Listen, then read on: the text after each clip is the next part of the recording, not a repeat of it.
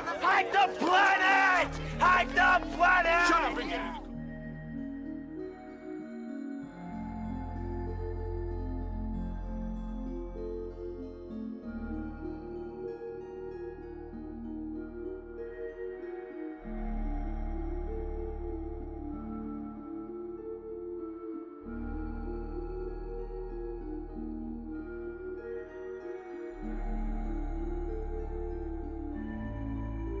We're in. Shall we play a game? How about global thermonuclear war?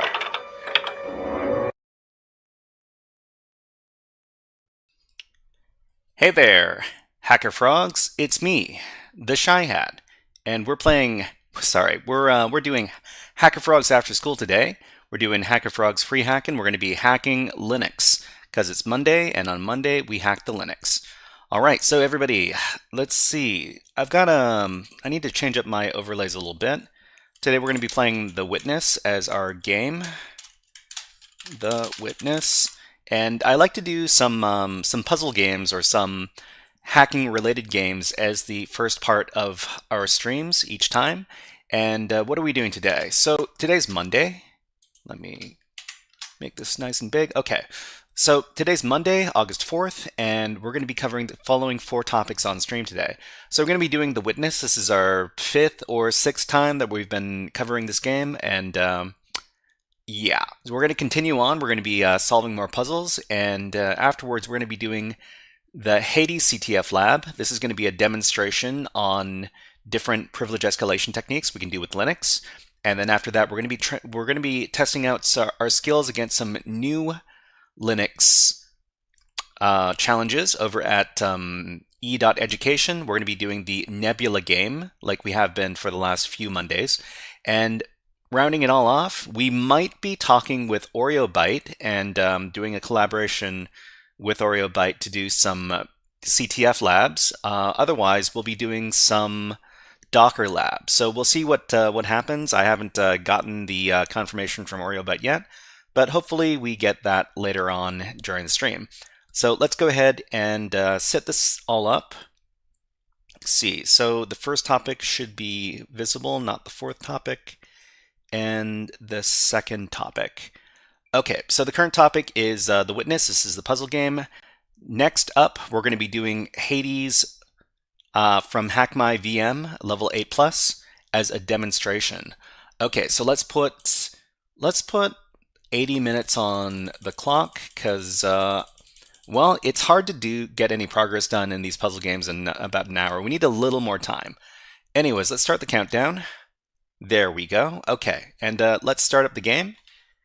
And I hope you have a lot of fun watching the game. If you want to provide any backseating, then I'm totally okay with that because sometimes we need a collaborative effort to finish these games. Okay, so inside the game here, I had a really hard time with these puzzles. So I had to look up 1 or 2 of the solutions just so that I could understand exactly what's going on. And it's not a solution that I would have come to on my own. But the gist of it is that whenever you've got these squares over here with the shapes, the little Tetris blocks, you need to make sure that these. Let me demonstrate over here. So you need to make sure that this shape, this 3 shape that goes up, and this 3 shape that goes up is included in the shape that you create with the line. And there's also this one over here. So you can see that these 3 blocks that go up, these 2 of them, the 2 of them here, are encompassed in this shape right here. And then you add this one to the bottom. So for some reason I thought that the shapes needed to start and end. Well, they need to be encompassed exactly in the squares where they begin over here. It's but the concept is slightly different. So armed with this knowledge that it's not so rigid as far as how you make the shapes is concerned, I think we can solve a lot of the other puzzles that involve these kind of blocky shapes.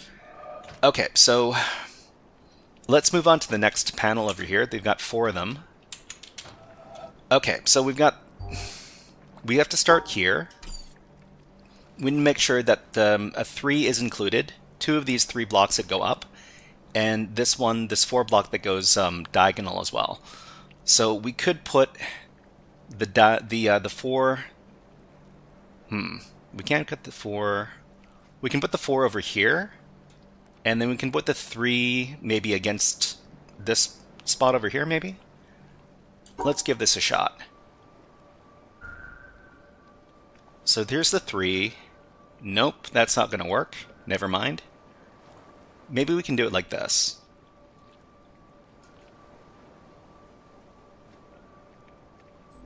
No.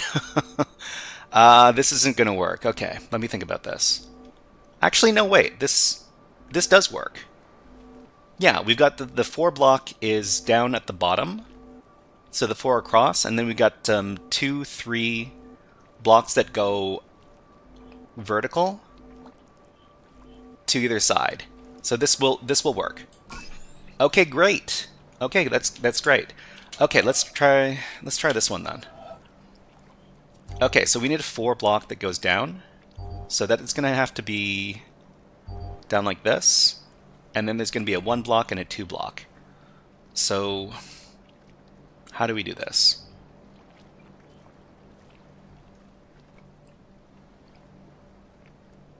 So the 4... How about we put the 1 block over here? And then the 4 block down here and the 2 block over here. Not that you can see what I'm indicating, but I'll try to make the pattern like this. So 1 block. This looks a bit rough. So we need a 2 block like this. And we need a 4 block.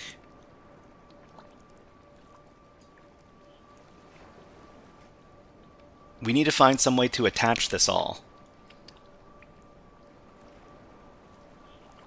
So maybe we can do the 2 by itself. So this will make the 2 by itself. And then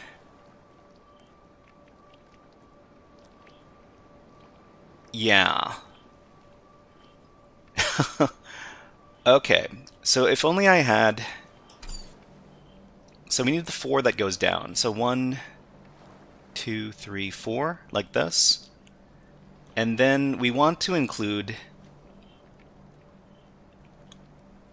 this block here and these 2 blocks here. How about...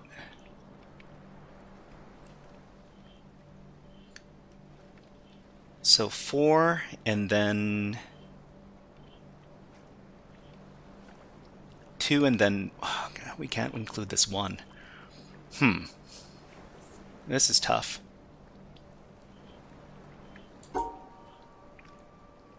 So this is 2.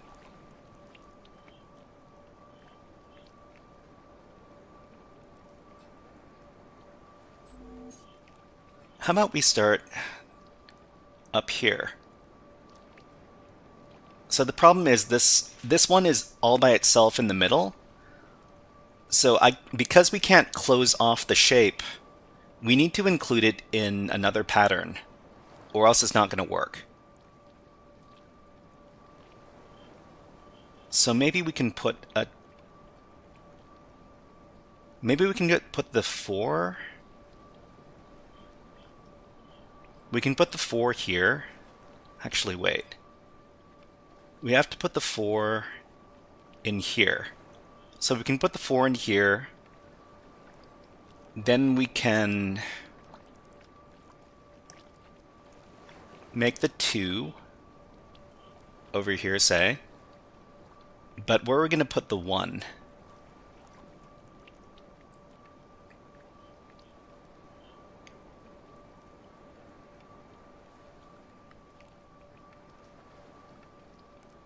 So this can make the 2.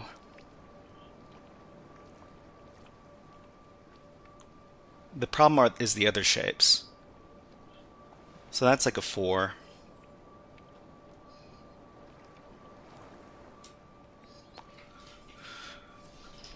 Okay, gotta put our thinking caps on.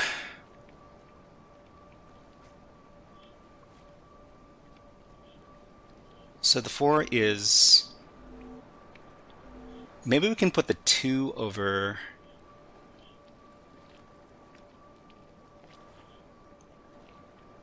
Maybe this can be the 4 shape.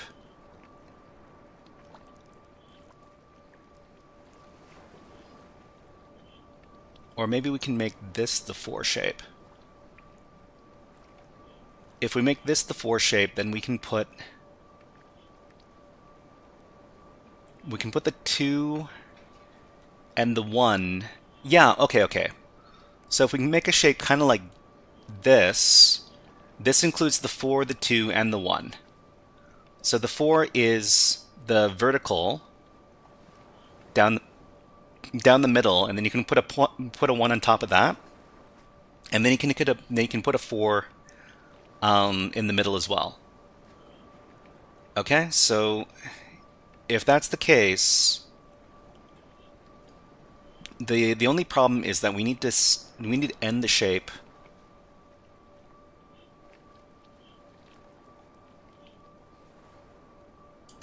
Whoops. Okay, up here, down here, like this. Yeah. So this is going to fulfill the 4, the 1, and the 2. Okay, great. Wow, we did it. Okay, so this is the last one. So the last one here, there's a lot of shapes we need to include. So there's the 3 horizontal, there's the 3 vertical, and then there's this L shape, and then there's the 2. So I mean, I don't think there's enough space to do this all. We have to include all the shapes together.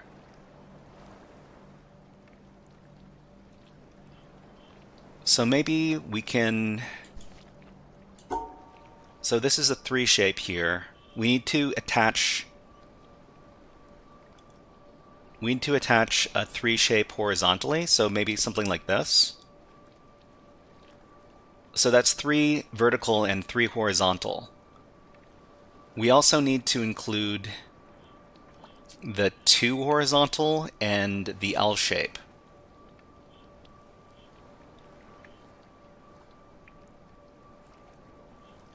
Oh, another thing we need to do is we also need to include the shape down at the bottom.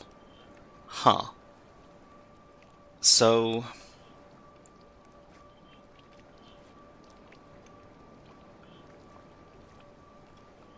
how do we do that? Maybe what we can do is go up here, and we can make this shape.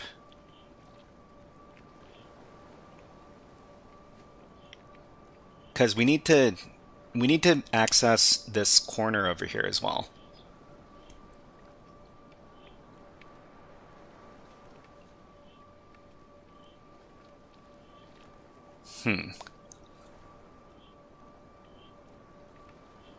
So we have this shape, and then we have this shape. We also need to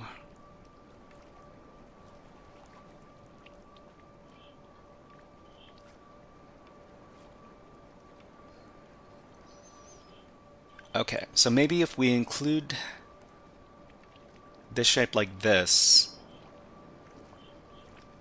something like this. This includes all the shapes encompassed in here. The problem is it gets in the way of the other 2 shapes down at the bottom. So if we do this,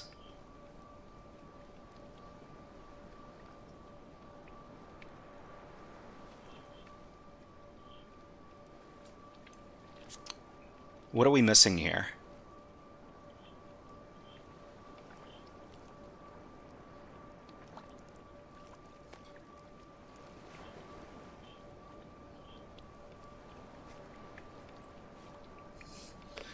So we need to find a configuration for all this stuff. Maybe we can put the 2 down at the bottom here. But we also need to...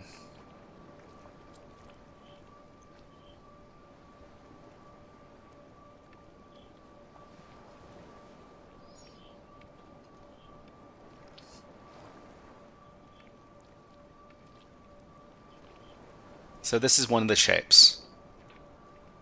This is one of the shapes we need to include.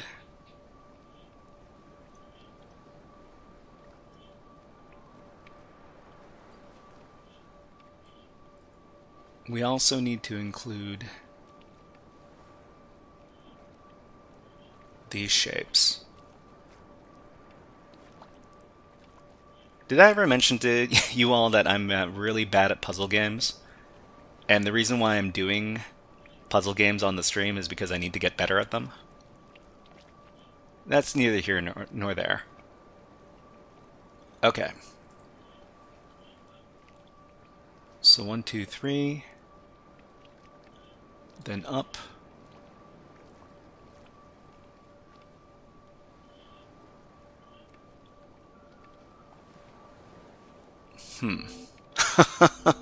This isn't gonna work.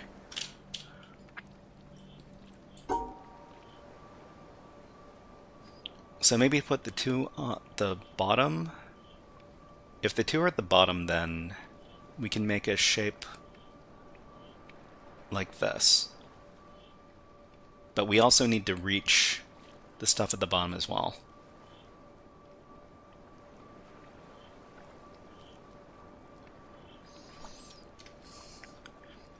You know what would really help in this case? If we had some sort of overlay, something we could draw on top of. Don't think that's gonna happen in this case though. So this is one of the shapes we could include.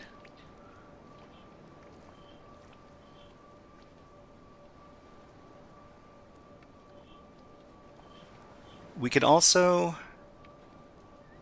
include this shape here by doing it like this. So this includes both of these shapes. The problem here is that we don't get to include the 2 shapes at the bottom. So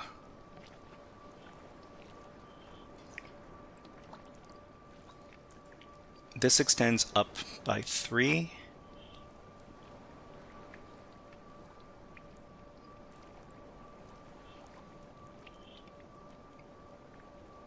Maybe what we can do here is we can do this shape, but this shape has to extend out to encompass this block in the corner here. Otherwise it's not going to work.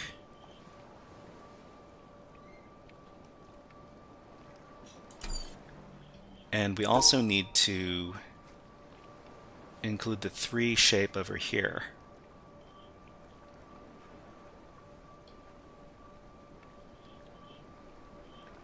Three shape, 3 shape.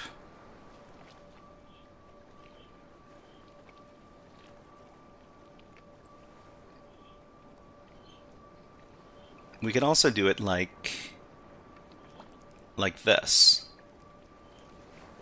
This might make it much easier, actually. Wait, that's not exactly going to work, because this only extends up to like here.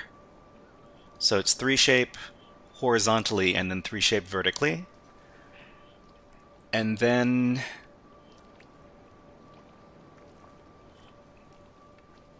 oh, you know what? I think we might have it. So we just need to make a shape that looks kind of like this, and then make a shape that extends out to the end over there.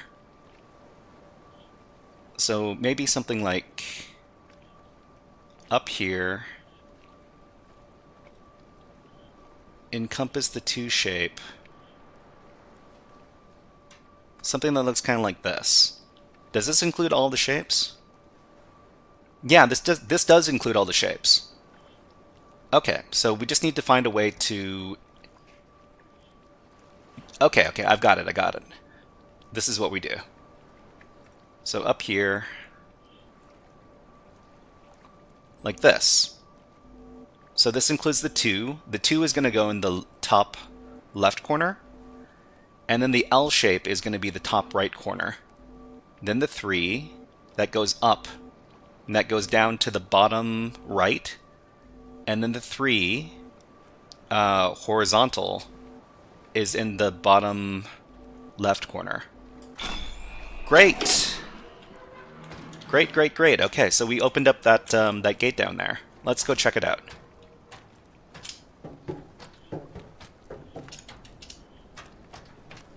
So this is the type of... What? This is the type of puzzle that makes you feel really smart when you get it. And actually, you know what? I still feel really dumb even though I got it. I don't know. It's tough. Okay, so what else is it? So this is, this takes up the entirety of this grid, and then plus the dot in the middle. So this is just in the entire square. Am I missing something here? So we basically need to make the entire square. Yeah, okay. Okay, it's starting to get a little tougher. So here we need to do... We need to make sure that... So here we can just do this, because this covers all of the squares. Yeah, okay, great. What about this one? So we got a 4, and then we got some dots that's missing one, but we've got this one as well. So something like this. So there's... Hey, Monkey Man! Hello, nice to see you here. We're just doing some puzzle games, because we need to we need to get better at the puzzle games. I think we can do something that looks like this, right? That's the 4. Maybe like this? Hey, Monkey Man says, good lord, I still have nightmares about this game. How long ago did you play it? Did you play it when it came out? Okay, so we got the 4, and then we've got the Tetris block, the L Tetris block. So, yeah, that works. Okay, great. It's much easier when you when you actually know the rules.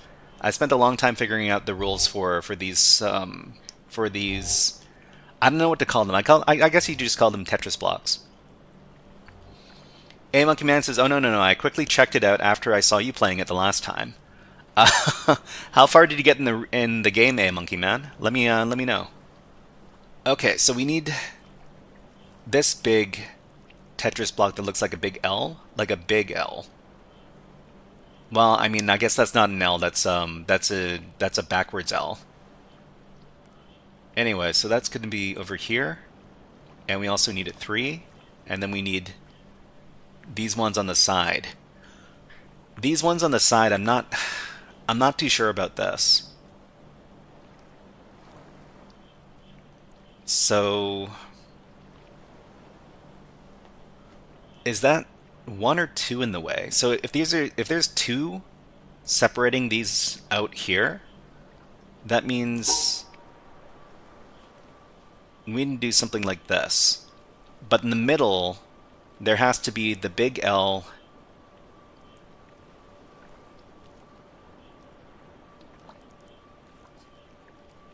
there has to be... jeez. What is it this time? Maybe...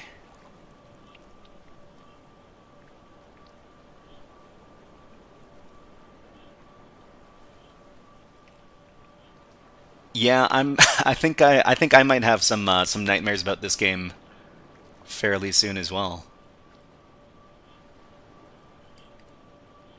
Okay, so there's the 3. Or maybe this... This is the 3. We got this shape over here. And then we stick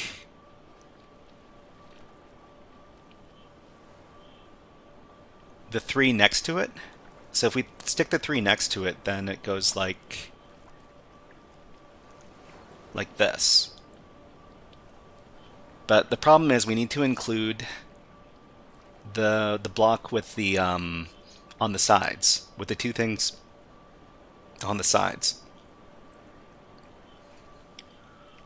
So I mean, could it be like this? That's not going to encompass everything, is it? You know what? I'll give it a try. So just like this? No, that doesn't like that. Okay, what are we missing in this case? So we got the two on the sides. And then we got the big 7, I guess. We can call it a big 7.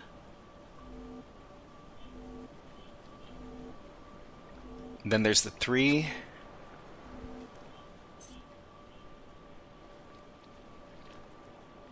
The problem is this block. This block over here makes everything really difficult.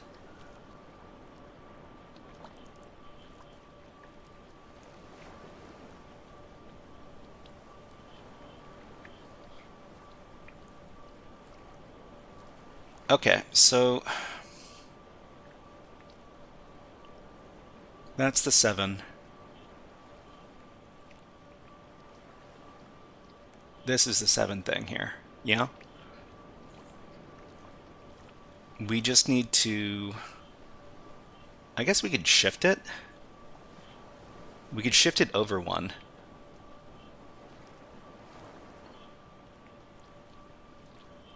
So if we shift it over by 1, now it looks like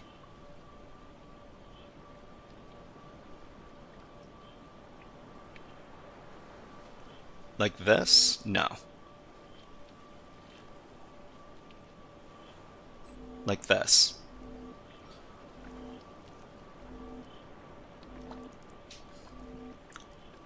We can also shift it over 1. Can we though?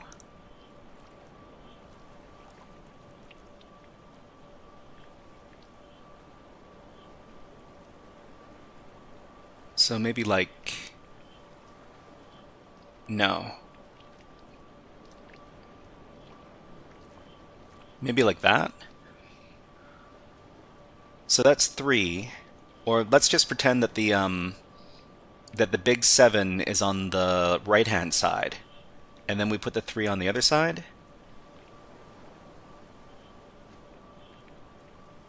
The problem is we still need to find some way to include the 2 blocks on the sides, the one near the middle there.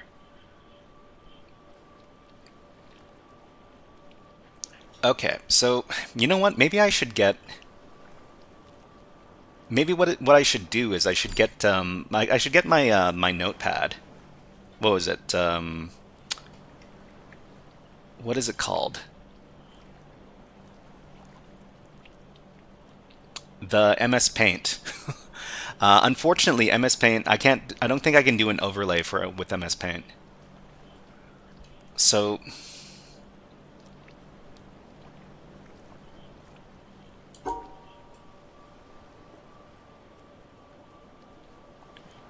maybe the 2 on the side can be here. So this would be one of the ones on the side, and then this would be another one on the side. If that's the case, we need to find a way to fit in the other ones, like the 7, the big 7, and I don't think we can fit the big 7 in if we do it like that. So if we were... So maybe the big 7 can go here? And if the big 7 is there... Actually, we can't... There are not too many places we could fit the big 7. So say we did the big 7 here, like this, and then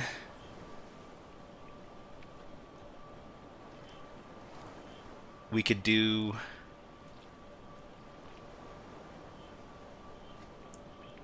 this one. These blocks here have to go somewhere.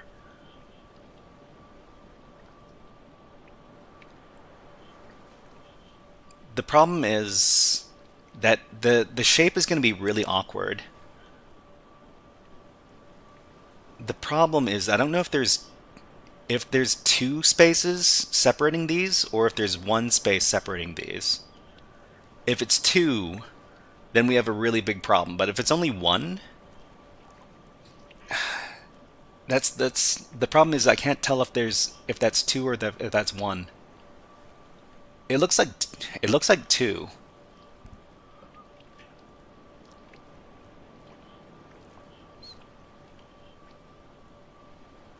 So is there even space to include this shape if they're separated by two? Okay, let's just say that the big 7 is up at the top, right? Like this.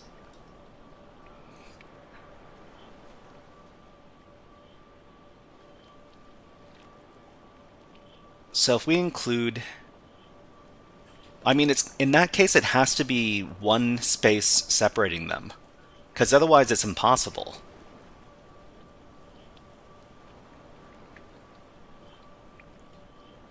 Okay, so if that's the case, then we could make a shape that looks like this, or like this.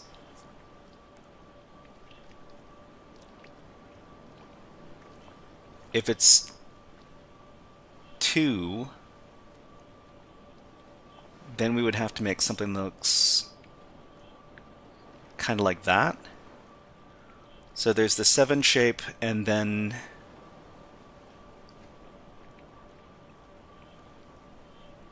the big 7 in here, say. But then we need a 2 down here, and then over here. Then where do we put...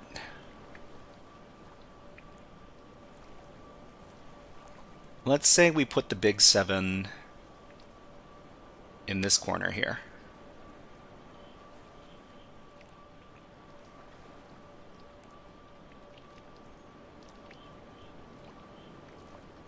Oh man. Okay, and then maybe we put the 3 block beside the big 7. If we put the 3 block beside the big 7, it looks like this. Like this.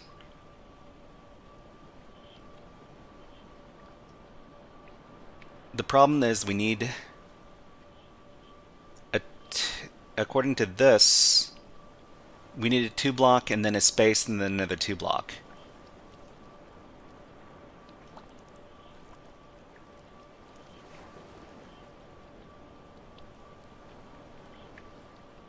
Okay, so let's focus on making the 2 block thing happen. Maybe 3 in the middle. 3 in the middle.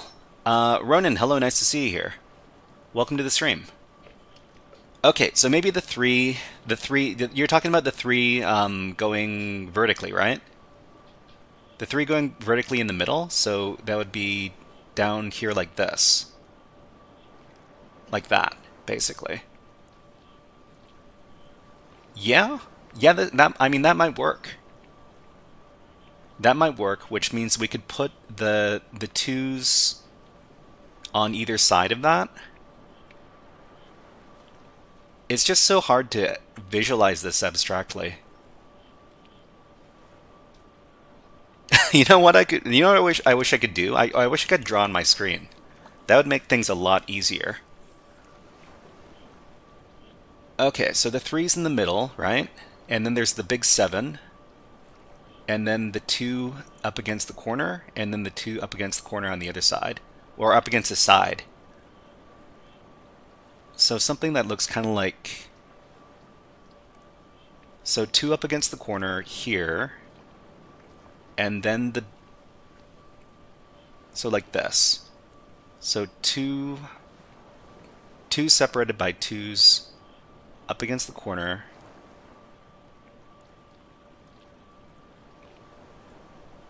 The big 7, and then the 3 up here, and the 2 over here.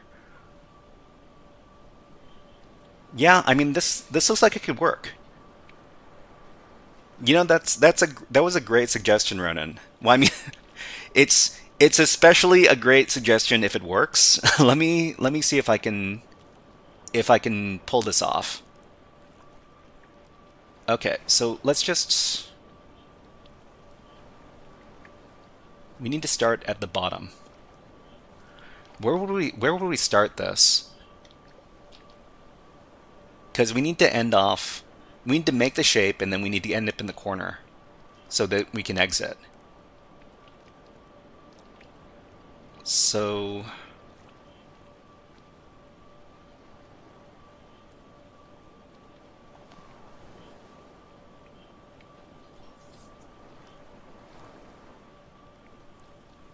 maybe like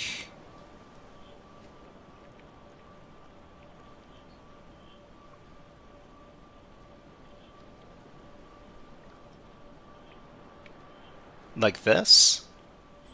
So does this cover everything? So the two twos to the left and the right, they're on the left and the right of this shape. There's the big 7.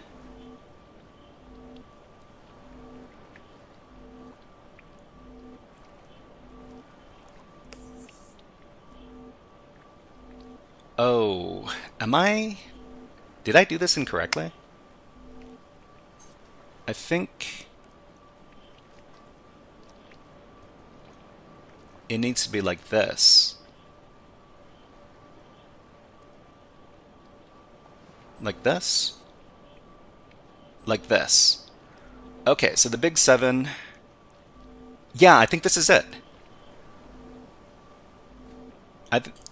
Awesome, awesome, awesome. Okay.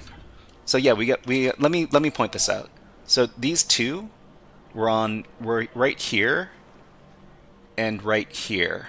So the big 7 was this shape over here, and we had the 3 going down right over here.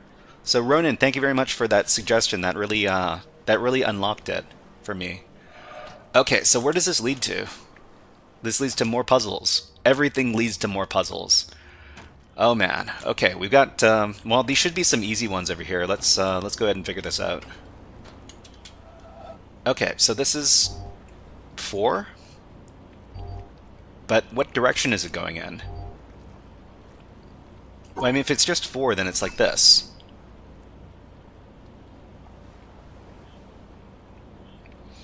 So does this mean 4 any direction? If it's diagonal, does it mean any direction? Okay, let's try this out. So if this actually means any direction, then we can just rotate it. That means we can rotate it on its side. Yeah, okay. So that's what that means. Okay. So in this case, this means that these can be L blocks, but they can be rotated in any direction. So maybe L block here, and then L block like this, or L block like this. The problem is I need to include this one here. So L block like this, and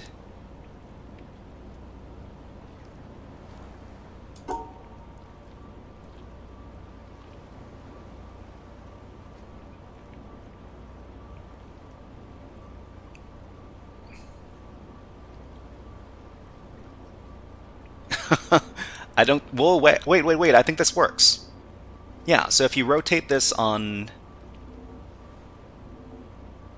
its side, but then you also have to flip it. I wonder if this works. No, it doesn't work. Okay. So it can be rotated, but you can't flip it. You can't mirror it. So You can make a shape that looks kind of like this, but that doesn't quite work.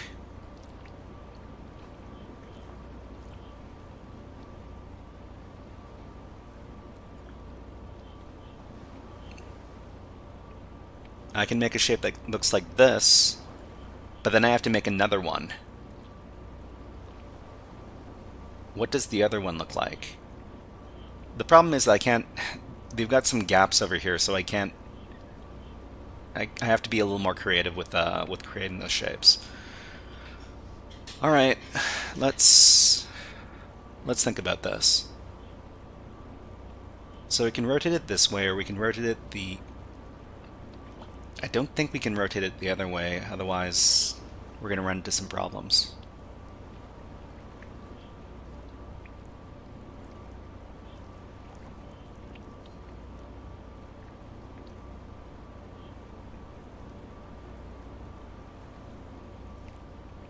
I've got the I got the theme to the Tetris game running in my head right now. I think it's called what was it, Type A? How did you select your music in Tetris? It was like an A type, a C type, or was it called something else?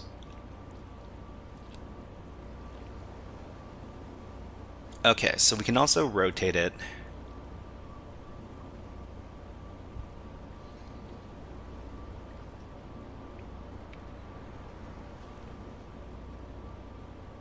We can't rotate it on its side like that. Well, we can also put them together, right?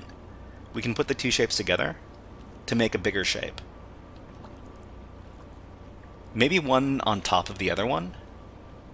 What would that look like? So we've got one L shape on top of another L shape.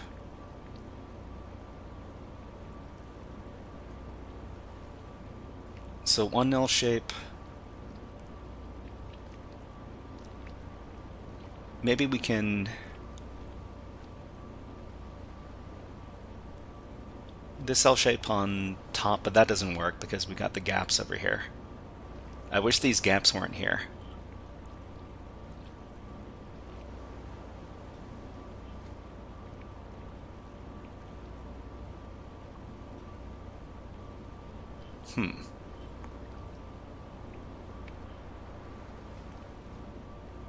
So like, this also makes an L shape.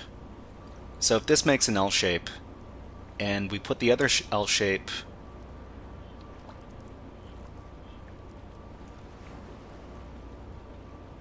we can connect it.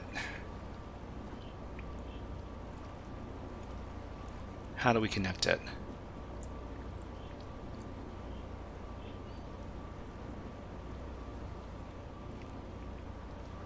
If we connect it on the bottom, that's not going to work.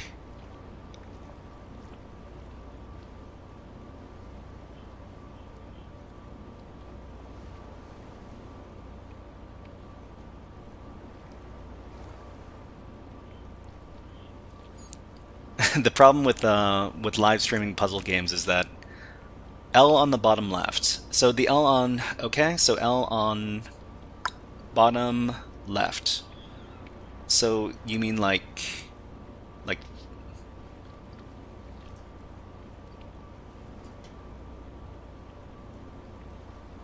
okay, so here's one L. Do you mean L? Okay, so you can do that on the top left. On the top left. Okay, so top left, let me think about it. So you're saying this thing on the top left. And then on the bottom, so we need to attach another shape. No? Hex Shadow says right, right, top, top, top. What was it? Okay, let me follow some directions. So right, right, top, top, top. 3 times. Left, top. Right, right, right. So let's see. Does this fit?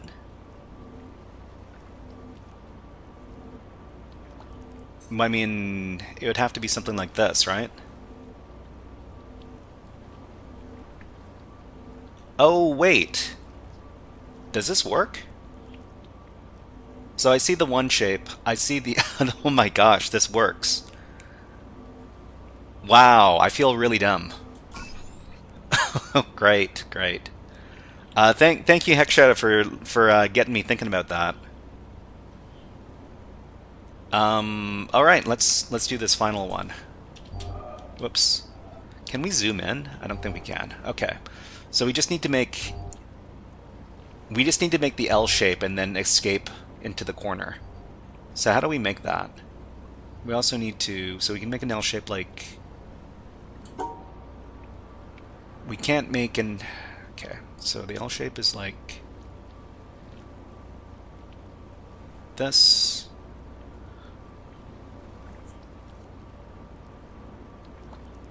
But the problem is we need to make the L shape, and then we need to be able to escape out of the L shape and then go to the exit. So I mean, there aren't very many possibilities here. We could make something like this. Oh, you know what? I think it might be...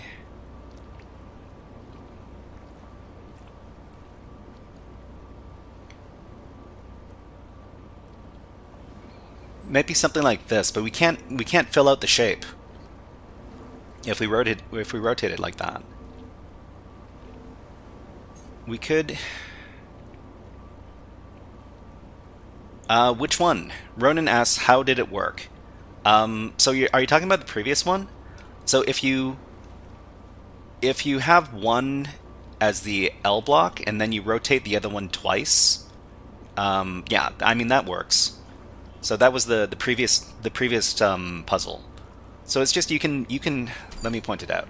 So you can make so this is one L, this one is one L, and this one is the other L, like this. So it makes a continuous block of like 8 blocks like this if you put it together. So in this case,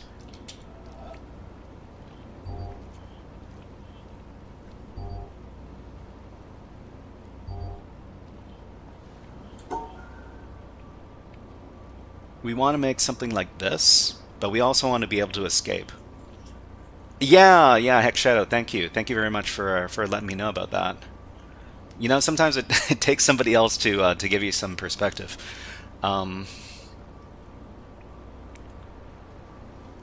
We want to make a shape kind of like that, but we also want to be able to escape out of it, and also include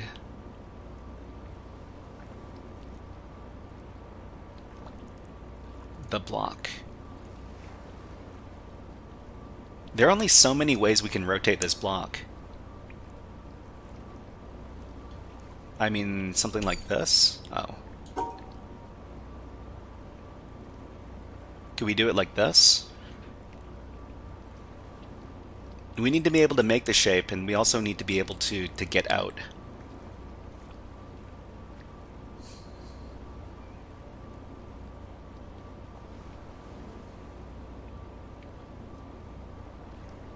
So, I mean, it could be something like this, but we need to be able to escape out of it as well.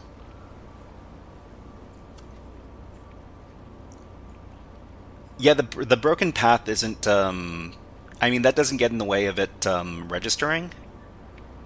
It just, we just need to make the shape as a whole. Okay, so...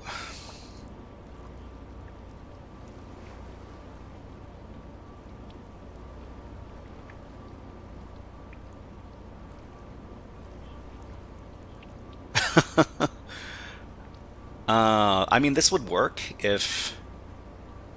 Actually, this isn't going to work. We need to make it up against the wall. Can we? Can we shift this over by 2, maybe?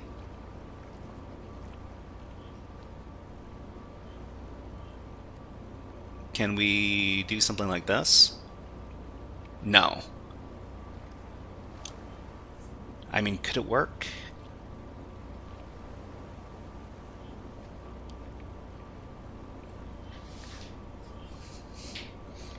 So Ronan says right, right, up, right, right.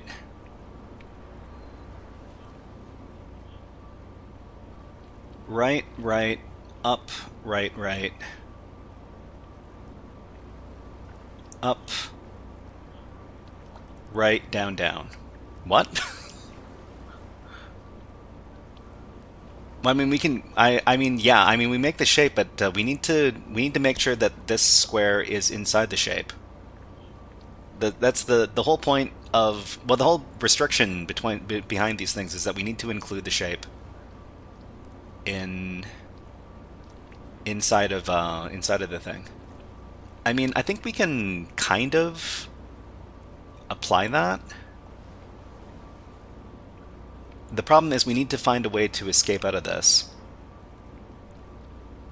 Can we do...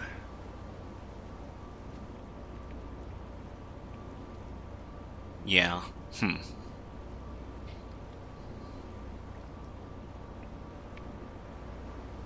I'm sure we can get this eventually. There are only so many ways we can rotate this.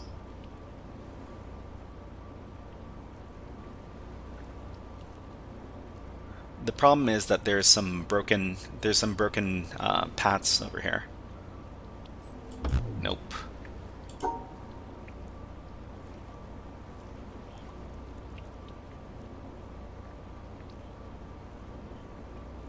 Wait. Oh, you know what? Yeah, this works. This works. Okay, and then we can exit from here.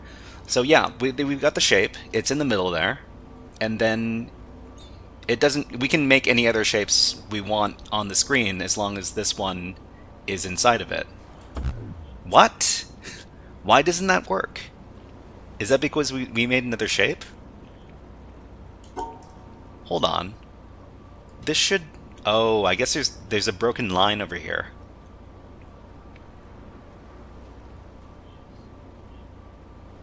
Don't we need to mirror it to get that shape? Can we mirror this? We can't... We can rotate it a bit. We can rotate the blocks, but we can't mirror the blocks. Oh yeah, that's right. This is a mirror. Yeah, so... Okay. So if we just rotate it... Yeah, you're right. That's a mirror. X shadow, you're right. That's why it doesn't work.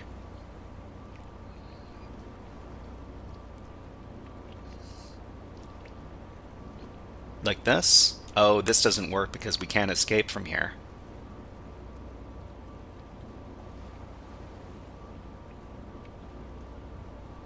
Or wait, how about like this? Okay, this doesn't work either. The current shape is the mirror. Yeah. So...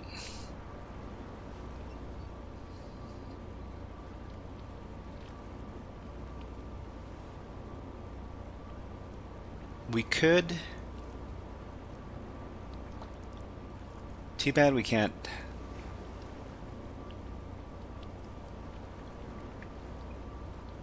This is also a mirror, so this isn't going to work. We could do it like...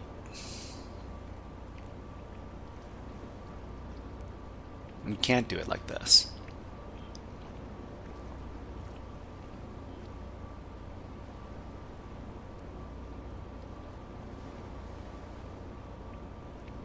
I wonder if we could do something like that.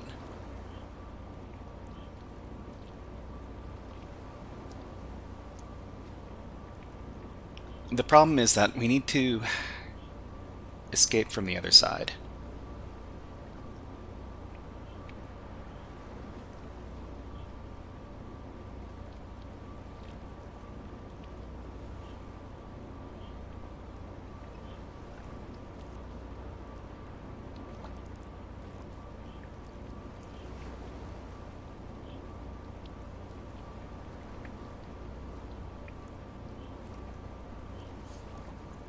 No, this is a mirror as well.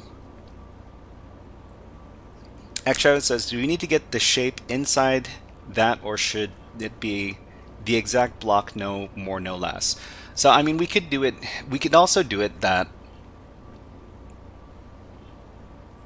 Okay, so Hackshot, your question is, do we need to get that shape inside?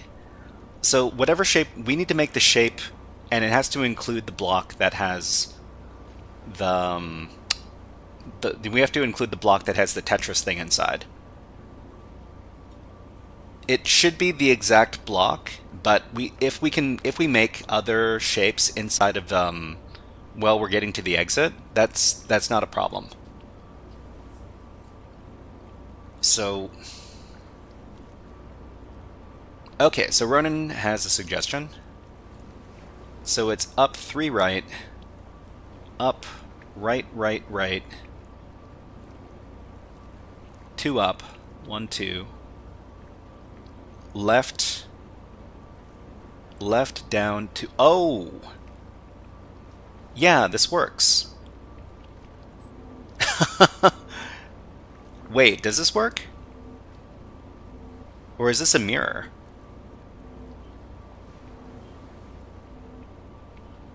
But even if this isn't right, I think we can take the idea from that and we can do it like this. Oh, this doesn't work. This doesn't work because it doesn't include it. Yeah, that's a mirror. Yeah. But you know what? That came pretty close.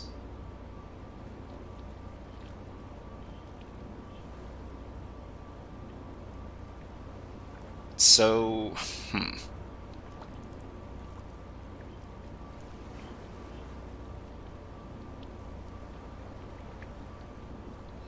this wouldn't work either. So the tricky thing about these types of levels is that we need to use the wall to provide some of the shape. Because if it's just all alone in the middle, that's going to be tough.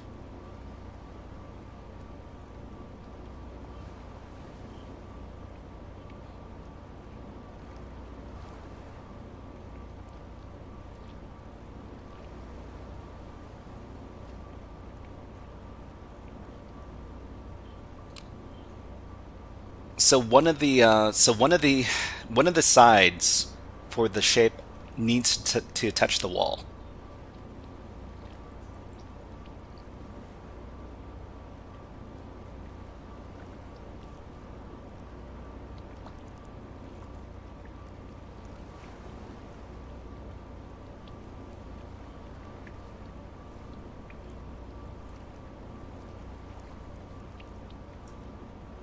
Okay, so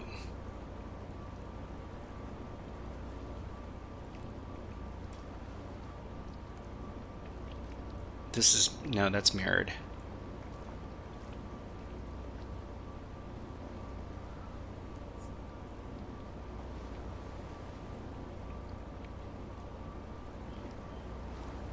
This would be, we could do it this way except for the fact that the path is blocked at the bottom down there. Same thing if we shift this over by 1 square to the left. There's also a blocked path that gets in the way of us making the shape. How about, I think we've already explored this one, so this one doesn't work. Yeah, this one doesn't work because there's the path is blocked on the left-hand side at the top over there. We can't escape that way. So I guess what we need to do is we need to make the shape up against this wall, right? Can we?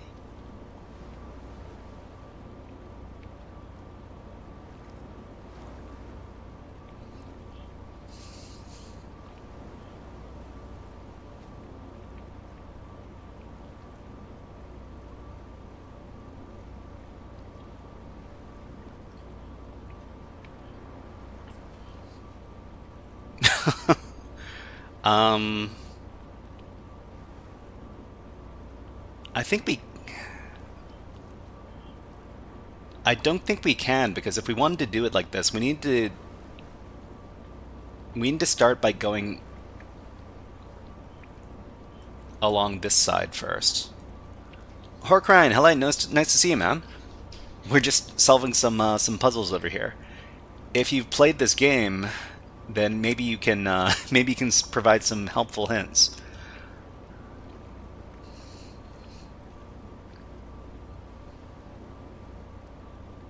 So up.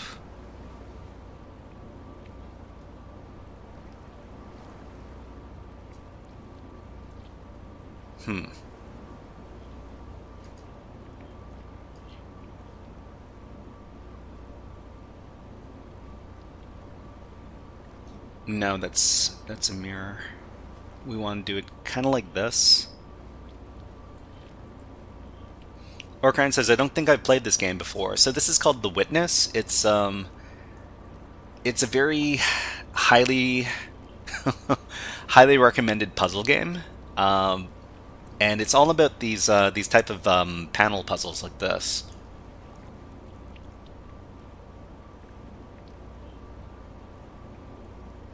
So we need to shift it.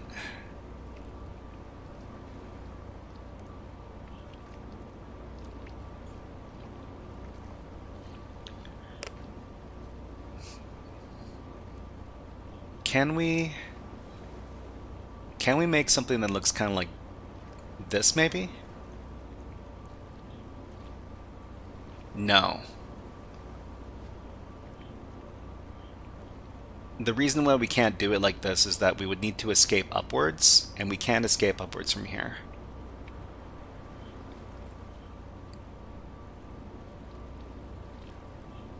And we can't approach it from... Wait, what happens if we... Maybe we can do this.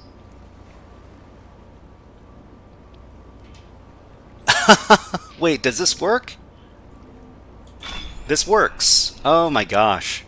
I can't believe I didn't see it. Alright, we've solved that series of puzzles. We have about 20 minutes left. Let's see if we can solve some more. Alright. Ooh, this looks... Do we need to solve this 4 times? Hold on, let me take a look at this one. So this one is, we can...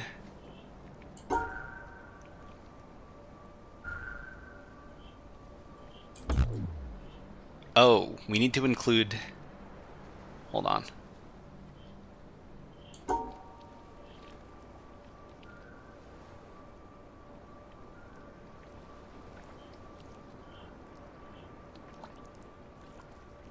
Well, like this. Which means we can do something like this. We need to include all of these things.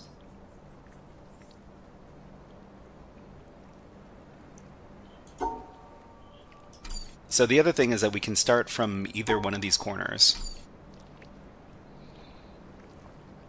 Okay, so...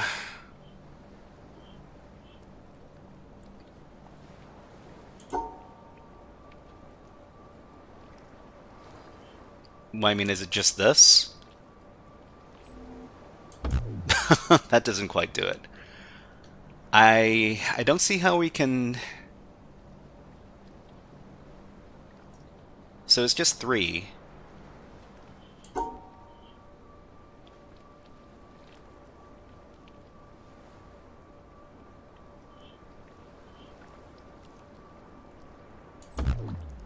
Yeah, but... I don't see a configuration that works.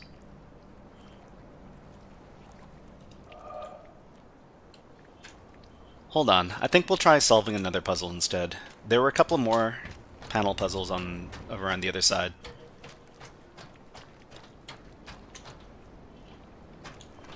Up here.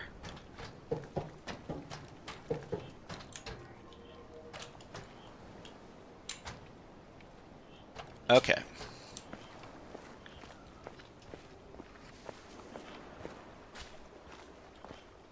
Alright, what do we got going on?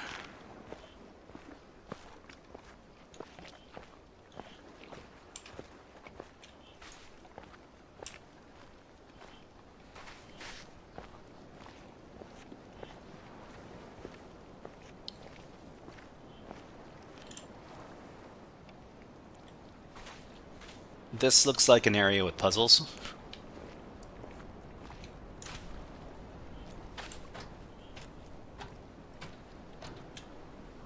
Oh, wait. Yeah, okay, let's try these ones. Okay, so these are blocks that we can rotate. So I think the goal in this case is to include all of these shapes. So we can rotate whatever direction we want to. So we need to include a 4 shape and an L shape and this little elbow shape. We need to get to the exit. So maybe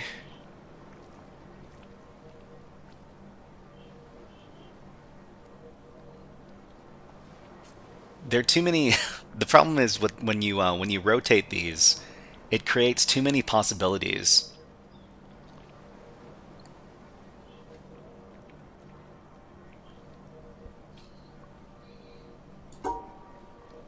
So if we wanted to include the L shape here, we could make something like this.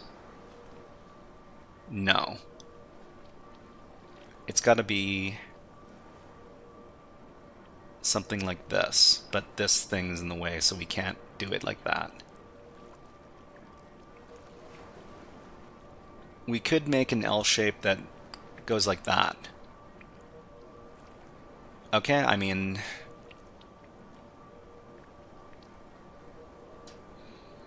And then we need the 4 shape, and then we need the little elbow shape. So 4 plus the elbow looks like this, right? So this includes the 4. Actually, the elbow... We don't create the elbow if we do it like this. No, we put the elbow on the bottom.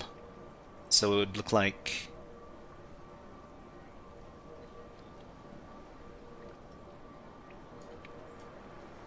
It looked like that. Oh, hold on. There's the 4, and then we can rotate the elbow so it looks like this. This includes the 4 and the elbow that's rotated. Yeah, okay. I guess this isn't going to be a difficult one because it's just the first one in the series. Okay, so...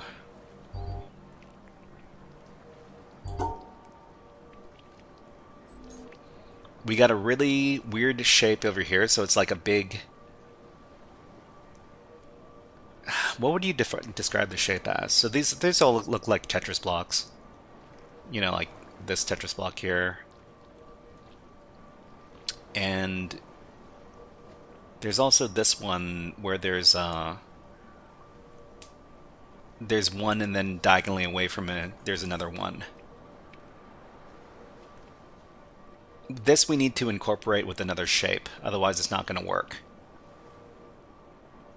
So maybe we can add that to a shape like this.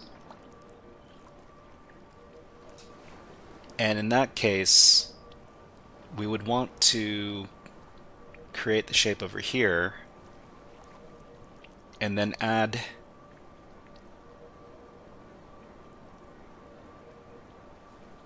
maybe make it look like that. Oh, but that doesn't include the... Okay. It's not going to work.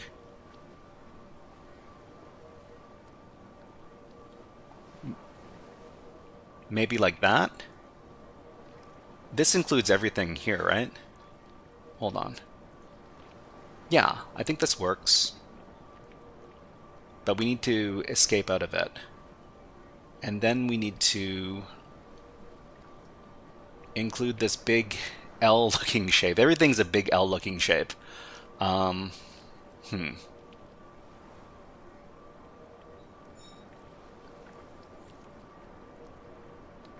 So maybe like...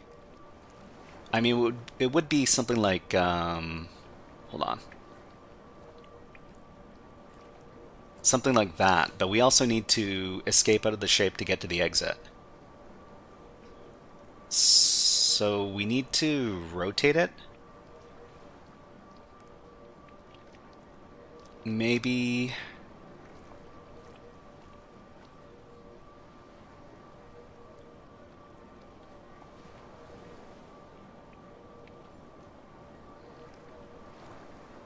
make something that looks like this.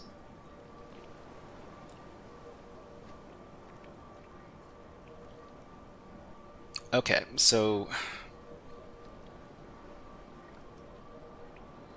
I mean, that's not going to work because we block off our exit to make this shape.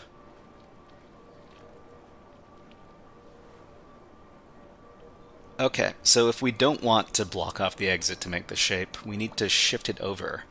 But if we shift it over, we need to rotate it. We want to shift this over by 1 block to the right to make something that looks like this. But if we make this shape, we also end up... I guess we want to add the shape to the other shape.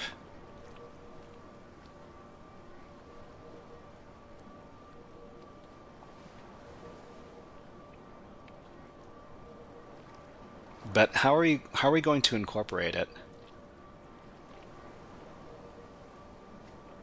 Okay, so Ronan says, don't select the 4 on the button to the right. Button to the right and 2 above them on the right. I mean, following instructions, the wording has to be very specific. Don't select the 4 on the bottom right. Okay, so the 4 on the bottom right. Bottom right.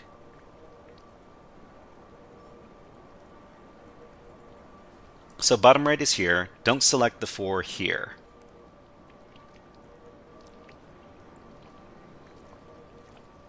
So you're telling me to something like this? I mean, that's... Hold on. Maybe something like this? Yeah, like this, right? Yeah. Let's see. That's 1, 2, 3, 4. 1, 2, 3, 4. Wait, I think this works. Let me think about it. So 1, 2, 3, 4, and then over 1. Then we got... Yeah, I think this works. Anyways, thank you for letting me think about that, Ronan. I'm not sure if that was your intention, but it pointed me towards the goal. Okay, we got another 10 minutes. Can we solve these last 2 in 10 minutes? I'm not sure. Okay, so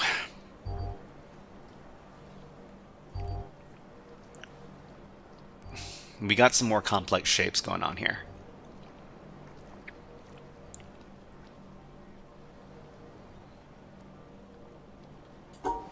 Okay, so we got a 6. So this is 6. So on top of 6, we can stack the other shapes. So the other shapes, this makes up an 8. If we put them together to create a rectangle, that would make an 8 rectangle.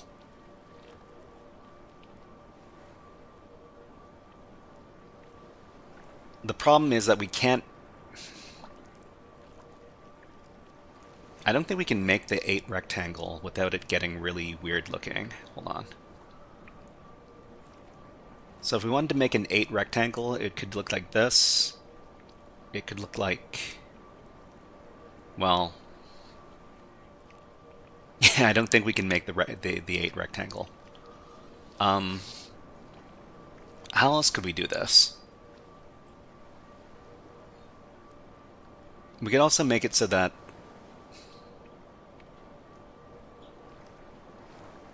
there is a shape that looks kind of like this, but we need to attach the other shape to it.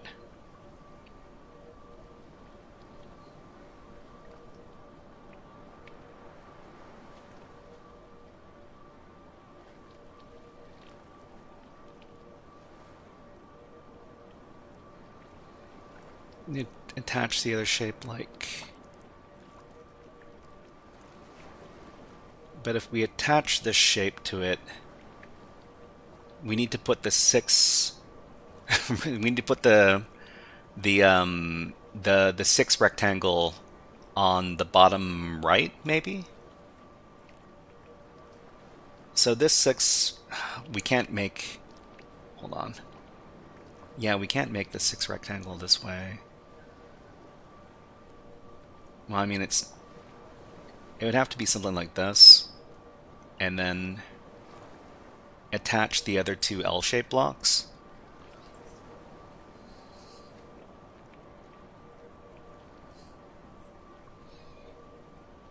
So we could attach this L-shaped block to this 6 rectangle like that.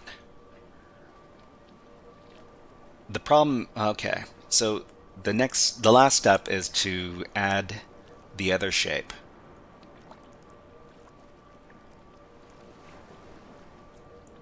And we need to add the other shape in a way that lets us access the exit.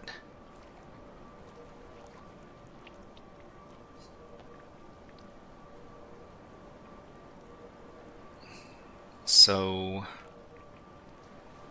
we got this. This includes the L block and the 6 rectangle. We just need to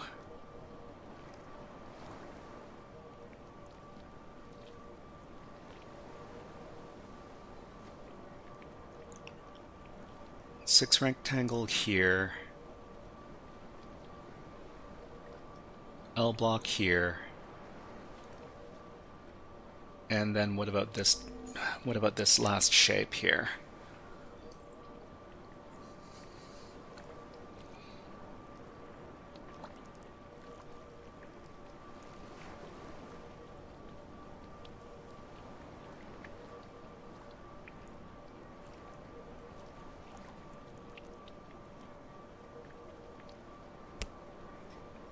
So we can't attach it directly on this side because we got this broken path. I wish that's not going to work either.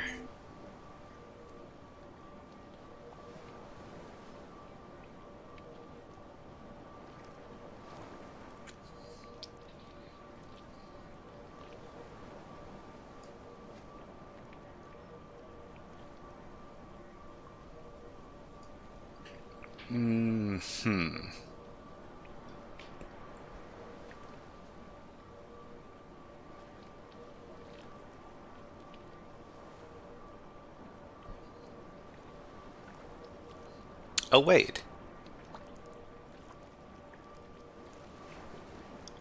Oh, man. Oh, okay. That doesn't work. The problem is that this thing's located over here. I thought I had something clever.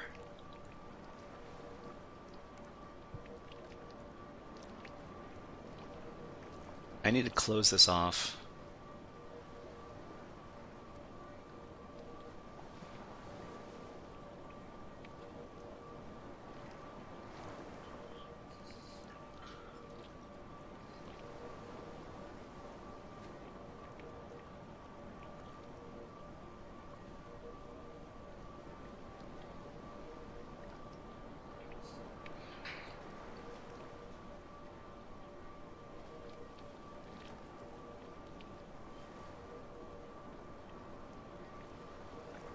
Maybe if I could find some way to put... No, I can't put the 6 rectangle up here like this. I also can't... I can put the 6 rectangle up like that, maybe.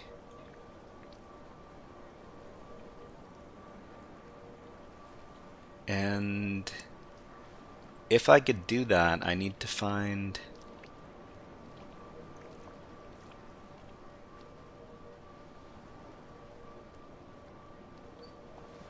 some way to attach an 8.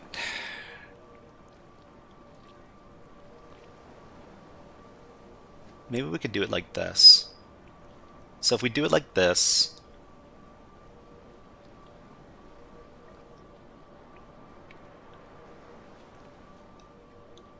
the problem is we can't attach the... If we put those two shapes together, we would like to make an 8 rectangle like this.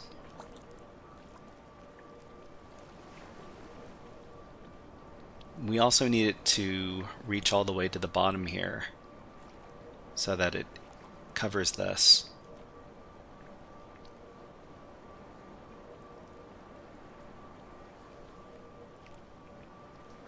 Wait. If we do it like this,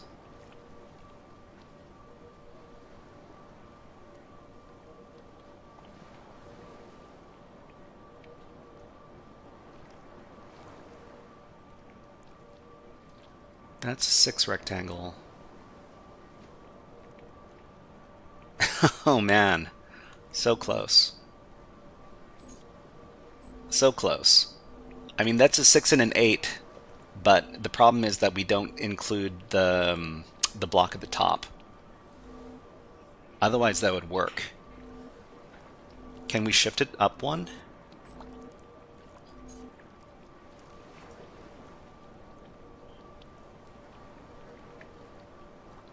So there's a 6. Yeah, well, I mean, the problem is that there's a broken path over here, so that's not going to work. So there's a 6 here.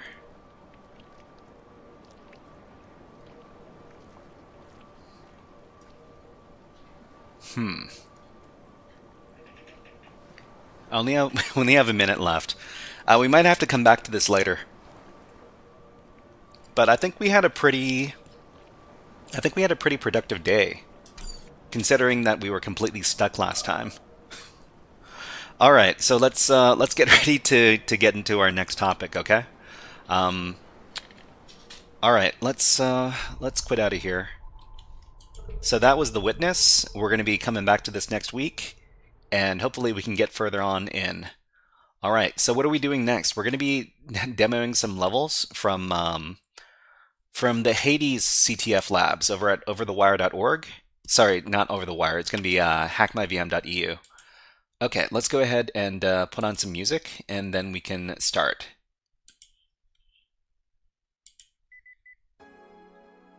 All right, as usual, if you think that any of the music is too loud or too soft, let me know, and then I'll try to adjust the volume. The music should be in the background, but it shouldn't be overwhelming. It's just it's just supposed to be sort of there. Harkrine says, if you like puzzle games, Island of Insight is a great one to try. There's a free demo too. Island of Insight, huh? Maybe I should look that up. Just a second. Island of Insight. Okay, I see it. And you know what? You know what I'm gonna do? When I open up my add to wish list, when I open up my Discord community, there's probably gonna be a suggestion box for games to play on stream. But I'll remember that. I've got it open in my browser. I'll be taking a look at that later. Thank you very much, Ryan, for the suggestion. All right, so what are we going to be doing next? Okay, so let's go ahead and sign in to hackmyvm.eu, and we're going to get to the hacking content for today. Did you know that this is actually supposed to be a hacking stream? Anyways, let's go over to GitHub. So the GitHub repository over here has all of my walkthroughs, and we're going to be doing HackMyVM Hades. If you're wondering about, yeah, it's Hackerman's time, exactly. So Arkrine says, you don't have to stream it just in case it was the sort of games that you like. I'm actually not a person that's very good at puzzle games. That's why I'm playing the puzzle games. I'm trying to get better at them. I'm trying to work on my problem-solving skills. Because, well, as a hacker, you need to be able to think outside the box. And solving puzzles maybe helps us do that. All right, I think we did level 7. Did we do level 7?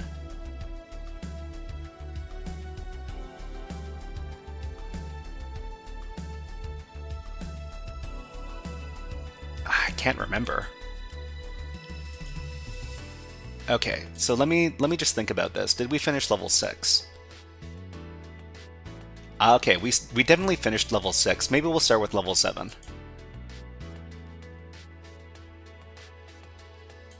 Okay, so let me go ahead and do my intro for the video, and then we'll get around to starting the level. So so we're going to be doing this level over here. It's Aphrodite from the HMV Hades Labs. So I'll just provide the credentials into chat. Aphrodite, and this is the password. So the command that we're going to be using to access these games is going to be SSH it's hades.hackmyvm.eu on port 666.6. And I'll just paste this into chat just in case anybody wants to use this this command here.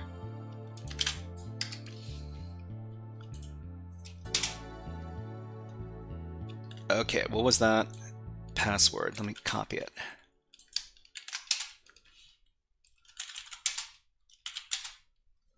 Okay, let's go ahead and do our intro for the level. Alright everybody, this is a guided walkthrough for the Aphrodite level, otherwise known as level number 7, from the Hades CTF Labs over at hackmyvm.eu. So the first thing we need to do in each one of these levels is we need to take a look at the objective for the level. So we can just go over to our terminal here. We're going to take a look at the mission.txt file. And it says the user Ariadne knows what we keep in our home. So what we keep in our home, that's an interesting concept. And we also have this SUID binary over here called home content. So if we take a look, if we just run this home content SUID binary by itself, it says the content of your home is this stuff over here. So what we want to do is we want to read this Ariadne pass.txt file. So what we're going to do is we're going to note that the SUID binary seems to be taking our home environment variable. Okay, we got ads running on Twitch, so we'll also run one on YouTube. And so while we're running the ads on Twitch and YouTube, let's put on some bird videos. So I actually have some new bird videos to show everybody. So here's an adorable Stellar's Jay, and we'll be back in about 60 seconds. Just need to take a little bit of a water break.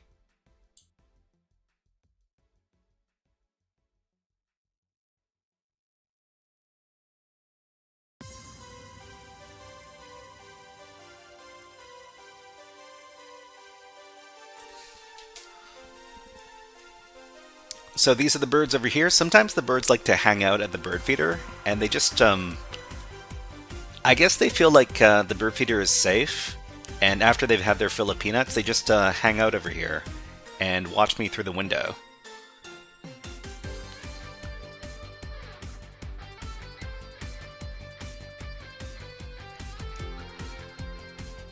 But I don't mind, these birds are super cute, so if they want to stare at me through the window, that's okay.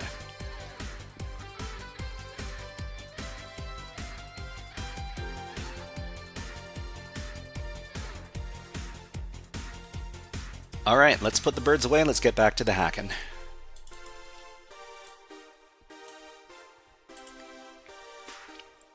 Okay, so there are a couple of variables I need to change here. So it's going to export SSH client equals localhost, because otherwise the server is going to dox my IP address. And I definitely don't want the server to dox my IP address when I'm looking at the environment variables.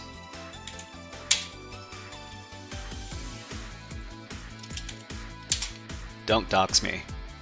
Oh, okay, it doxed me.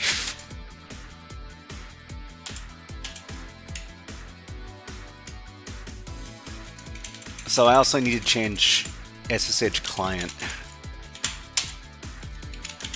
Okay, now I'm not SSH. Okay, why are you doing this to me?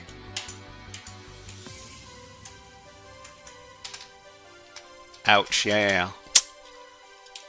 SSH client. I guess I need to make this all capital. SSH client. There is SSH connection.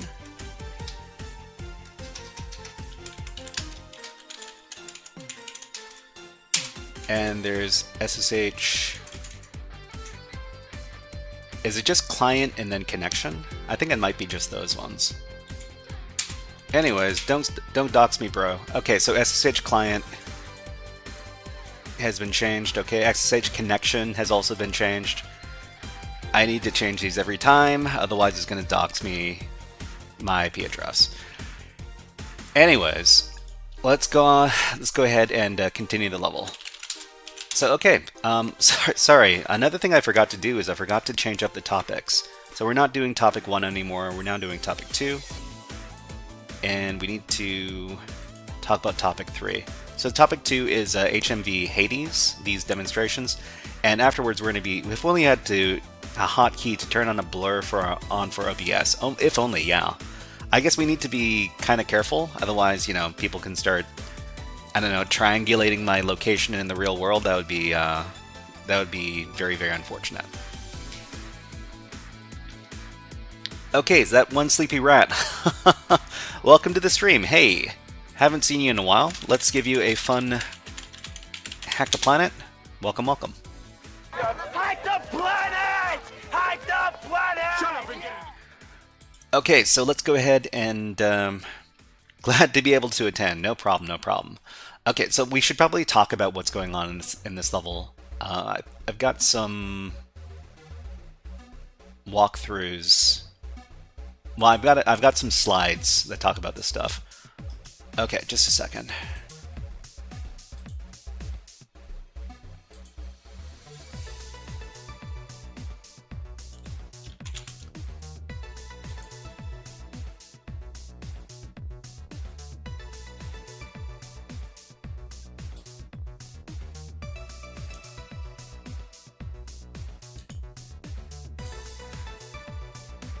Okay, so which level are we doing? I think we're doing level number 7.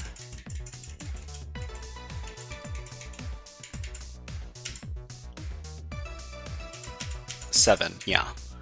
Okay, so this is Hades level number 7, the Aphrodite level. In this level, we're abusing environment variables. So the SUID binary on this level appears to be using the ls command with the target directory equal to the home environment variable.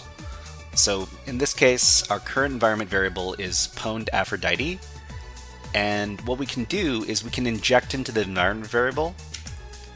So the SUID is vulnerable to OS command injection through the home environment variable. So for example, we can put our home environment variable as to read the password file that we need to access for the next level. So let's go ahead and. So we need to take into account that the target user whose password we need to read for this level is Ariadne, and the Ariadne pass file is located right over here. So what we need to do in this case is we need to inject into the home environment variable. So we're going to export home equals semicolon. So the semicolon is going to escape out of whatever command we're doing currently.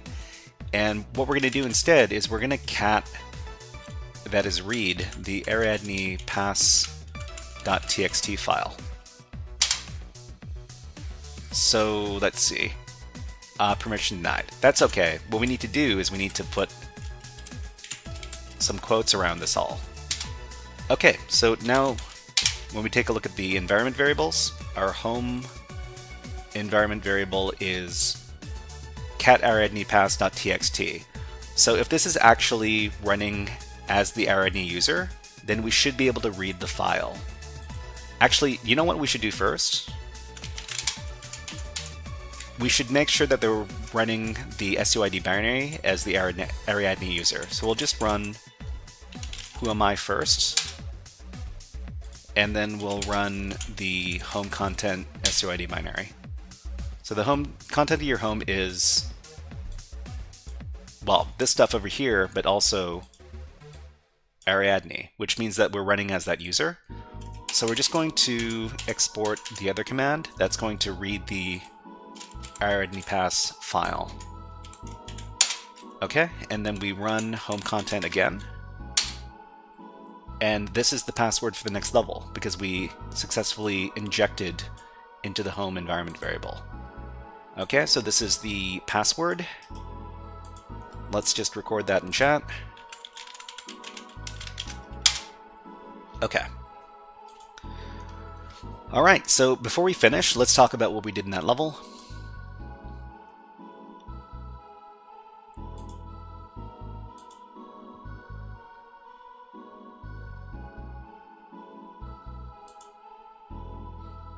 Alright, so in this level, we are the Aphrodite user. This is the password. And the mission file says the user Ariadne knows what we keep in our home. So the home content SUID binary seems to be using the ls command to show us the contents of our home directory. We can os command inject into the binary by setting a custom home environment variable.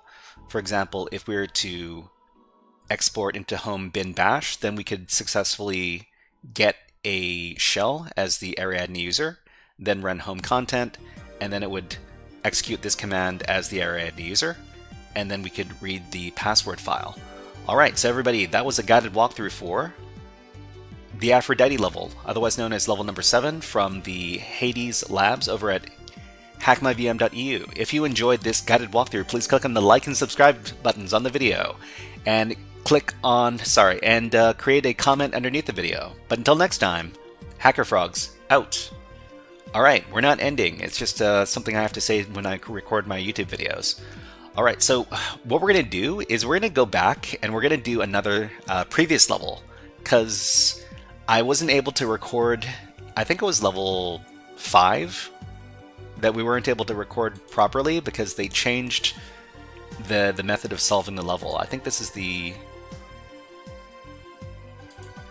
Let's see, so level 5 is the Andromeda level. Okay, so let's go ahead and do that level next. So we just need to get out of here. We need to log in as the Andromeda user. And let me get that password.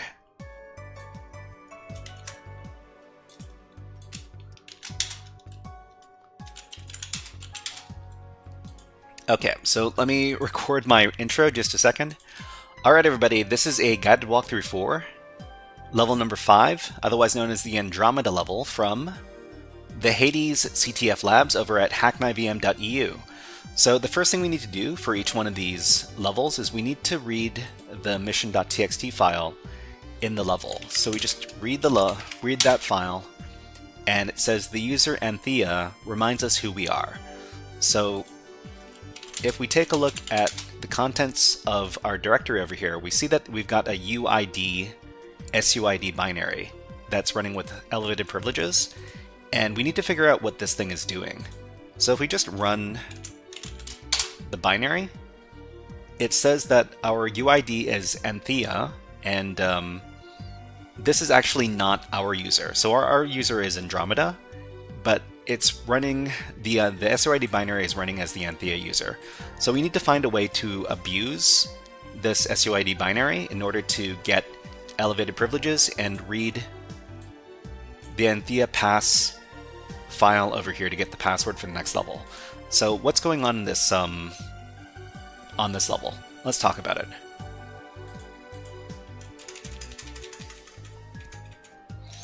So this is the Andromeda level, level number 5, and we're doing path hijacking in this level.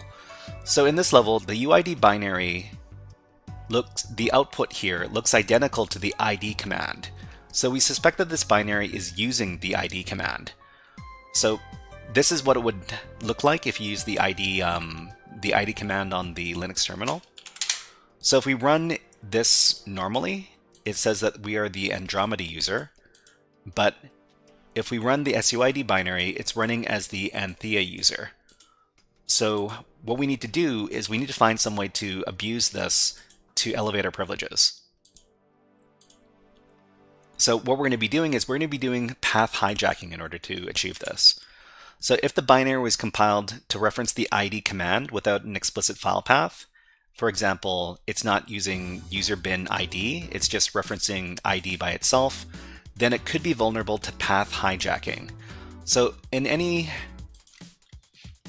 Linux environment, there's the path variable, and the path variable basically tells the system where to look for commands. So for example, the ID command, it's going to look in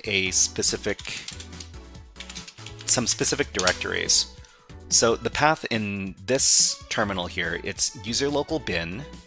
So it'll look in this directory first, and then it'll look in user bin, then it'll look in the bin directory, it'll look in the user local games directory, and then the user games directory. So that one Sleepy Rat says, does path stand for anything as an acronym, or is it just capitalized in Unix for some reason? Yeah, I mean, environment variables are all capitalized. That's just the way they do it in inside of Unix and Linux.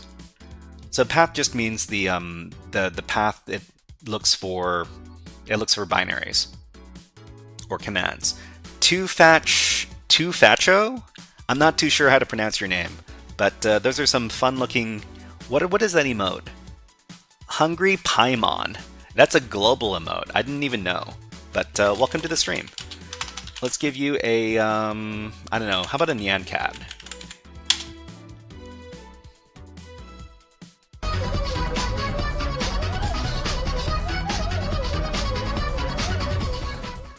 So because the UID SUID binary is using the ID command, it'll look in these directories first. So it'll look in this directory, it'll look in this directory, and then this one. And if it's not able to find this command in any of these directories, then it will say that command not found. So for example, if I do, I don't know, HackerFrog,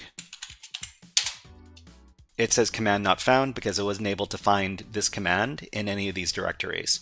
We can add to the path, and then we can abuse the UID SUID binary. So this is how we're going to do it. So we're going to, so say we've got a directory that we can write to. For example, I don't know, temp ... Andromeda. And I've already created a file in there. Let me delete that file just a second.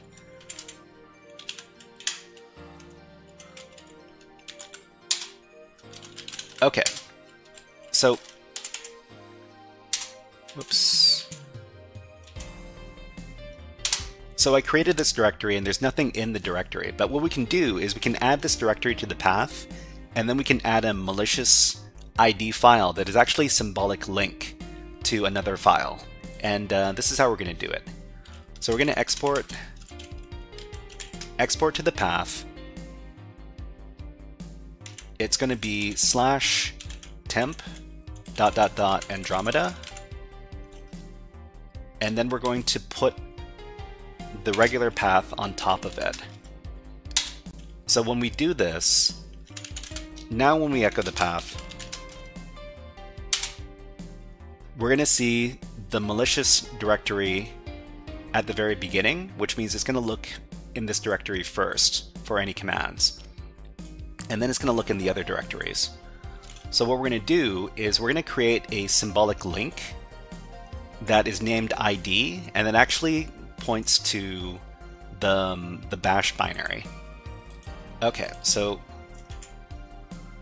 we have our malicious ID command run the bash shell, and because we've added the directory with our ID command to the beginning of the path, the UID command pathing is hijacked. So in this case, the malicious ID file is going to be a symbolic link to the bash shell command.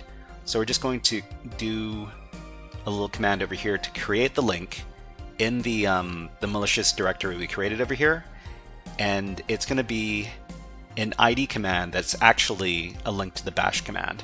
So this is how we do it. So we make a symbolic link, in the temp Andromeda directory called ID. And we're going to make that a symbolic link to bin bash. Actually, let me make sure that the bash binary is actually in bin bash. Okay, so the bash directory is actually in user bin bash. So we need to make sure that that everything matches. Just a second. So symbolic link to temp Andromeda ID that goes to user bin bash. Failed to create symbolic link, user bin bash file exists. Did I do that in the wrong order? Hold on. Maybe I need to put... Okay, so we need to put temp Andromeda ID at the end here. Let me make sure that this is... Yeah, okay. Right. Okay, give the command. And now there is...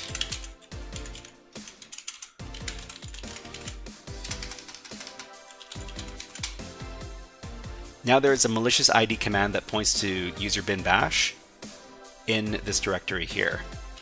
So because we've put this directory at the top of the path, when we run the UID SUID binary, it's going to run the ID symbolic link in the directory that we created here, and it's going to run user bin bash, which is going to give us a shell as the Anthea user. So let's go ahead and do that. Okay, now who am I? We are now Anthea, which means we can read the password file.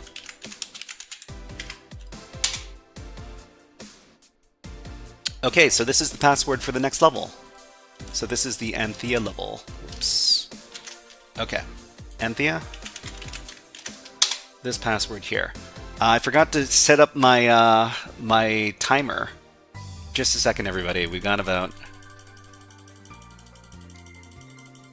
13 minutes to do the rest of this.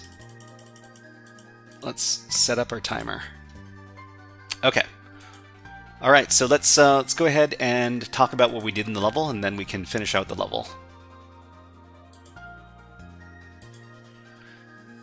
Okay, so in this level we are the Andromeda user, and this is the password. The objective is the user Anthea reminds us who we are. So the SUID binary in the home directory makes reference to the ID command.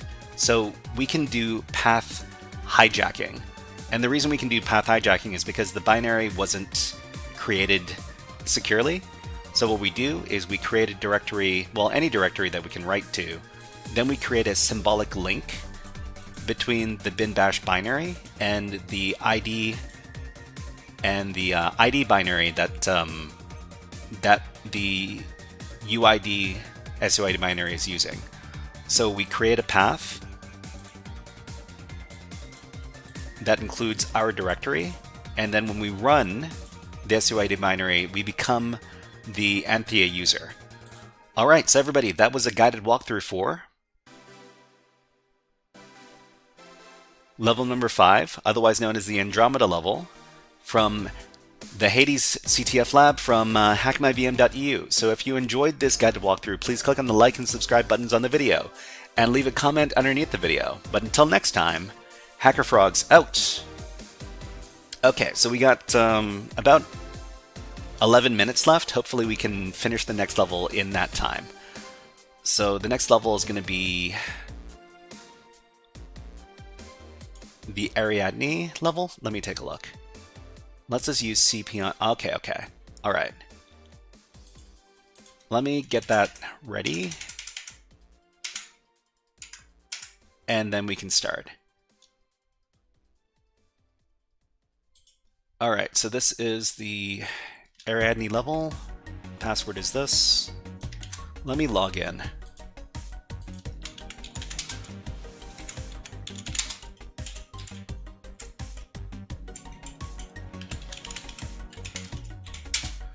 Okay, log in. Password is this. Done. Great.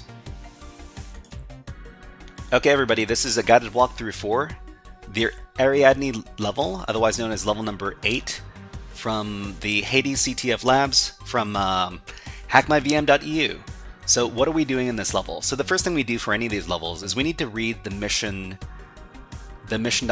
file. So we can do that over here. And this is level number 8 that says that the user arret, is this arret or arete? I'm not too sure. If you know, let us know in the comments. So this user lets us use the CP, well, use CP on our behalf. So CP refers to the copy command. So this is the command we use to copy files. If we take a look at our sudo permissions for our current user, which is the Ariadne user, so as the arret user, we can run the CP, the copy command. So this is fairly straightforward. Let's talk a little bit about this. So in this level, we have sudo permissions with the CP command, the copy command, which is a well-known privilege file read method.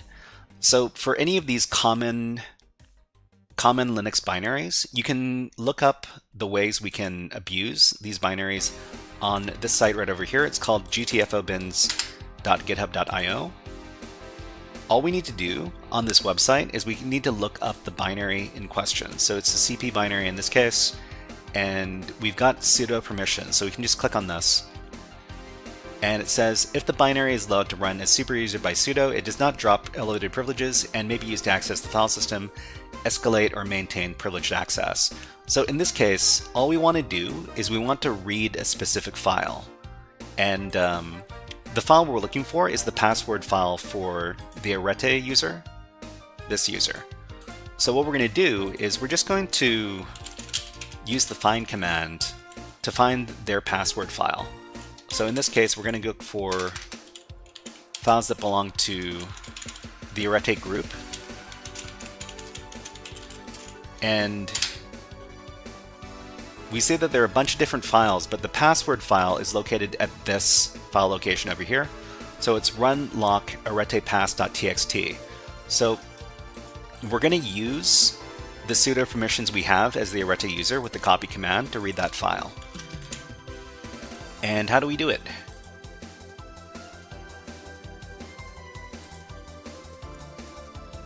So all we need to do is we need to echo data and then pipe that into sudo copy dev standard in for the L file. In this case, the L file is going to be the password file. And I think I can copy that. Hold on. From gtfobins.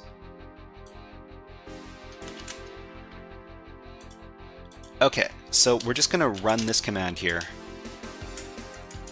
So echo data, I don't think we need to change this. We do need to change the sudo command somewhat because we're going to be using it as the arete user. And we're going to replace this portion over here, L file, with the actual file that we want to read, which is this one right here. So run lock aretepass.txt.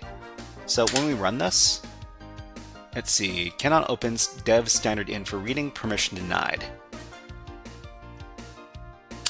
Hold on, let me take a look at my notes.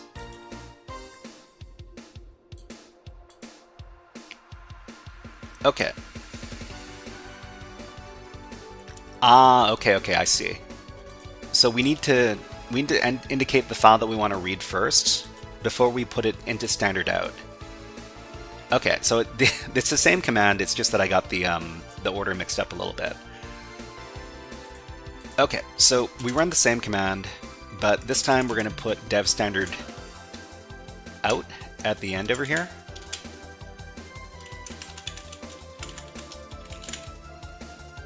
Or at least I think that's it. Yeah, standard out. So we just need to run this, and we get the password for the next level. So we managed to successfully use the elevated access from the sudo command with the copy command here to get the password for the arete user. So this is the password. And before we finish out the level, let's just talk about a little bit about how we solved the level. So in this level, we're the Ariadne user. We need to get the password for the Arete user. So it says here that the user Arete lets us use CP, copy command, on her behalf. So we're given sudo permissions as the Arete user with the bin CP binary here. So all we need to do is we need to locate the password file with the find command over here. And then after we've located the password file, we can run this sudo command as the Arete user with the copy command to read the password file and then output it to standard out, which is going to let us see the file, or the contents of the file. Okay, everybody, that was a guided walkthrough for level number 8, otherwise known as the Ariadne level from the Hades CTF labs over at hackmyvm.eu. If you enjoyed this guided walkthrough, please click on the like and subscribe buttons on the video and leave a comment underneath the video. But until next time, HackerFrogs out. So this is the last level we're going to be covering today, but if you're here for Linux action, we're going to be continuing at the Linux action. And we're going to be doing it over at this website over here. It's called e.education. So e.education is this website over here. It's a pretty old website, but it's got a bunch of virtual machines that you can download and deploy the virtual machines on your virtual machine network and then solve the challenges from there. So we're going to be doing these challenges over here from the Nebula machine. So the Nebula machine has a bunch of levels with vulnerable Linux environments, and I think we were doing level number 9. Yeah, so this is level number 9, and well, we're dealing a lot with PHP. That's okay. PHP is a fun little programming language that we can abuse a lot to get all sorts of great insecure permissions. Okay, so I'm not exactly sure what's going on here, but before we start, I need to set up my environment. Okay, we got ads running on Twitch right now, so I'll run them on YouTube. And let's go ahead and watch the birds. Okay, so we're just going to continue the video that we're doing last time. I think we got about a minute into it. Alright, so we'll be back in about 60 seconds. Just need to have a little water break.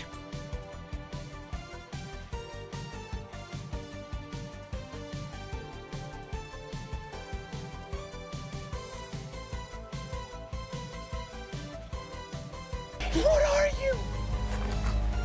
I'm system root.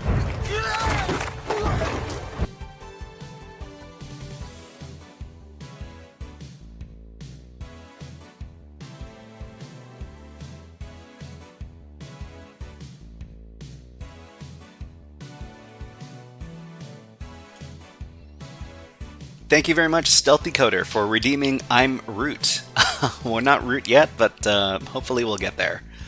Alright, and I just got confirmation from OreoByte that we're going to be collabing on some Linux network challenges after this activity over here. So please look forward to that. So it's especially fun to watch these birds when they're interacting with each other. Always more fun, dynamic when there's two. Okay, let's put the birds away. Let's get back to the hacking. So we're gonna do about 60 minutes doing this, doing Nebula. Just a second. Need to set the timer to 60 minutes and start. Okay, so we're doing topic number 3.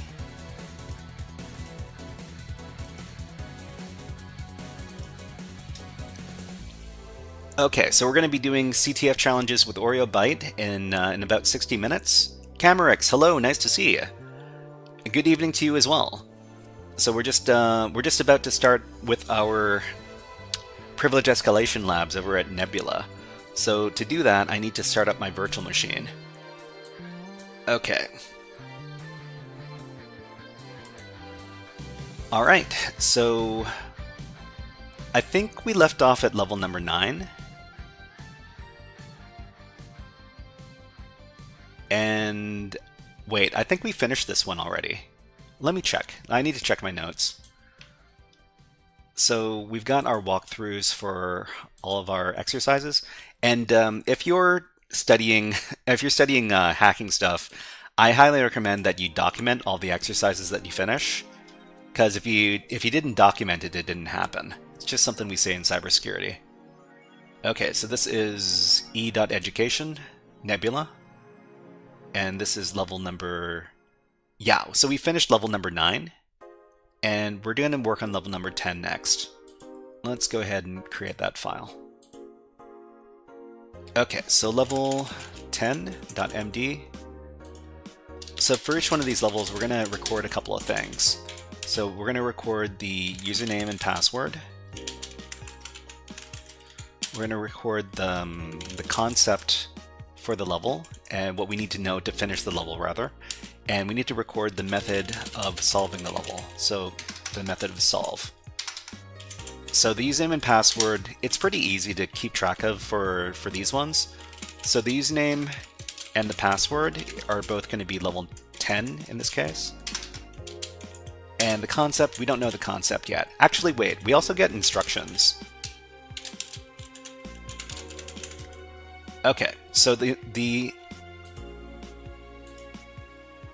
objectives can be found on the e.education website. So this is the one we're looking at right now. Okay, so it says here, so the setuid binary at home flag 10 binary will upload any file given as long as it meets the requirements of the access system call. So, okay. I mean, we've got some PHP code. So you can technically say that this is a web app vulnerability. But because it's Linux Monday, we'll just say it's a Linux vulnerability instead. All right, so just a second. Okay, so this is our objective here.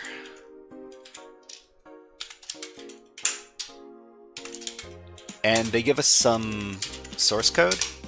So we might as well grab the source code and paste it in to our write-up. So just copy that. Paste in the code. And I am not super literate with... Oh wait, this is an SUID. No, this is C code. Okay. I mean, I know C...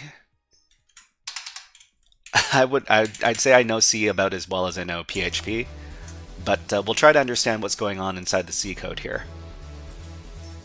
Okay, where are we? Here.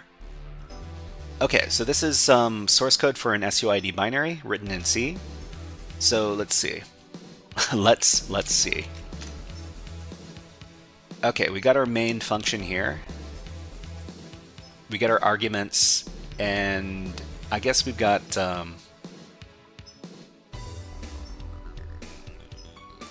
file host sends file to host if you have access to it. If we have access to it. Okay, so we've got arguments. We got first argument, second argument. We got a file, and we got a host. I mean, I guess the host is going to be the local host. It could be something else, but I'm not too sure. So if access equals OK, which means that it's going to equate to 0 in this case, it's going to connect. Oh, okay. So I guess we are looking at for local hosts because it's looking for a specific port. The specific port in this case is 182.1.1, and we can just check. We can probably check a little bit later to see if this port is actually listening.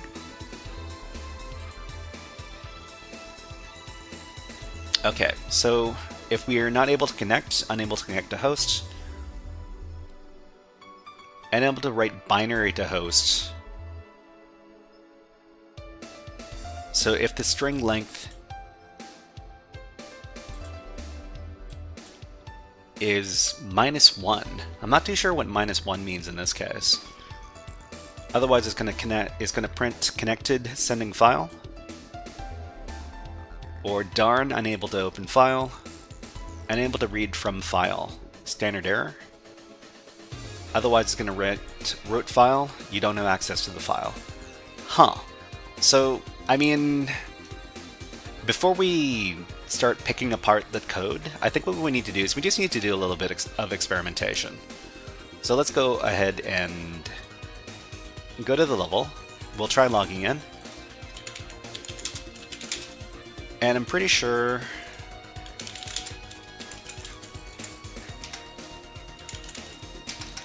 so we're gonna I need to sorry everybody, I need to locate the server. So I'm just gonna do a big ping sweep with nmap to figure out where it is on the network. I think it's this one over here. So this IP address we're gonna log in as level 10 at this IP address. What is the password? So this one is level 10. And the file that we're looking for is going to be in the home flag 10 directory. Okay, so we got flag 10, and then we got flag 10 is the SUID binary that we need to interact with. I wonder what this token is. Are we supposed to read the token? So we can't read the token. I think what we need to do is we need to upload it. And there was reference to a specific port. Do we have nmap? There's no nmap. Okay. How about netcat? Actually, we can scan this the server from the outside. So we can do it from our Kali Linux box we have over here. So we can just nmap this, check the specific port. The specific port was, just a second, I think it was 18 something something.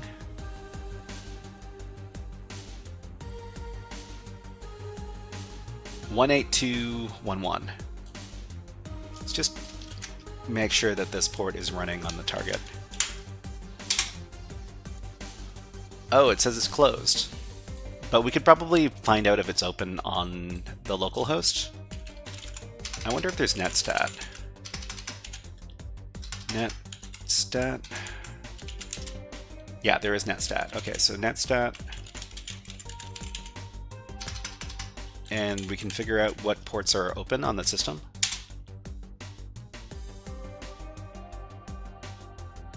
Oh, you know what? Maybe we're supposed to send this token to Xmetric says in before root.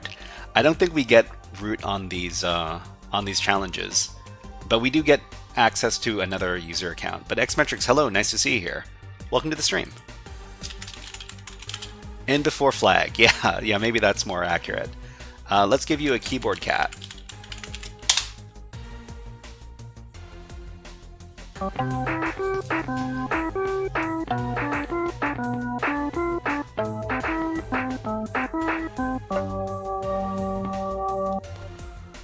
Okay, so what are we supposed to do now? So if we just run flag 10, it says file host sends file to host if you have access to it. So I think the file we want to send is this token over here. And I'm pretty sure the token has the password for the flag 10 account that we need to get access to. So I think it's flag 10 token and then our IP address. Xmetric sees typing stressed.gif. I don't know if I've seen this before. Xmetric, let me take a look at it.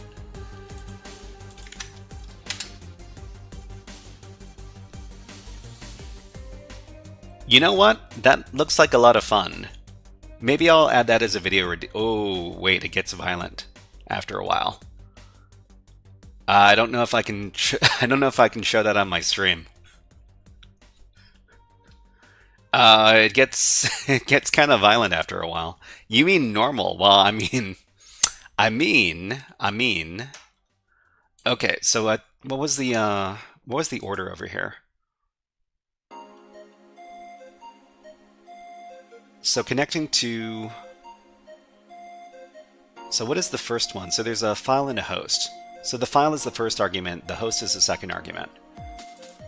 So the file is token, and the host is... What is my IP address?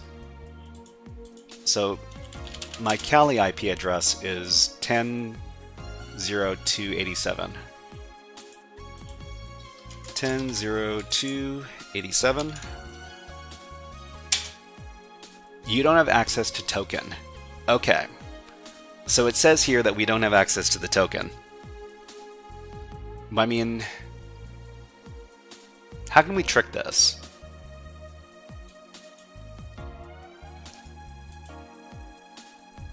Can we create a symbolic link?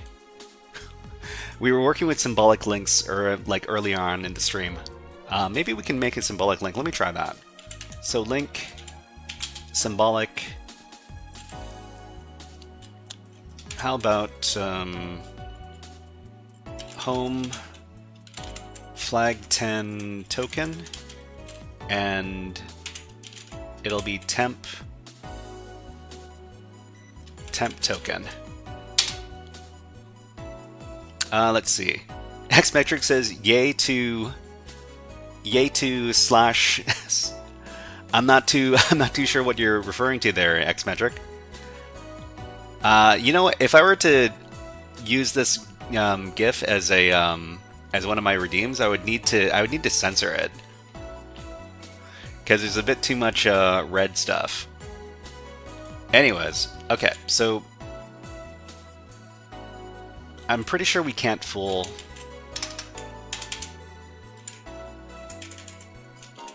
We can't fool the command like this, can we?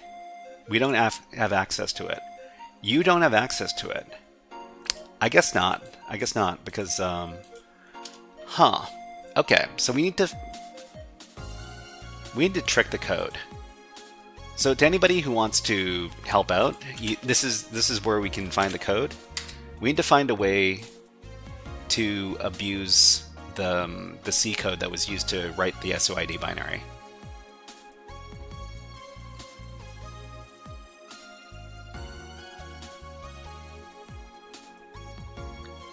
Xmetric says, does a service you can run have access to it? A service that I can run. Well, we could check our sudo permissions.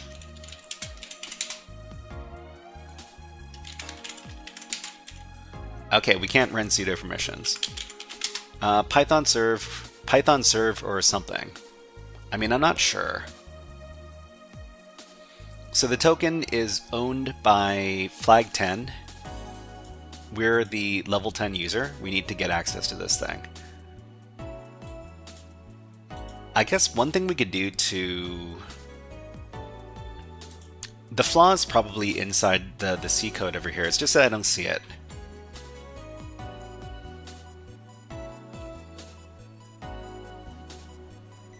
So you don't have access to file. Where does it check if we have access to it or not?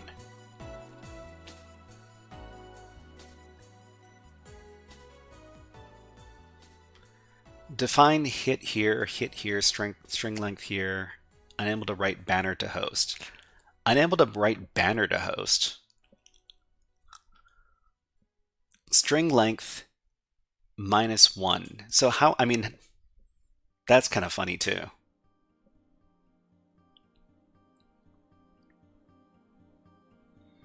Okay, so I guess one thing that we would want to do is we would want to see what it looks like if we run this successfully.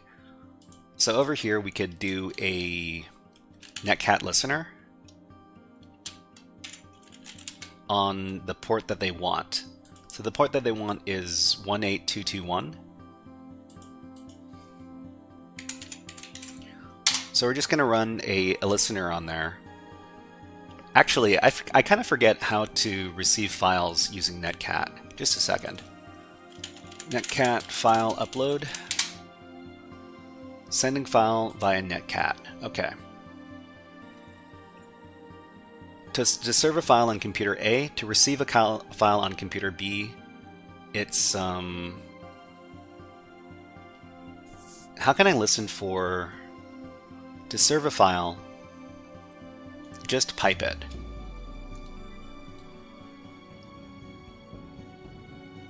So on your server, sorry, accept the cookies. On your server, A. On the sending client, this. Okay, let's try this.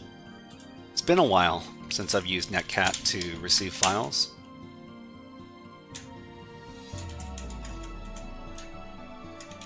I don't know. Testing. Let's listen on the specific port, 18211. Yeah, set up netcat listener, then cat file, pipe it into netcat your listener. I mean, I think we're trying to use the SUID binary in this case. So let's make a test file. So echo file transfer successful to temp testing.txt. Okay, then we'll send the file. Okay, connecting to this connected, sending file, wrote file. I mean, it says wrote file. We receive it on here. Yeah, so it says file transfer successful. Wait, I recognize this. This is so it's gonna write the banner, and then it's gonna write the contents of the file. So maybe we can manipulate the banner over here, because we saw the banner in the C code.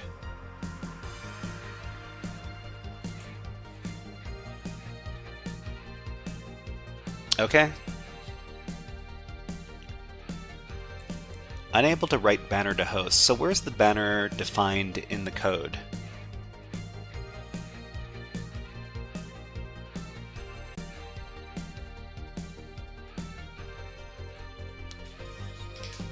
Hit here. Define hit here. Oh, okay. Oh, this is where they define it. Yeah. So I mean, I think this might be the vulnerable part of the code. So if the string length of hit here is -1, unable to write binder to host, exit. Can we define hit here somewhere else?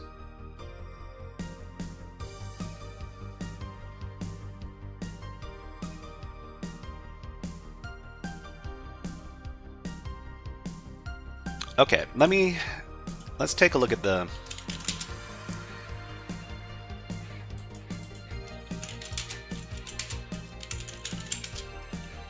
strings in the binary.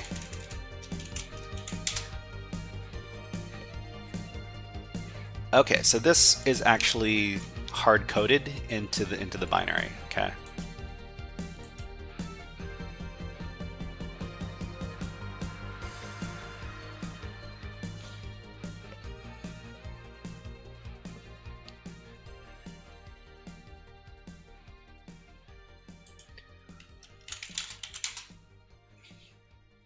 Ronan says, can you run the binary to see what... Edit the binary? I mean, we can't... I don't think we can edit the binary. I was just taking a look to see if there's any hidden strings in there. I mean, there's not going to be any hidden strings. We're given the source code. So...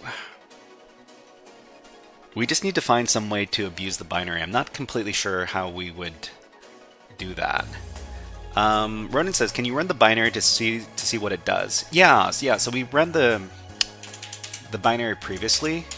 As long as we have permission on the file that we're trying to send with it, it'll send it to the IP address that we indicate over here.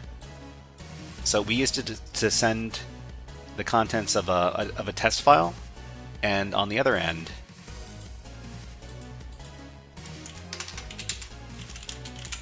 we received this. So we received the contents of the file, but we also received the banner over here. So we need to find some way to trick the binary into, I don't know, maybe replacing the banner with something else? Or we can try to see if we can send more than one file at the same time.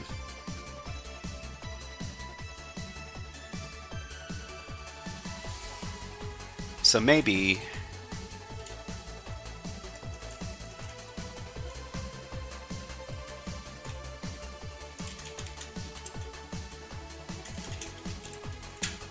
we can specify the name of a file and then, I don't know, OS command injection. You don't have access to this. Okay, well, have you just tried sending flag 10.txt or whatever? Yeah, I mean, that gives us a, you do not have permission, whatever. So if we send, I don't know, so the token is the thing that we want to send. So we just try to send the token, it says you don't have access to it. I mean, we can also reference it directly with an absolute file path. Home flag 10. Yeah, we don't have access to that.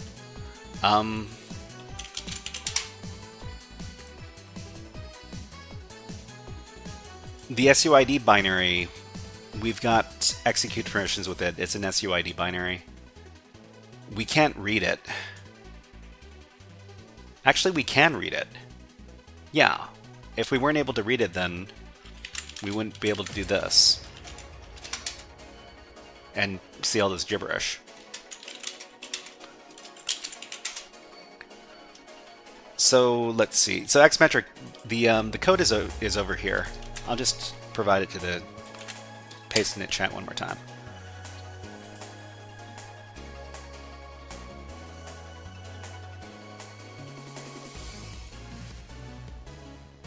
So where does it check? Where does it check if we have permission with the file or not?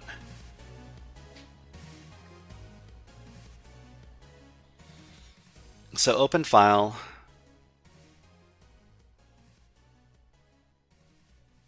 Unable to open file, let's see. Unable to write binary to host. Try to symlink to the file token. Yeah, I think, well, we've tried that already. So I'm pretty sure I made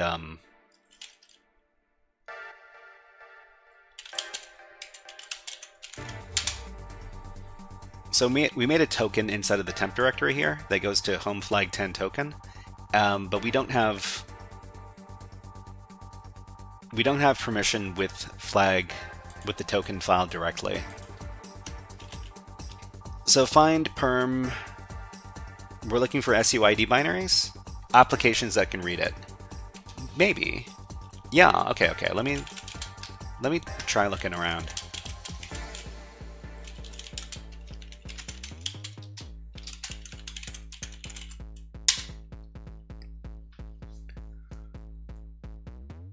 Okay, let's,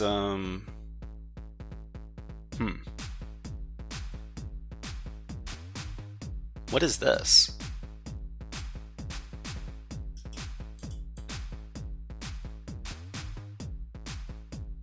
Flag 10. Oh, flag 10, okay. That's kind of weird. Ping with the token is the payload. Ping with the token is the payload. Ping?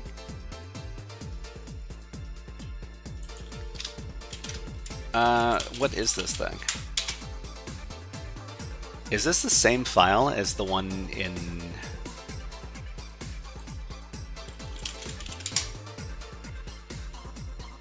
Yeah, this is basically the same file here. Okay, I'm just gonna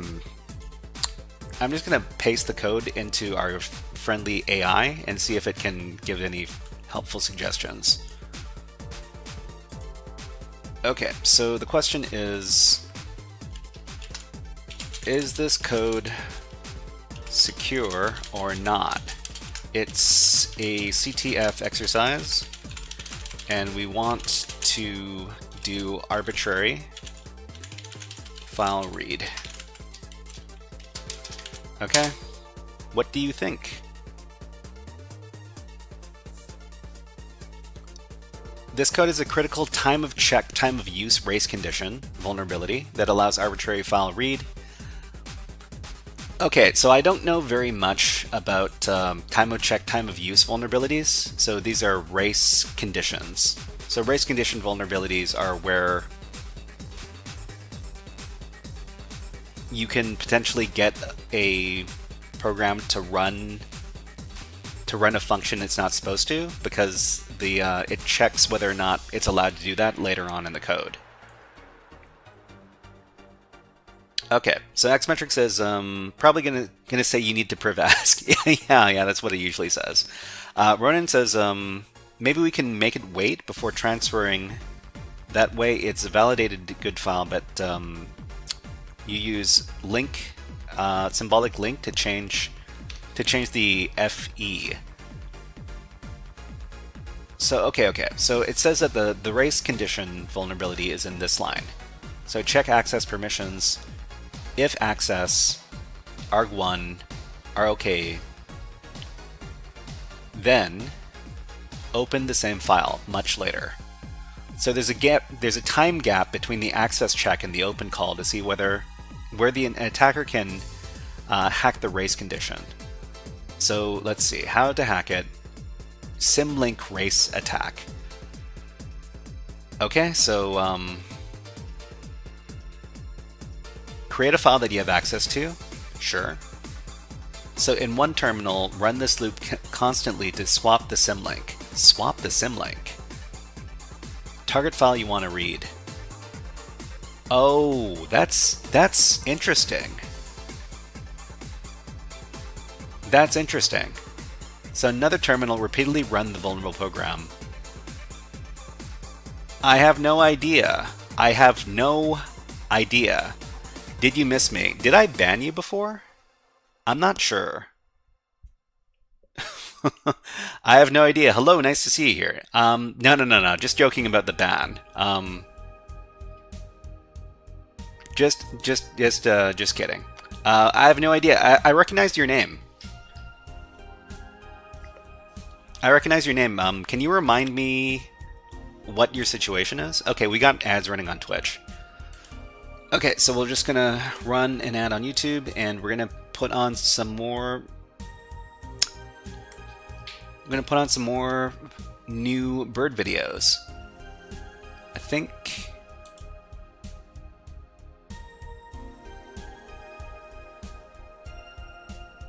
I've got a new one. Just a second.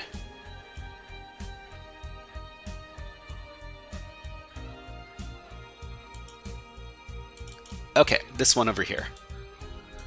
Alright everybody, we'll be back in about 30 seconds. Enjoy the birds. Here we go. Where does he come in? Here we go.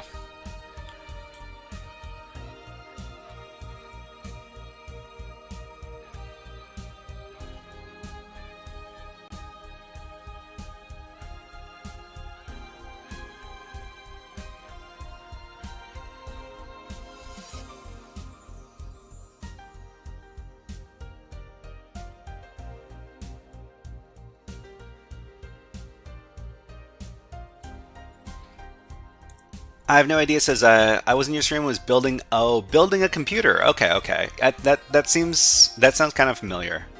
All right, let's put the woodpecker away. Let's go ahead and get back to the hacking. So it checks the file. So Xmetric says it checks the file. It says okay, you got the perms, and then switch it back before it reads. Yeah, I mean, so create a file that you have read access to. Okay, so I mean, we already have a file that we have access to. In one terminal, run this loop constantly to swap the symlink. So while true, do symlink readable txt race file. I mean, race file is going to be the token thing, and then switch that over to the target file that you want to read. Done. In another terminal, run the vulnerable program. So while true, do this. I mean, when does this end? It doesn't end. So in the script here, it doesn't end until you manually stop it. Okay, so method 2, well there's, okay, so the second method is file system race with mv command. So we create our file that we have permissions with, okay? While true, do copy the file we have access to this thing. And we have a potential buffer overflow condition here as well. When you do Control C, yeah. So I think we can do the scripted method over here. Okay. Probably beat your poor SSD's I/O. Maybe. Okay, let's create the script file in the temp directory.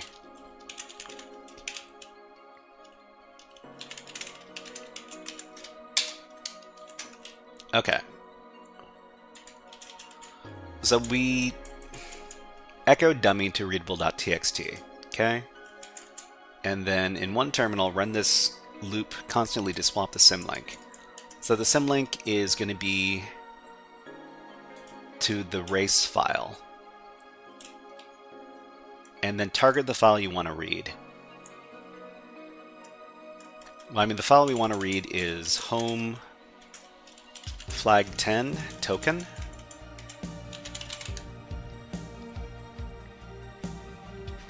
Let's see.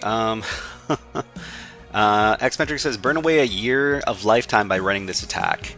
Well, I mean, we're not going to have it on for too long. Target the file you want to read. In another terminal, repeatedly run the program. So the vulnerable program in this case is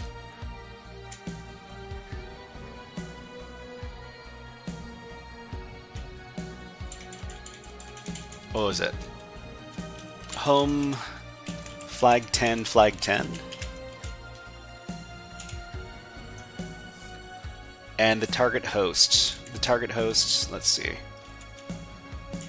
Temp race file. So race file is the link. Yeah. And then the target host is my host. What's my IP address again? This is my IP address. Your netcat file transfer command? I mean, yeah, we also need to set up the netcat file transfer. Where is it? This one, yeah. Okay, and then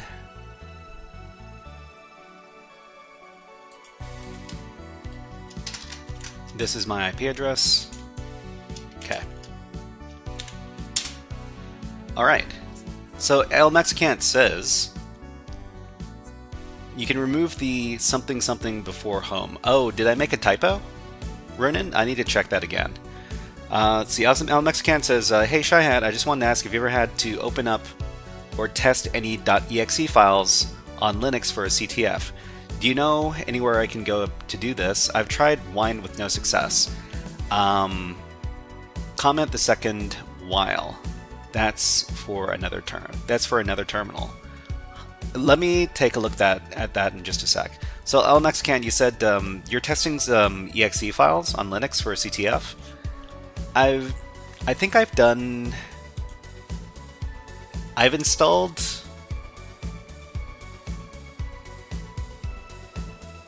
exe files. So El Mexicant, let me know if what kind of challenge it is. Is this for something like echoCTF, or is this for like a live CTF event? Neems, hello, nice to see it. Metric says, VM it up. Try hack me, okay. So I mean, if you're on Try Hack Me, I think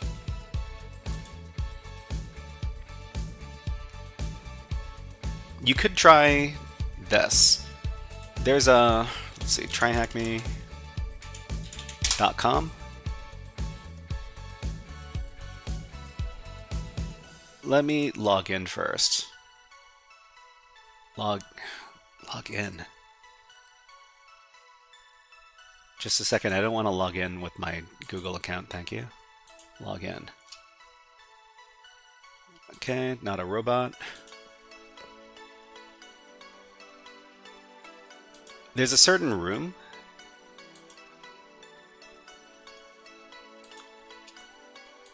called OSCP.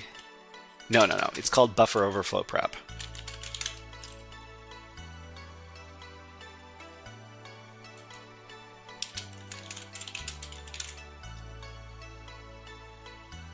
Let's see, where is it? Does anybody remember the name of the room?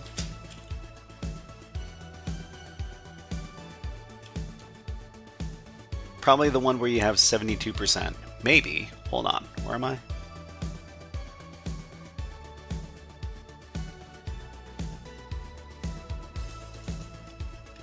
Buffer overflow.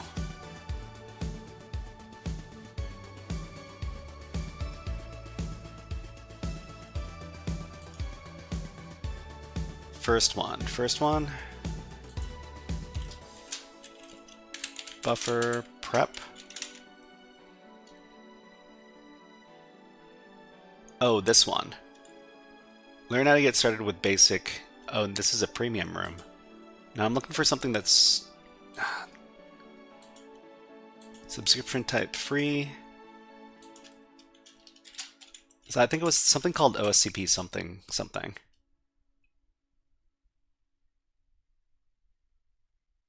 Did they remove the thing? Hold on, let me search for it real quick.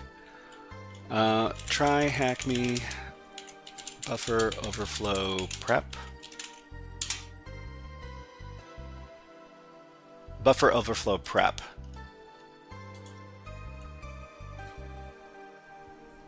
Oh, it's been changed to premium? That's unfortunate. So I used to use this room to test for buffer overflow stuff. I have no idea. It says, do you have a job? If you do, what is it? And do you like my name?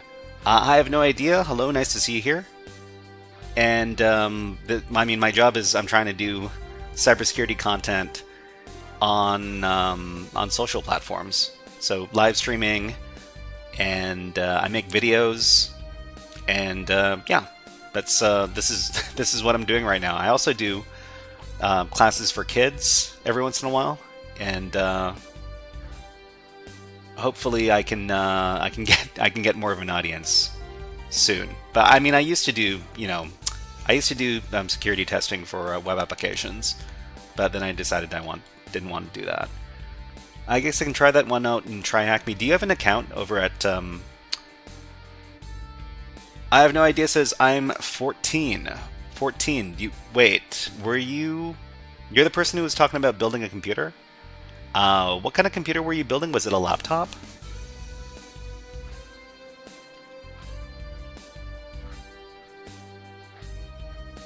And El Mexican. Yeah, I mean, try. Let me give you the link for the buffer overflow prep. Oh, you have a premium account. Oh, Tower PC. All right. But yeah, try that room. They've got a virtual machine that has some debuggers that you can use. Okay, so let's get back to the challenge. So I think Xmetric said something about. Oh, Ronan said something about the script I was writing. Okay, so you said something of dot home. Yeah, no, it's not in the dot home. Okay, so I think we're ready. So we just need to make the script executable.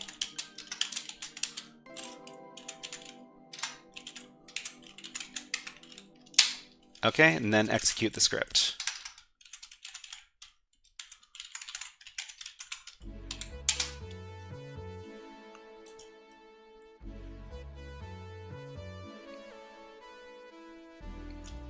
Okay, so if we successfully receive the file, it should come through over here. Xmetric says, I think this might be a honeypot-like misdirection. I mean, I'm not sure. The script is running the first while loop. Oh, does that mean that it'll never stop it will never run the second while loop? Remove the line for the second terminal. So second terminal, hold on.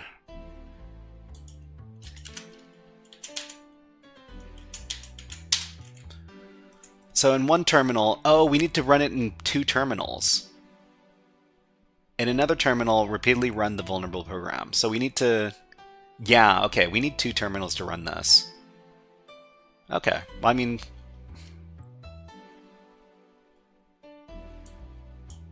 let me copy this, and then we'll get rid of this code. We need two, we need two terminals to run this. Okay, and let's see, which other terminal should we use? We'll use this one. Level 10.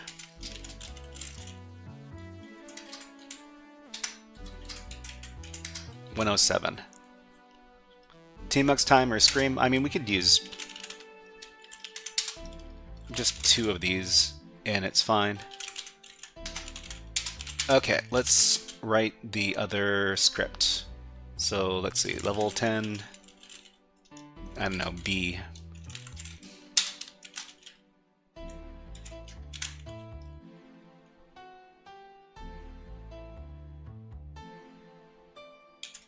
Okay, and then make it executable.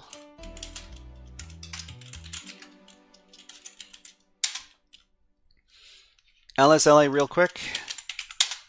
Background 1. I mean, either way is going to be okay. Yeah, they're both executable, so we just need to run both of these at the same time. So we'll run the first one. Where are we?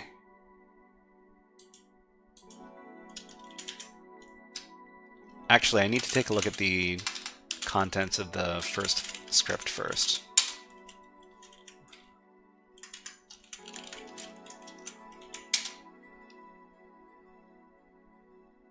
Okay, so we'll just run that.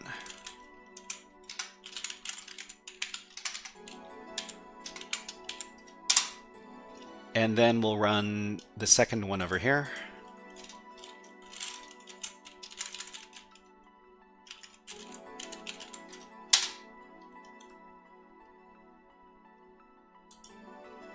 Okay, I think we got it.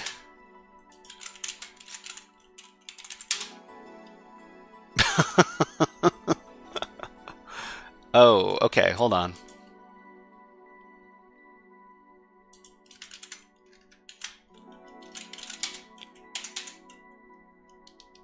All right, let's try that again.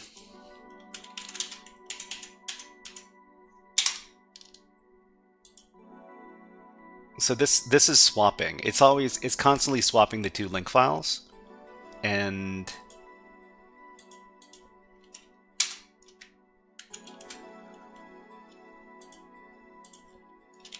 let's see if we got it this time. Okay, we got the dummy file again. Let's try it one more time.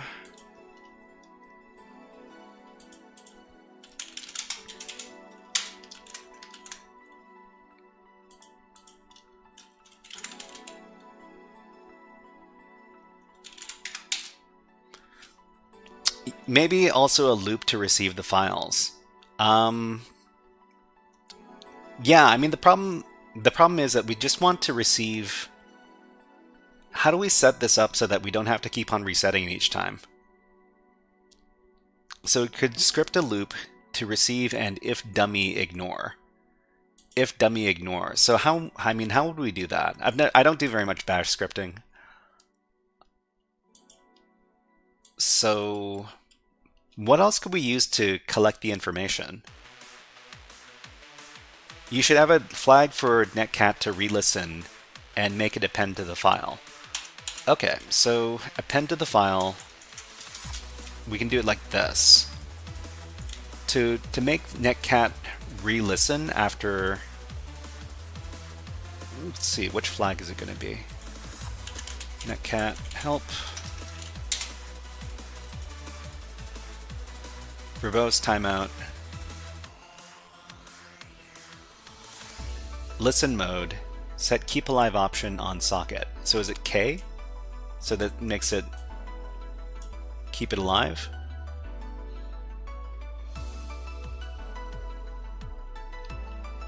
Okay, we'll try this K argument.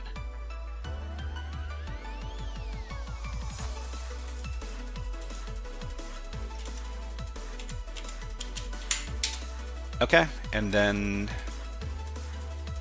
let's run the darn thing.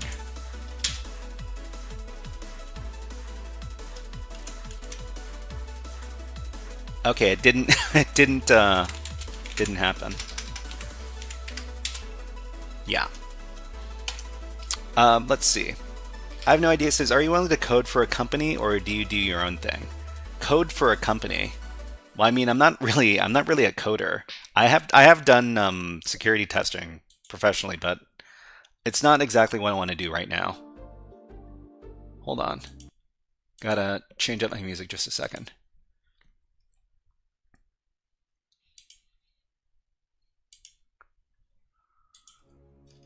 Okay, so how do you do netcat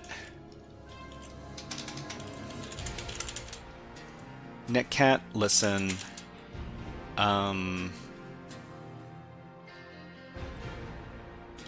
reestablish listener? To reestablish a netcat listener after it is terminated, you simply need to execute the netcat listen command again. Netcat typically closes the listener after a single connection is established. Reestablish the netcat listener. Okay, execute the listen command and the desired port. Consider continuous listening. If you need the listener to remain alive and accept multiple connections, you can use the K option. Well, I mean, the K option doesn't seem to be working right now.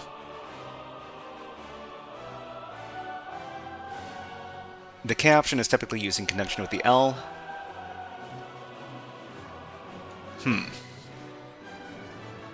What is the Q1? Q1? I have no idea. It says, what is the thing that you want to do? So I want to create education content for cybersecurity. So teaching on the live streams. This is why I keep on doing all the demo content. Keep listening for connection on Debian. There's the K option.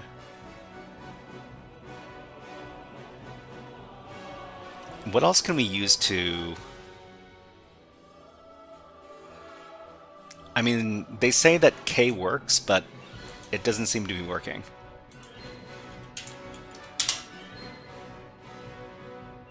Or you can try the same thing with ncat.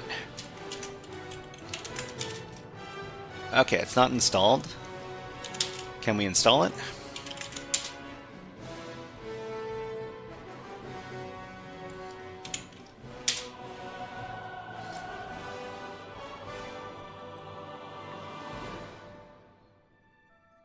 I just want something that can just receive a bunch of files.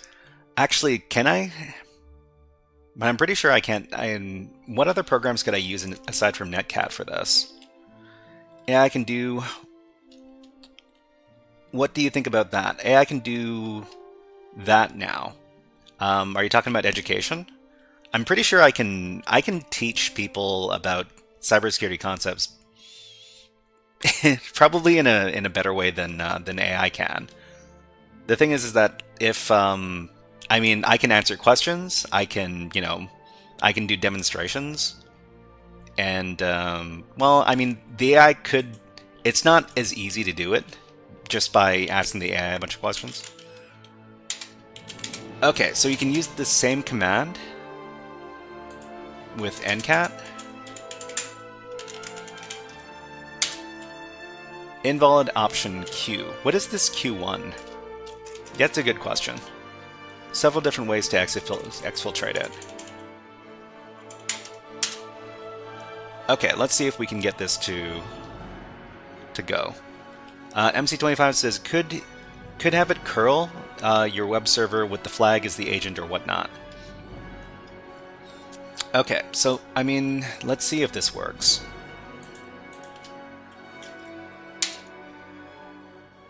Okay, so this seems to be working. Let's get out of here. And let's take a look at the testing file.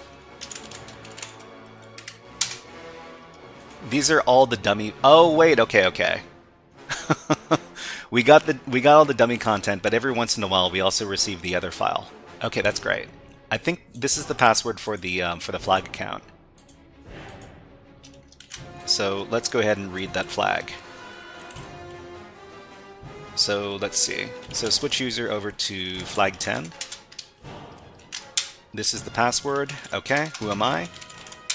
We're now flag 10. Awesome. So we let's play this one for fun.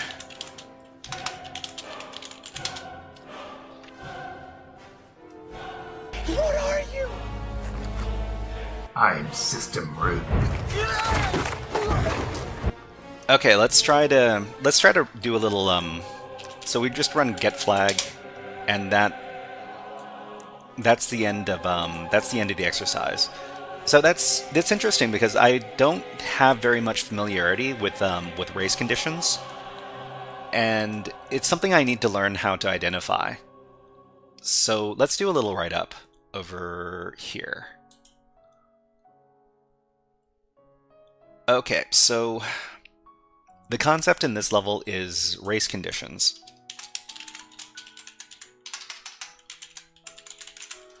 And what do we need to understand? So the code for the SUID binary checks if the permissions for the file are valid or not. But the code that sends the contents of the file are located several lines down.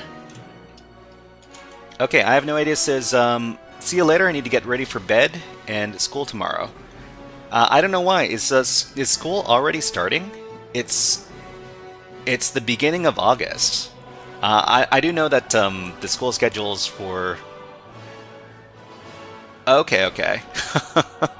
Wait, I have no idea. Are you in the United States or somewhere else?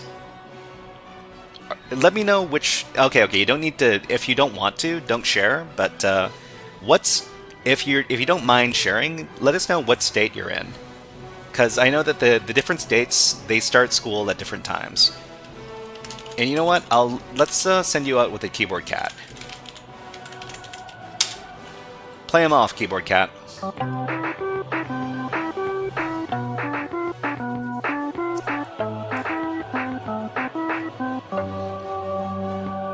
Oh, Texas. Okay. So I guess everybody in Texas goes back to school at the beginning of August. I'm sorry to hear that, but have a great time at school tomorrow. Okay. Okay, so let's see. So I guess we need to identify the code that actually checks. The code that for the SUID binary checks if the permission for the file are valid or not. So we need to identify that code. We'll just include it in here.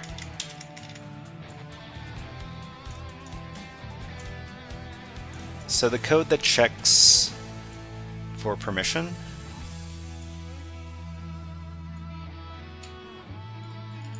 this one over here.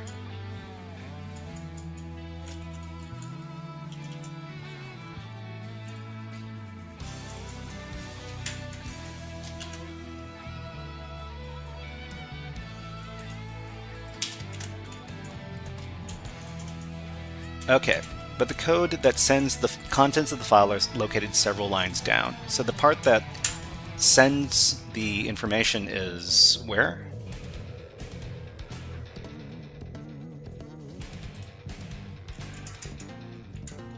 This one.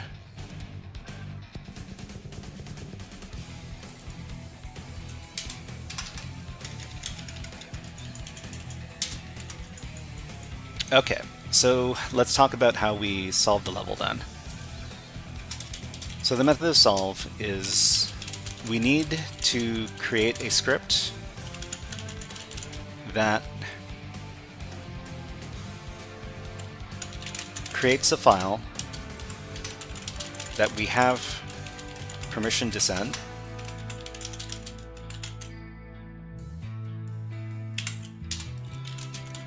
We need to create a link, symbolic link, that points, we'll just call this the dummy file. We need to create a symbolic link that points to the dummy file. We need to create a loop which constantly switches the symbolic. Fixit42 is rating with a party of 10. Wow, Fixit42, it must be super late where you are. Welcome, Raiders. Welcome in. And Raiders, let's give you a warm welcome. How about Hack the Planet? Hack the planet! Hack the planet! Shut up again! Okay, so we need to create a loop which constantly switches the symbolic link between the dummy file and the file that we actually want to access, which is the token file. Okay, and we actually need two scripts.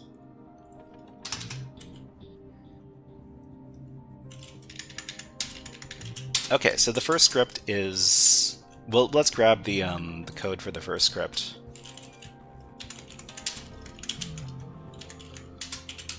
So the first script is this one right here.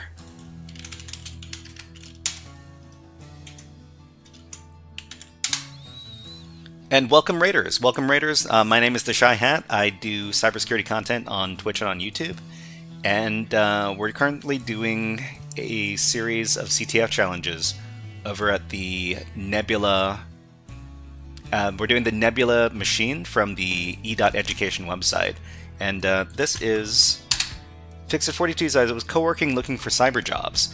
Oh, Fixit42, I thought you were already doing a cybersecurity job.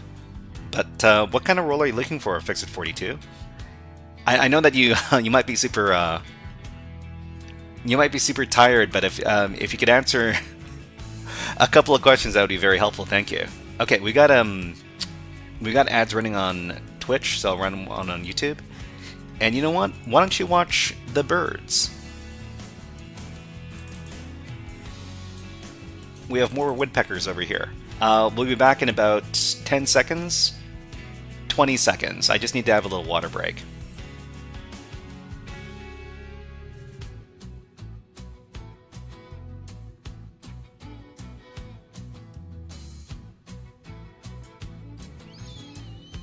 That's a gorgeous woodpecker, is what that is right there.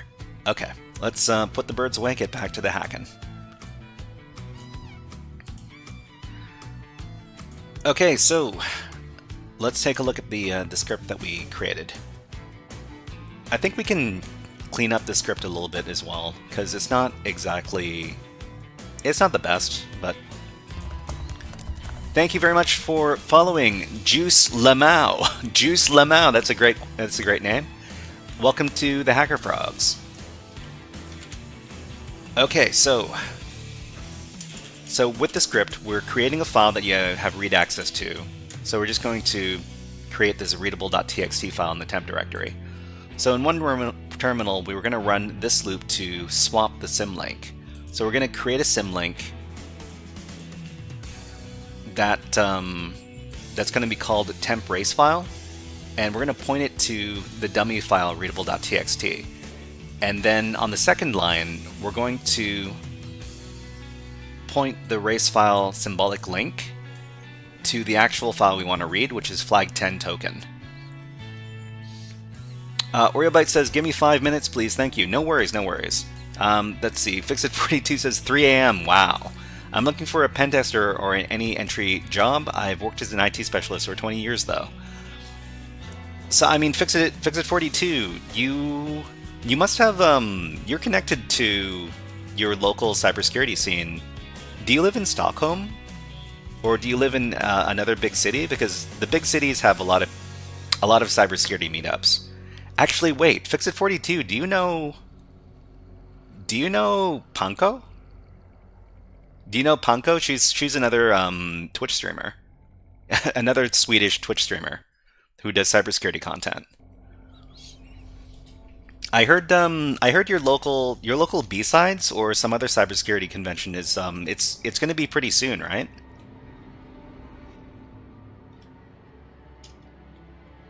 Yeah. Yeah, she's Swedish. She's Swedish. Let me get her channel, her Twitch channel. So she's an InfoSec streamers person, and this is her channel over here. There you go. I put it in the chat. Okay, what are we doing? We're writing up our we're doing our write-up over here. So the first script that we run is going to switch the symbolic link between our readable file and the file that we want to read, which is a flag10 token here. And we need to run another script as well. We need to run another script that constantly runs the SUID binary over and over again. Okay, and we'll get the script for that.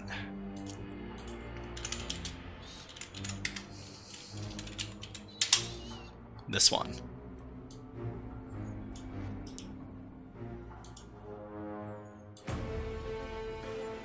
Okay, so this is just another bash script. Shebang bin bash. Fixit42 says there's no B-sides in Stockholm. I help organize Hack the Box meetups though, and there's other conferences, but they've been too expensive so far. Also, tickets run out mega early. Mr. Storyman says, I know I have no idea. I go to school with... Oh, okay. Yeah, no, I mean, don't dox anybody that doesn't want to be doxed. Mr. Storyman, hey, do you also go to school in Waco, Texas? Or in Texas in general? I mean, if you say you go to school with them, then I guess that's going to be true. Okay, so we need to run another script that constantly runs the SUID binary over and over again. And the last thing we need to do is we need to set up a listener on our attacker machine, which records all the information that is being sent. And that's another command. Xmetric says, did you get it using the race condition? Yeah, we got it using the race condition, Xmetric. Let's see. So we use this ncat command. This one over here, so let's record this.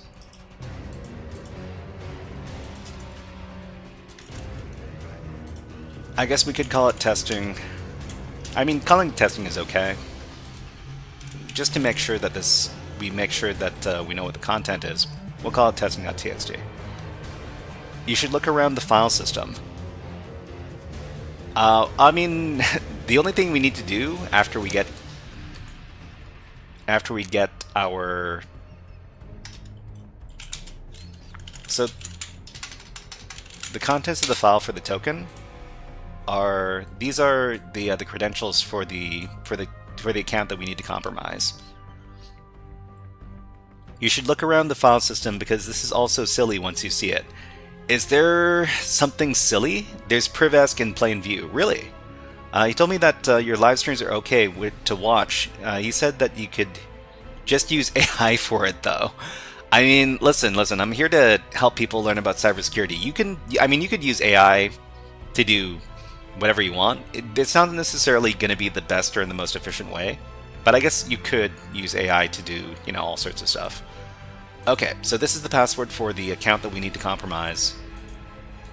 And... Okay, so you said that there is privesc in plain view. Look around the file system. Really? Okay, let's move into... What is this X? What kind of file is that? ASCII text. Is it nothing? It's not nothing. What the heck is this?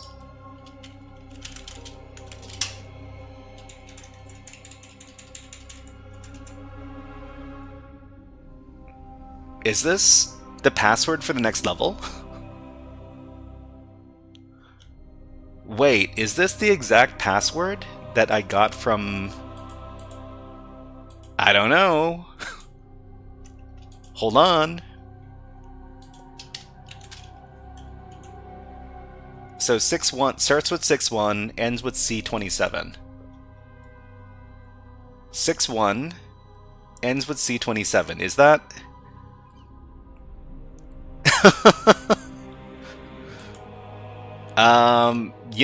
yeah, I could try testing this. I mean, listen, we're supposed to learn something from these levels. If there's something cheap, it's not really helping us learn, right?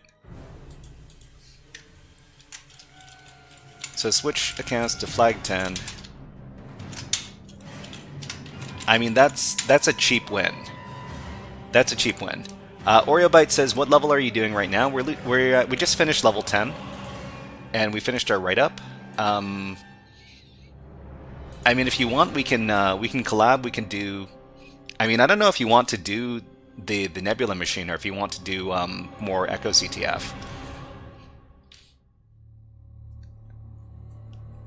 Xmetric says there's something always to learn, and there's always more than one way to get root. Thank you very much. You want to do more echoCTF? Yeah, I mean, I want to finish off as many machines as we can from the BR network. So what we're going to be doing next on the stream is we're going to be collaborating with OreoBite, and we're going to be doing some machines over at the echoCTF network. So if you're interested in joining us, you're free to join as long as you have access to the echoCTF network. If you have any questions about any of the stuff we're doing, let us know in the chat. We'll try to explain as best we can. But OreoBite, you can go ahead and do the collab on Twitch whenever you're ready. Okay. Okay. So let me change up the topics. We're doing topic number 4. Hack the Planet says, pretty useful to get rid of a bunch of blank lines. I mean, I'm pretty sure we can do the same thing with... We can do the same thing with TR, right? OreoBite, hello! Hold on, I need to set up OreoBite's sound. Just a second, everybody. Hi, OreoBite, how are you doing? Just need to connect your audio. Okay, could you try talking a bit? Oh, okay, it's not connected. Just a second. It's not connected.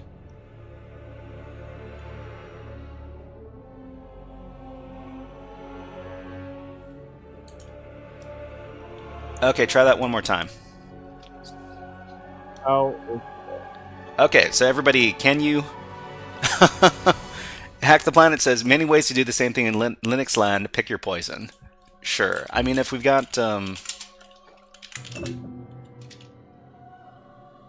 if we read the file, we can probably do tr delete blank lines like this. Oh, that's just spaces. Wait, how do you delete blank lines? Is it like this? Yeah. Okay, this is how you delete blank lines. So trd new lines. Mr. Storyman says we have coding class together, and he said that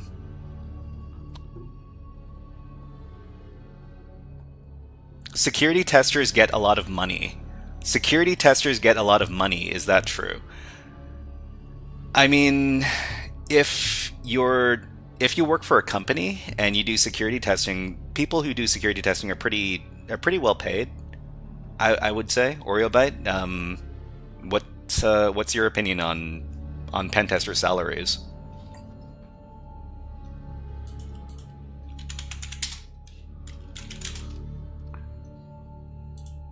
it depends on if you're pulling that data from bug bounty or like an actual professional job. If it's a professional job, then of course you're making a decent amount of money.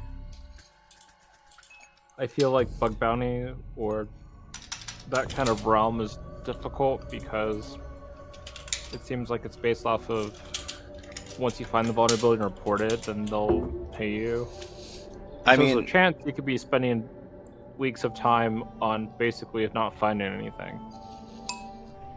so Mr. Storyman, I'd say that if you get a job as a security tester, then you're better off working for a company. There are other security jobs where you work for yourself and you look for security vulnerabilities in your free time. It's called bug bounty stuff, and you basically hack against websites to try to find vulnerabilities on your own. It's much better to work for a company if you want steady cash.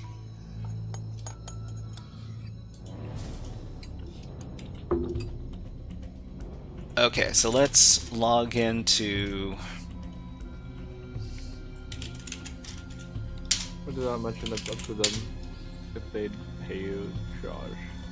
VGH20 says Oreo is right, not to mention it's up to them if they pay it, as they triage and then can reduce the rank.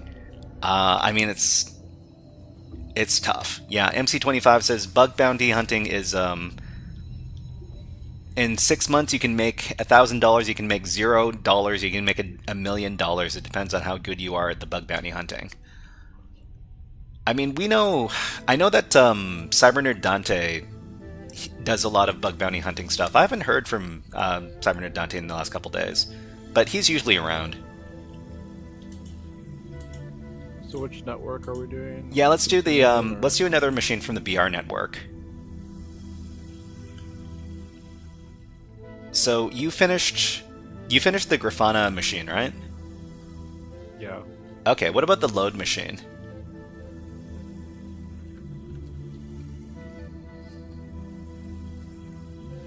So we could do either the load machine or the tactics machine. Or the aquarium machine. Have you done the I haven't done aquarium. I think the order got shifted. Yeah, I mean, I think they might have added a machine or two. I mean, I'm not completely sure, but I think they've added a couple of targets.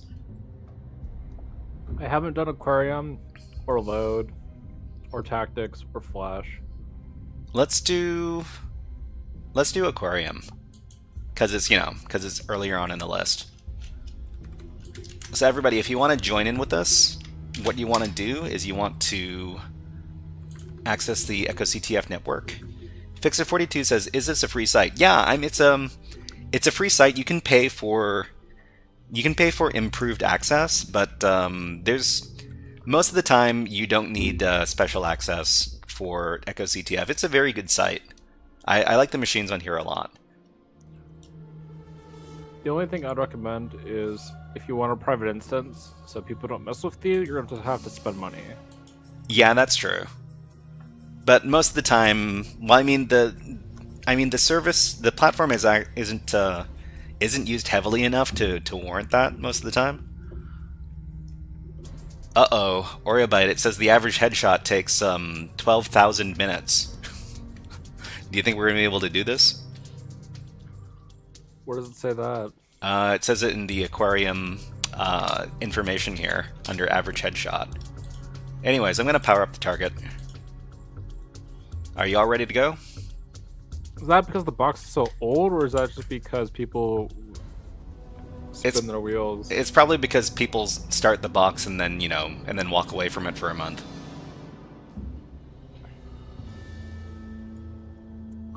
Okay. We'll be fine, I think. Yeah, you think we'll be fine? Okay. So let's think it's Stalker because there's a fishbowl? No idea. But let's read the description for the challenge, because it might have some clues. It says, deep in the ocean lives some hidden gems. Why did the fish blush when it heard glub glub at a party? It's because it saw the punchline coming. Okay, Fixit42 says, good night guys, have to sleep for a bit, good luck. And yeah, good luck, Fixit42, looking for a cybersecurity position. I'm sure if you have connections in the local cybersecurity community, they can probably point you at potential job opportunities. Okay, so let's do our Nmap scan.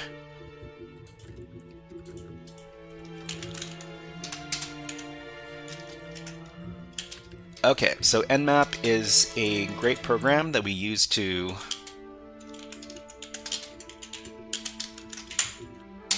scan remote hosts for open ports, but in most of these cases it's just port 80. I think this is this network in particular is all about web app vulnerabilities because it's the BR network.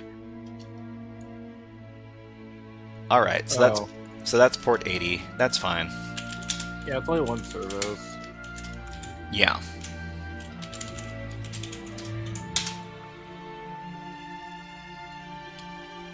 Okay, so we got... Wait, HT access is open. That... It's... HT access is open. We should probably take a look at that.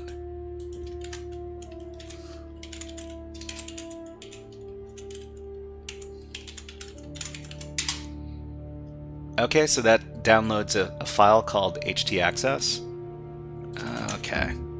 Let me try downloading it.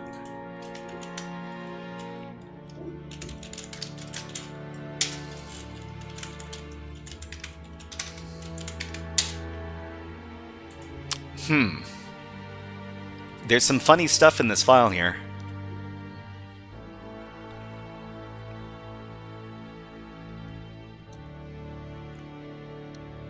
Oh, what is this?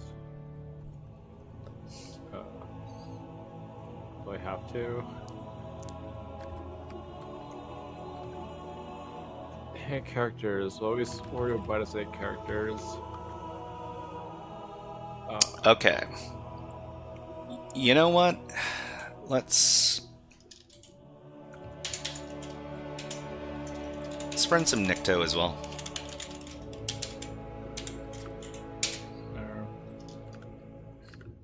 And then... Whoa, there are some weird cookies that are being sent. Alright, let me take a look at this website directly.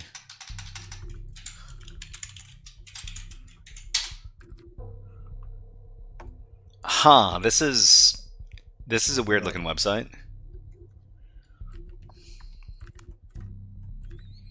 So this is French. It looks like French. Yeah, this is definitely French.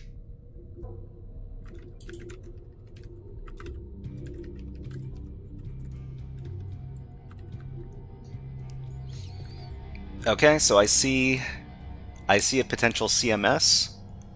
I search for potential vulnerabilities.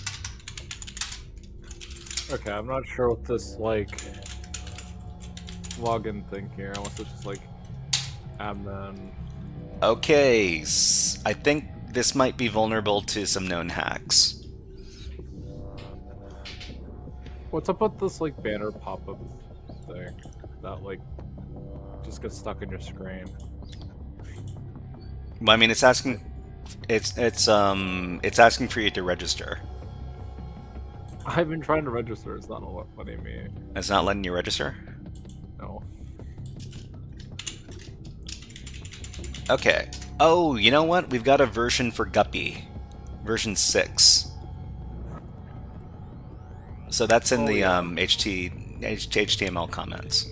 But Guppy version 6. We got remote code execution for Guppy version 6. Isn't that great? Isn't it great when... Alright, let's take a look at this.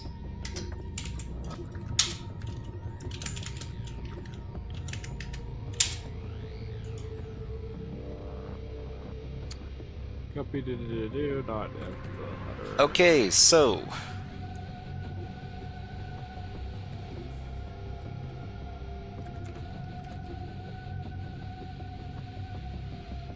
Let's try to understand... I'm being smart. Here's try this week. Did I enter an email correctly?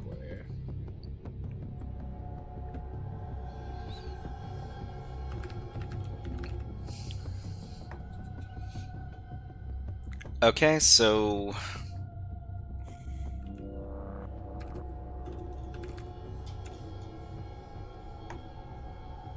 Okay, I thought the @ sign implied that it already gave you the first part. That's okay.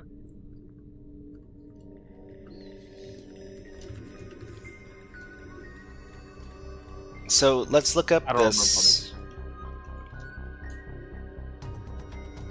I'm gonna try looking this thing up on the internet, just just to see if there are some other alternatives. Where is it?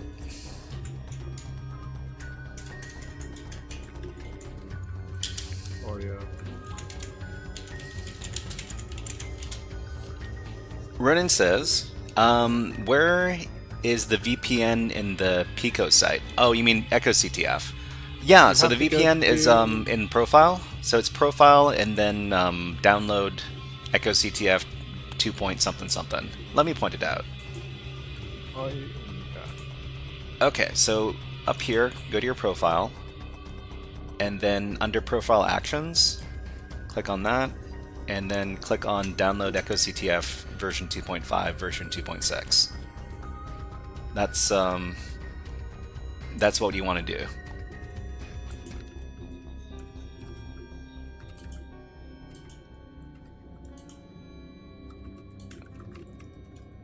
Okay, so this is vulnerable to unrestricted file upload.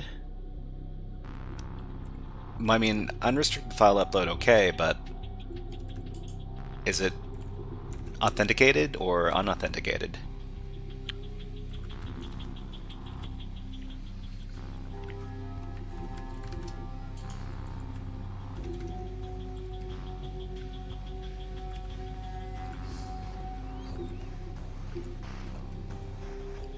Okay, so I mean, it's just,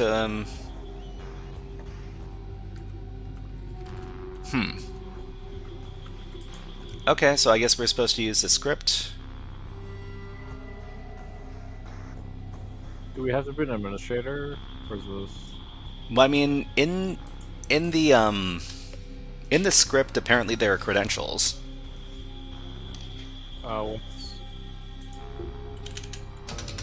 Anyways.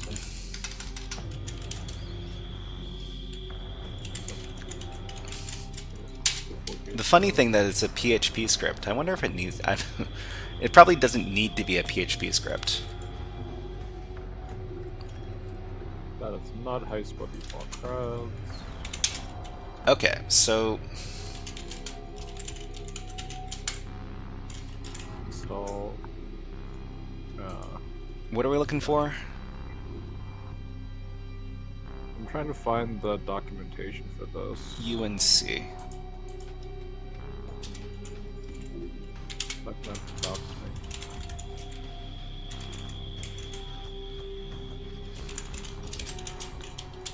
Okay, so what's our IP address?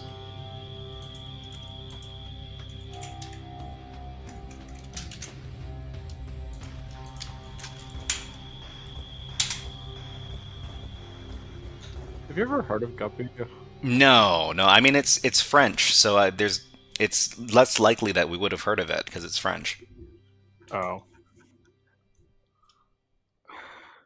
Fair enough. I feel like there are a lot of different tooling you never hear about or see. Guppy plus phishing attack. I mean, I'm pretty sure Guppy is just some CMS. If it's client-side phishing, how do we fish? I guess we could try to see these credentials like work. We're not allowed to access the management. So let's see. Yeah, it looks like we need admin permissions because We need admin permissions to do this thing? it looks like this PHP script is going over to the admin page, Oh. which we can't view. Did you did you ever figure out how to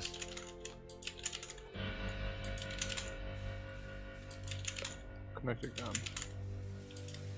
It looks like we could become a member. So are these?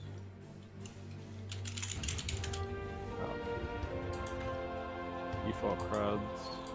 Or are these just like placeholders? Okay, so where's the login page? It looks like you can connect again. Does that work? Are we admin now? No. Okay, okay. So it doesn't ask you for registration the second time. I've got an ad on my Twitch, so I'll just run one on YouTube. Well, I'll be back in about a minute. I just need to take a little water break. But here are some birds.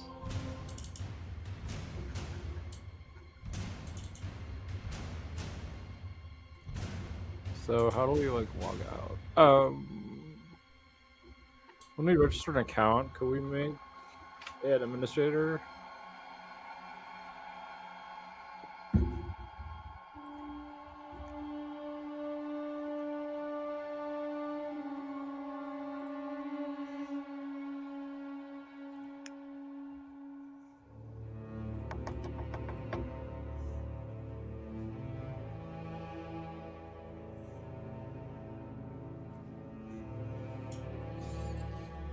I mean, we could send them an email,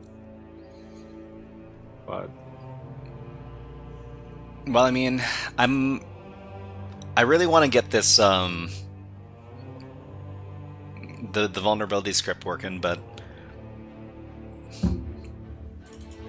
let's see if the admin credentials are there default admin credentials for this Guppy thing.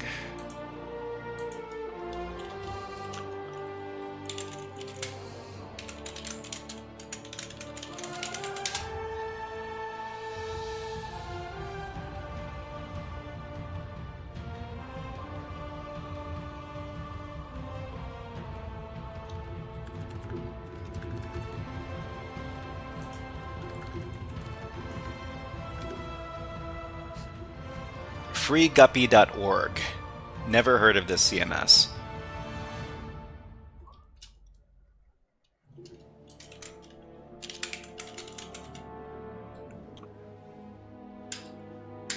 we must just... So I don't know if...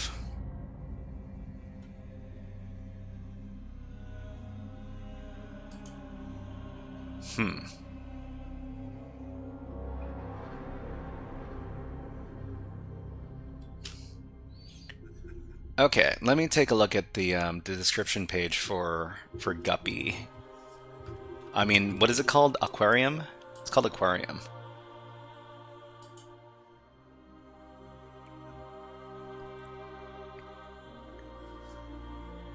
Deep, deep in the ocean live some hidden gems. Well, I mean, I'm pretty sure that this stuff isn't going to help us. All right.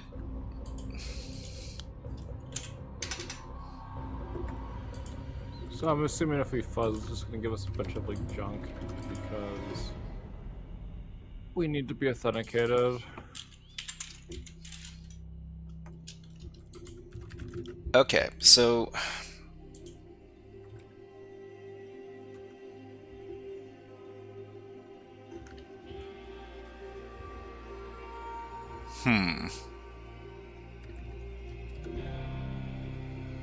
I'm gonna try logging into the application. Where's the login page? Can we change the... The first thing we need to do is we need to change the language. How do we do that?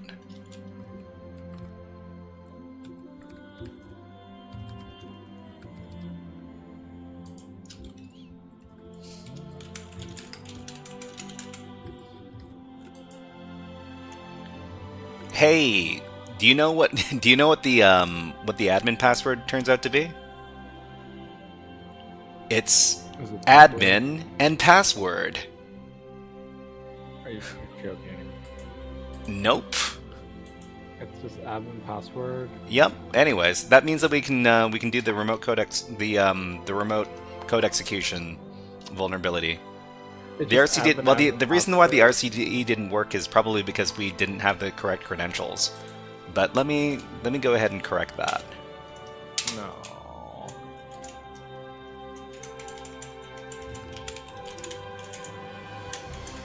It's just admin password.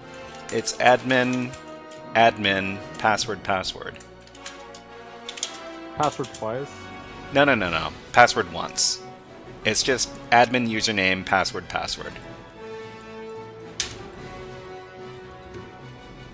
I think...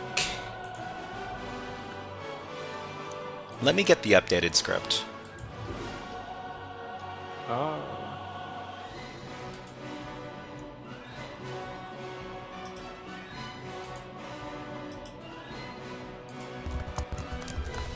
Thank you very much for following on Twitch, Daniel Sousa. Thank you very much. You're now HackerFrog. Okay, let's just get rid of everything.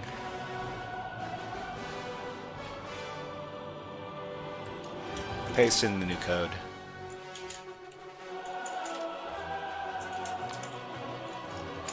I feel like I'm trying to log on the wrong page. It's not the connect again page. Hi, what do you log out?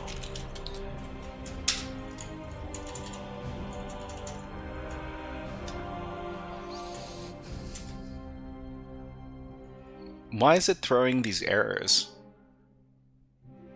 With admin, you can visit the page, the admin page. MC25 says, could also be that someone else set the password to password since it's a shared box. Well, I mean, the box resets... The box resets pretty frequently. It resets every hour, so it's... I think we're the only ones hacking it right now. Hack the Planet says, nobody would guess those creds, too obvious. Yes, that's what we call security by obscurity. Right, Oriobyte?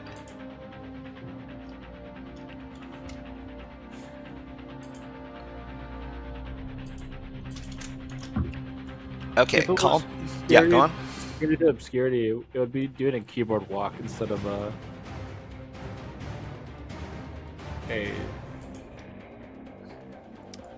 just the basic password is password.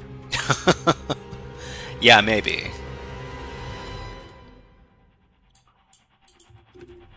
PHP fatal error. What? Tori says, the admin in the script you copied, the username was admin, not admin. Well, I mean, I just, I was able to log in, and Can you still view? Yeah, but could you still view the admin page? Oh, the admin page. Yeah. Okay. Well, I mean, where...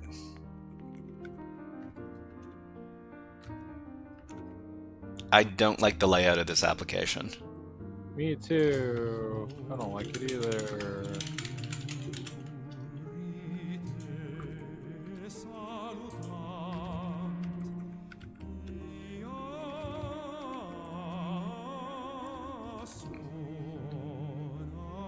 Oh, you know what?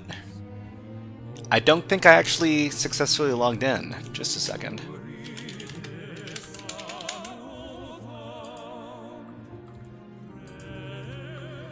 Yeah. It did bring me to another page, but it didn't. I don't think I'm logged in. Never mind. Hack the Planet says you may need to install PHP curl to get the library that you need. Let me confirm this. PHP init. Yeah, I mean that could be true. Hack the Planet, thank you very much for letting me know about that. So what was the other? PHP init.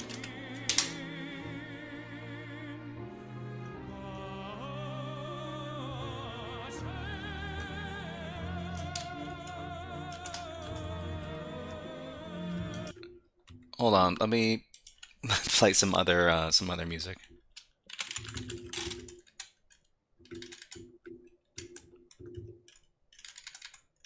Undefined variable online mates.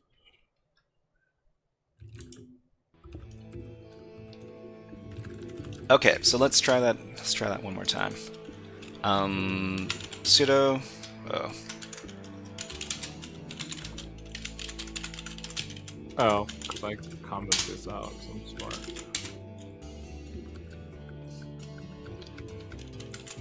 But I was going to.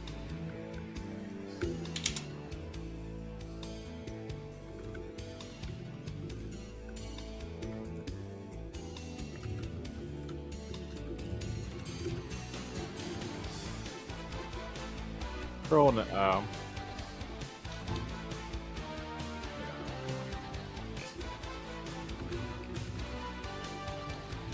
I don't usually have problems with PHP dependencies. This is the first time.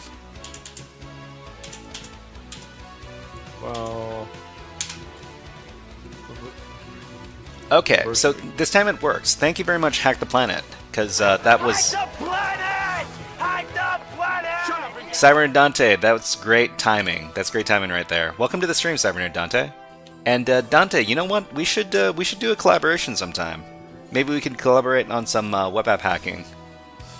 That'd be a lot of fun. Do you have you ever streamed on Twitch before? Dante? Okay, so something went wrong. Please check the credentials. So we don't have the correct credentials here.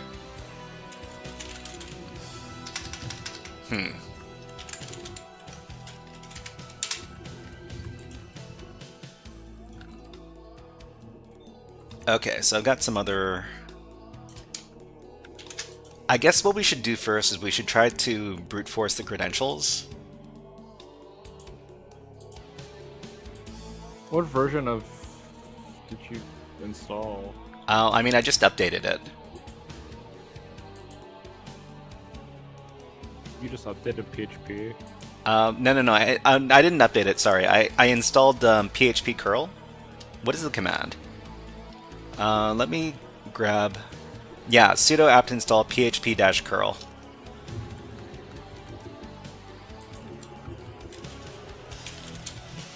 Oh, okay. I thought there was like a... I was trying to match the version, yeah. No. With like PHP-h version. Okay. Sure.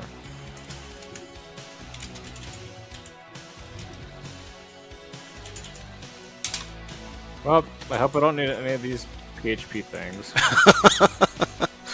Yeah, oh, you know. Like PHP MySQL, PHP readline, PHP. Yeah. You don't need any of that PHP stuff. PHP is for dummies. That makes me think of those book series. PHP for dummies? No, Or dummies. okay, I mean, I think what we need to do first is we need to brute force the admin credentials. We have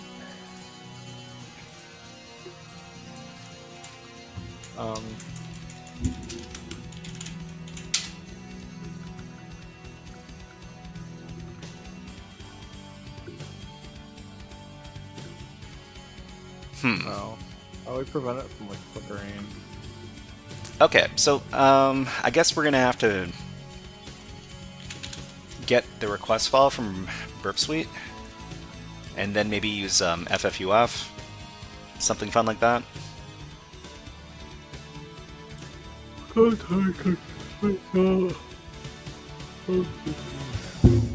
Oh, how's your how are your plans for DEF CON shaping up, OreoBite?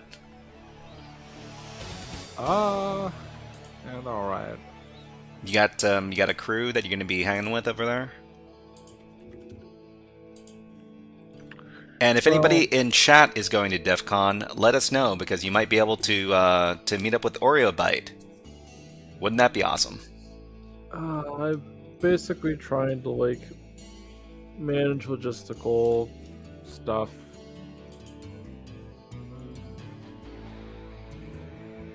I know people that are going, but I don't know what their plans are. Yeah. Basically. Have you ever met up with Al Hazred? Yeah, I've seen Al Hazard. Okay. You guys don't wait, he lives in North Carolina or someplace like that, somewhere in the Midwest, isn't he? Or is it Florida? Don't remember. Technically, I know the answer, but I'm not going to say it. Ah, okay. Well, I'm sure he would really appreciate his friend doxing him. You know. Granted, he has said it before on stream on accident. Oh. When he's doing the stories, but I'm not going to say it again. Okay. Unless they've moved. So. Yeah. Yeah, I've hung out with Pro7. My first time to DEF CON, I'm like, man, you look familiar. Do I know you from somewhere? Mm-hmm. And he's like, yeah, I'm Tiberius. Oh, Tiberius, okay.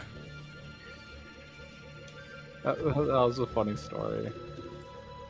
MC Samurai Dante says, that'd be awesome. I set up my Twitch for streaming a while back. My computer should be able to handle it now. Thanks. Yeah. I'm pretty sure we're on LinkedIn. I'll send you a message on LinkedIn. We should probably set that up sometime.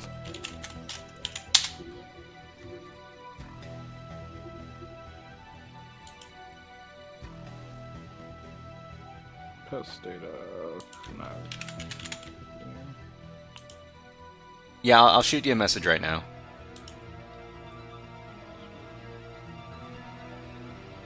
We should probably just catch this and in Wireshark look at the HTTP request and then craft it and then as a brute force, since I have no idea what the official login page is. But the official login page? I mean, the login page, you should capture that in Burp Suite after you send it through, right? Oh, hey, there's robots.txt page. Why is this broken? Yeah, so it's a post request to the connect.php endpoint here. I just don't know if it's doing any thing weird with the.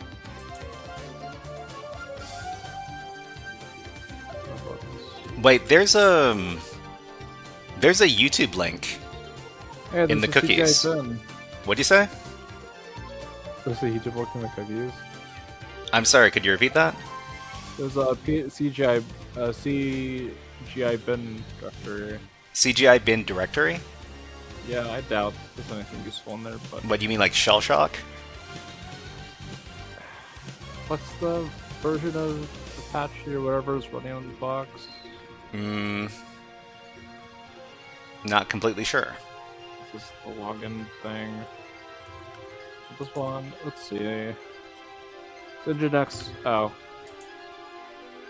So just in the title of the page.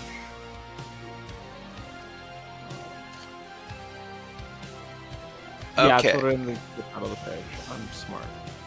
So this is a. All right. Let's save out this request. I'm just kind of trying to be thorough with all my notes. Mm-hmm.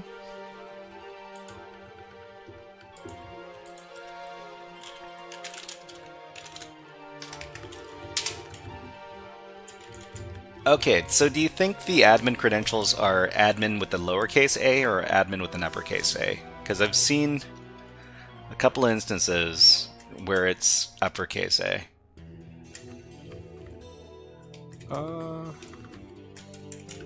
Well, one script, it is...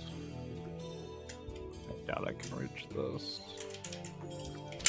I'm going to try uppercase a. MC25 says, can get it from the script, probably how it curls the login. Fuzz the login page. Yeah, we're going to try fuzzing this login page. So FFUF. FFUF with request file.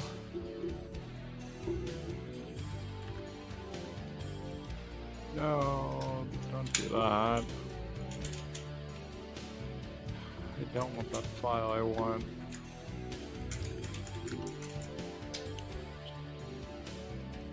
Okay, so user share word lists. rocku.txt.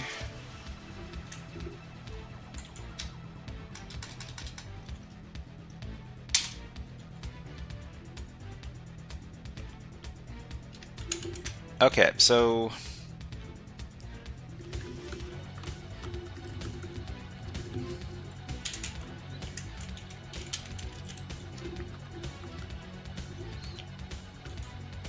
the number of words is consistent, so maybe we should filter on words.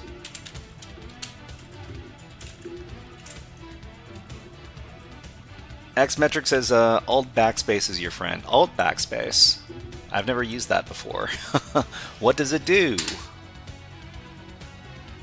What did it do? Try it. Okay, so I'll do Alt backspace. Oh, it backspaces by field. I guess as with the space as a separator, so you can do whole words. Backspaces up to your special characters. Up to special character. Okay. Kind of like how you could do like the not. Kind of like how you could do like Control Arrow key to jump around the special characters. Yeah, I mean it's it does seem like a pretty cool shortcut. Thank you very much, Xmetric. Okay, so the words, you can't filter on the words. I guess we can filter on the lines.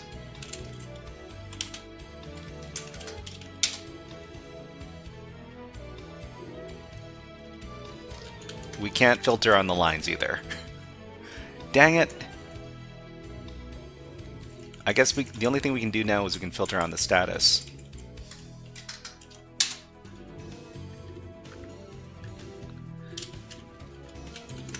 We're filtering on the status.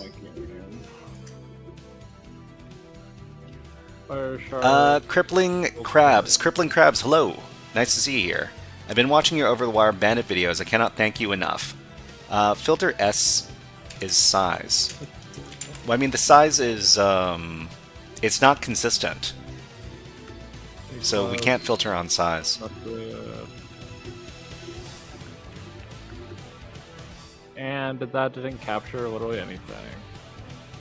Okay, but yeah, Crippling Crabs, I'm glad you're enjoying the over-the-wire bandit videos. I think I completed all of Bandit. Add more than one. Yeah? Okay. Let's, we can give it a go. So filter size, 58, 90, let's see, 5, 58937, 58934. Do I need to use commas?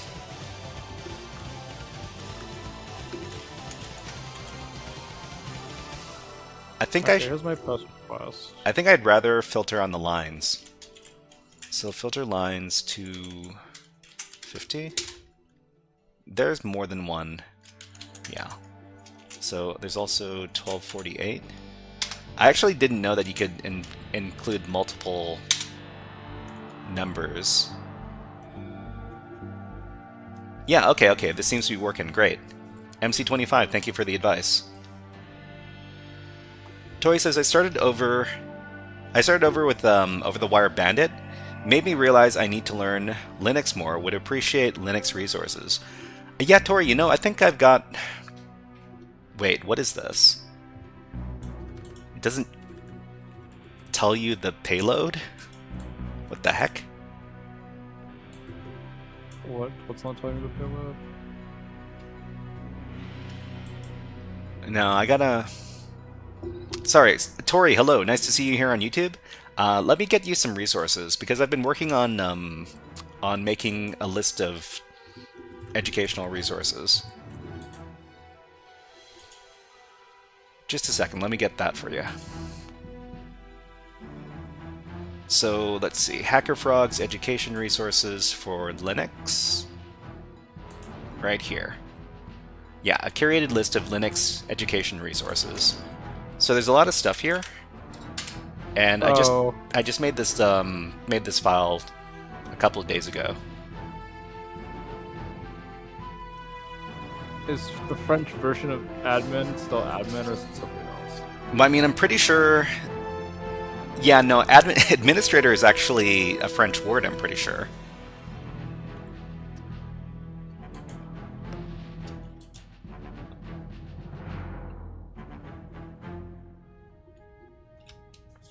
Tori, no problem. I made up these lists of educational resources for exactly this purpose.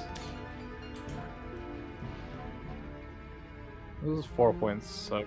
This might not be helpful.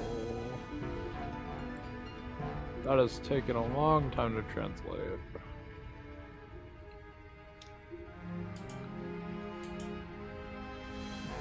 But yeah, there's a lot of good stuff here. So there's Linux Journey, there's the W3 Schools, Codecademy, Linux Fundamentals from Hack the Box. This is probably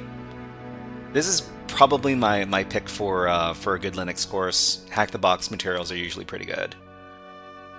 If you want to try some labs that are kind of like Over the Wire Bandit, there's also HackMyVM Venus. It's another 50 levels of stuff that's very similar to Over the Wire Bandit. A good exercise when it comes to practicing Linux is doing like not DevOps, but like Linux administration. Like, how do we figure out how much storage is left? How do we figure out what CPU is running? How do we figure out system logs? How do we figure out network sockets and what's running on the machine? Okay, there's probably something in the htaccess file that we need to pay attention to. Is there? Because technically the credentials would be in HTPassWD. Which one? HTPassWD, which has nothing in it. Or at least one line that doesn't really boast any usefulness. Do you have like a default user we can spray? My admin, possibly. Admin. But you know what? I think I'll change up my. I think I'll change up my brute forcing, because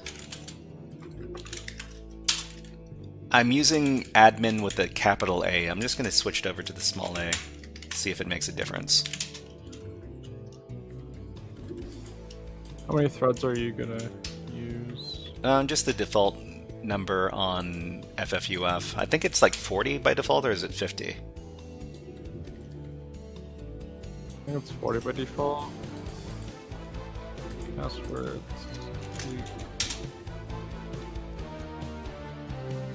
Yeah, it's 40 by default.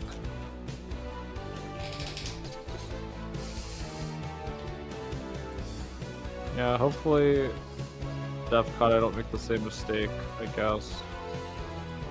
So Tori says, do you have a resource? Do you have a resource for that Oreo bite?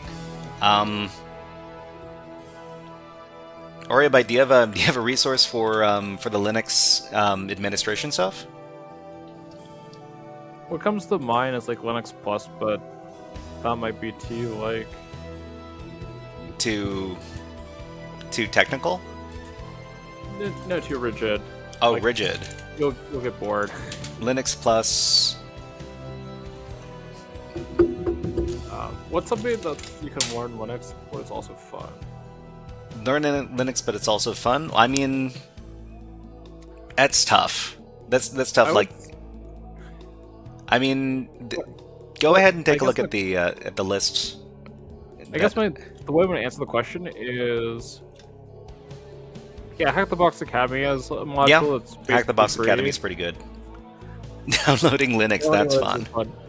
Yup. I install Kali Linux. I'm such a hacker. Yeah, you know, if you've got Kali Linux, you're halfway there. But you can also do the tutorials over at W3 Schools. I like the stuff at W3 Schools more than I like the stuff at Linux Journey, because Linux Journey is not interactive. Elmex Sakan says, as someone who recently used Linux, trying to break it is actually fun. Well, I mean, I would say try the Bandit challenges over at Over the Wire. Try the Venus challenges at HackMyVM as well. It's a pretty good start. For my recommendation, it's not about like what's the best material. It's about what's all the things that you could technically try to do or obtain knowledge of, and then like learning more in reverse. Like, how do you make a picture? Okay, how do we convert the picture to a different format? How do we extract the metadata from the picture for like upload vulnerabilities without trying to like manually put in the magic bytes? You'll eventually ask a question, solve your question, and then proceed to have a new question. And my main question is, for learning Linux, how much machinery do you have to do things? Because some of the things you could try to do is build things like, you know, do a lamp stack, set up WordPress locally, set up a database, set up a local note server. Okay, so Little Snack Cake on Twitch says, I'm trying Bandit 15 and it's too hard. Let me look up Bandit 15. I might be able to give you a hint or two. Bandit Over the Wire.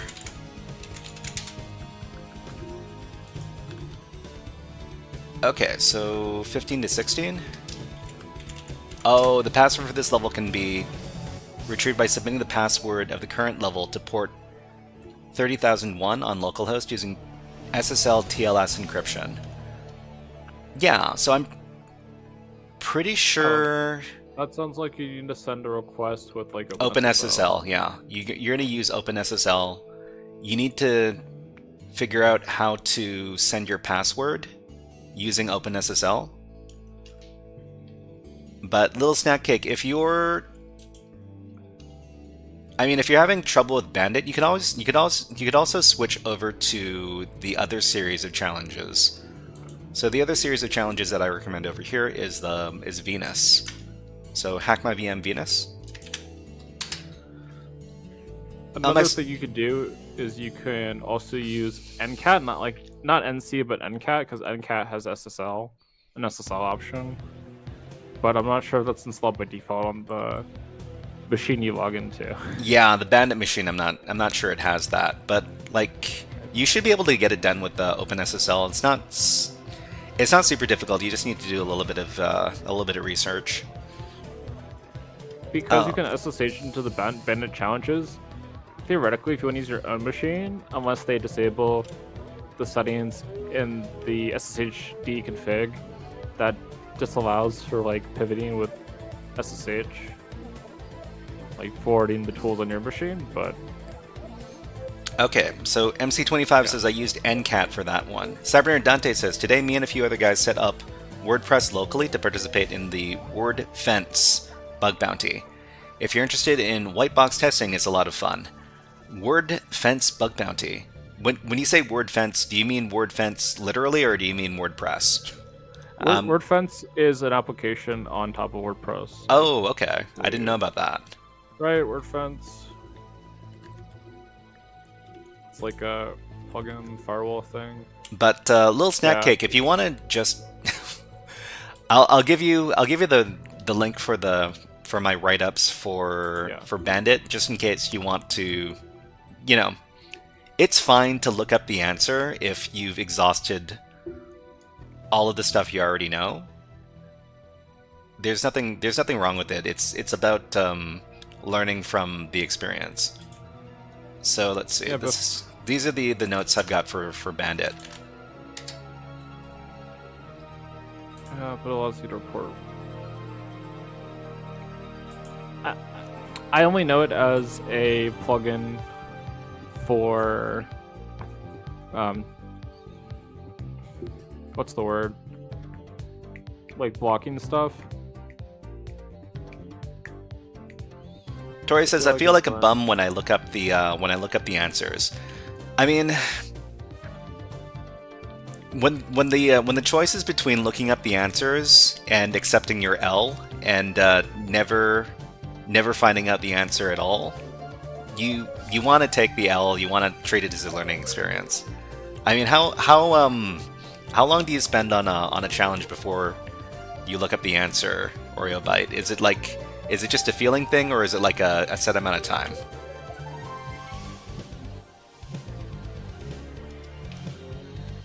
Depends. Sometimes I'll bash my head across the wall for like a few days and then forget about it and then come back. And then my friend solves it in like 1 hour and I look at him or them or I'm like, okay. Good. Wow.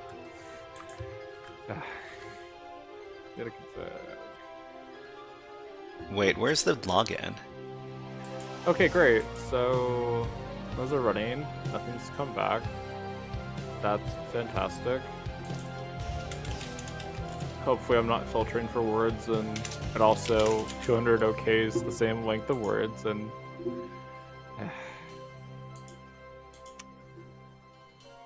you don't think it's like cruel website spray? Cool. Cool.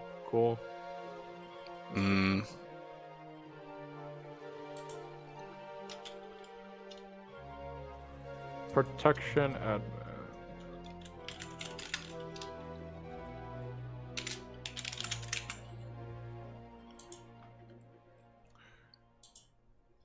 Don't forget to protect the Guppy admin area with the admin protection function.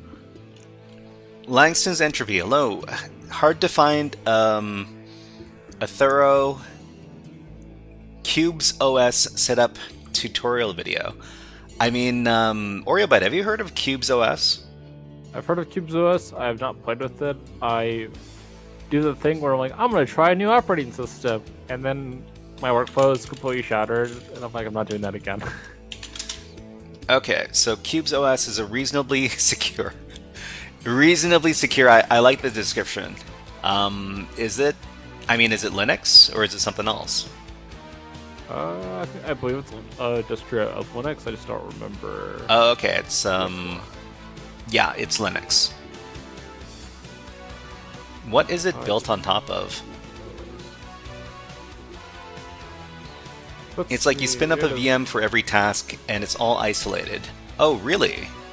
That's I mean, that sounds like could be a lot of fun. Siva says, "Hi, brother. After a long time, I've come to live. How are you? I'm doing okay, Siva. Nice to see you here. We're just doing some hacking against some echoCTF targets. Let's give you a hack the planet. Welcome to the stream." It seems like you can build it on Hack the planet! Hack the planet! Fedora, Debian, or other. Doesn't really have a multi-coverage. Okay.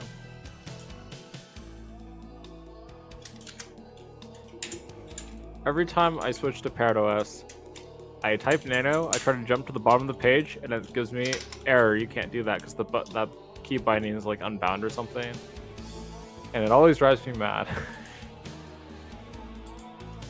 Okay, so FFUF. Let's see. I think you can filter on response codes, right? Are you trying to get all the response codes like MC? No. I want to filter out a 200. The 200. Filter FC for filter code. FC will filter out. Are you trying to filter on successes only? I want to match. I think I want to match like everything in 300 range. So if you want to match only 200, you do MC 200. And change the filters. Oh, really? You can. You can? I MC25. guess I never knew about this. I mean, you can pause it, but every time it does that, I usually assume that I broke it and canceled start over, which is technically incorrect. You can hit enter while FFUF is running. That's... Yeah, it just pauses it.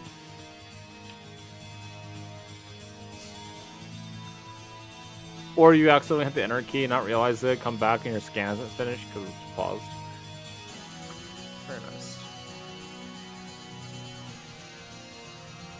Well, okay, is there anything else to look at? It's a good question.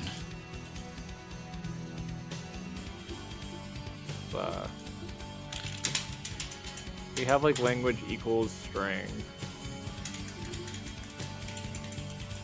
No, like silly UFO, I mean. Oh, Language field. okay. I don't have Ferrex Buster. Well, actually, maybe I don't need Ferrex Buster. Maybe I can just Plus stick with it's Go not Buster. allowed.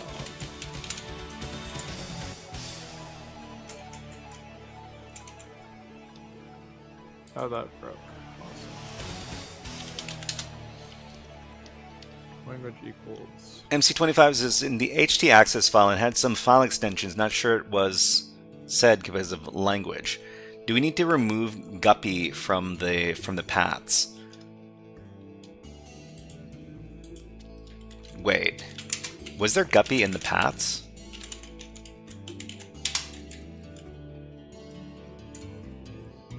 I'm pretty sure. So guppy connect .php. Let me take a look at this. Is there like an official GitHub page we can look at the source code and determine if it's Oh, you know what? I think modified? we might need to delete something from this script. Is there too much information? Yeah, hold on. Copy CMS GitHub. But that's a good catch, Ronan. Thank you for pointing that out. Is this the same thing? Oh, this is just admin password. Yeah, okay. I thought I tried that. Oh, what do you think we need to remove? There's guppy in the URL path. There's the word guppy in the URL path. We need to get rid of it because that's not the way the this particular installation is running. Oh.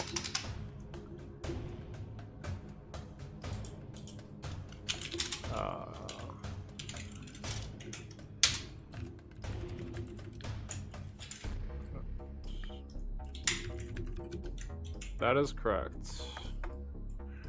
Oh no.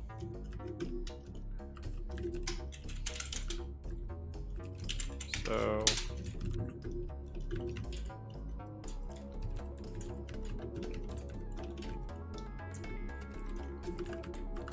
that look fine? Oh, okay, okay.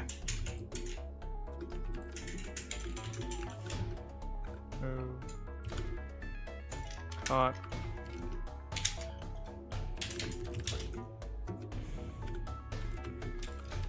Hmm. So, just I mean, I think.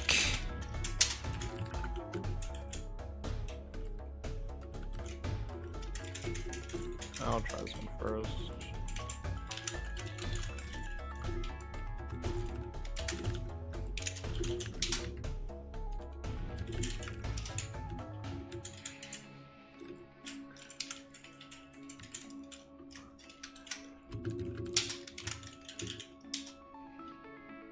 Credentials are wrong. Yeah. I think we don't have the right credentials. I mean, that is a good catch. That the script was using the wrong directory paths.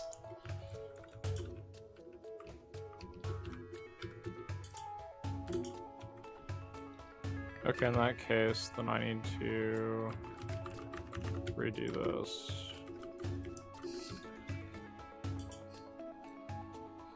Just for fun, I'll ask the AI if the Guppy CMS has any default credentials.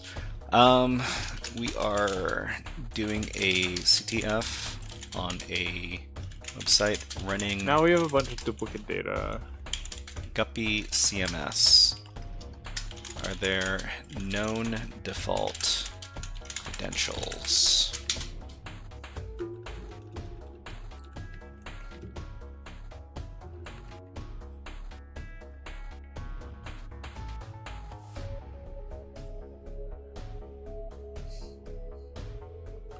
Okay, trying to filter for like. Just getting a bunch of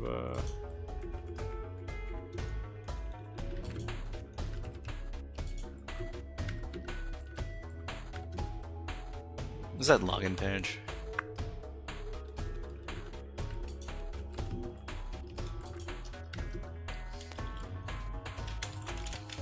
wrong credentials.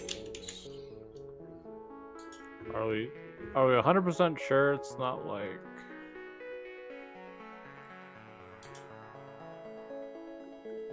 Are we 100% sure it's what? It's not like.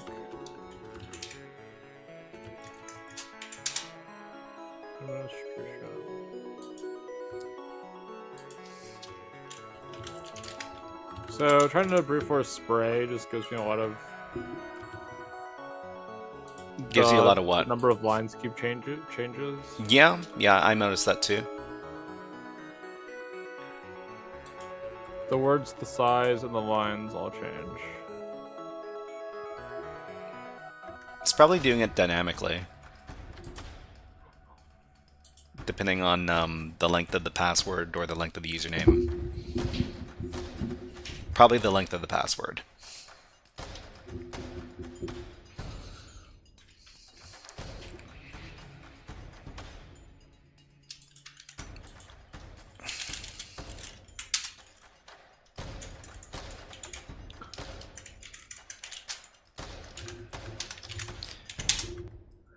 The other thing...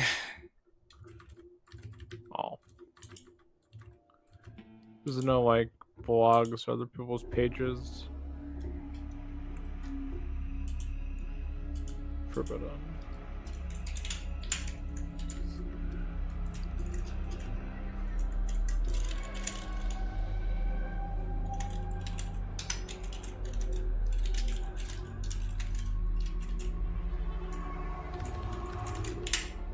Okay, so let's see.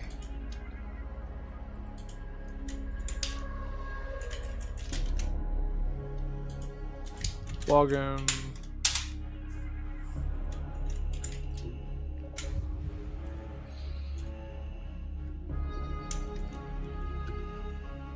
Oh. Maybe I'm just doing this wrong.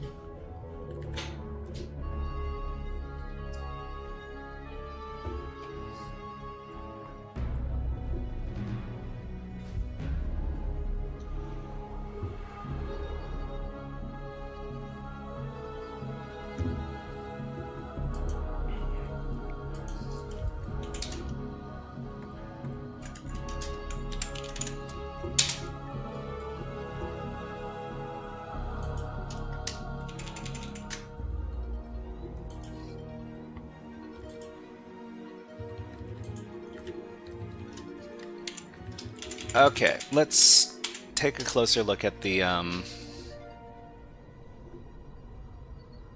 HTTP source.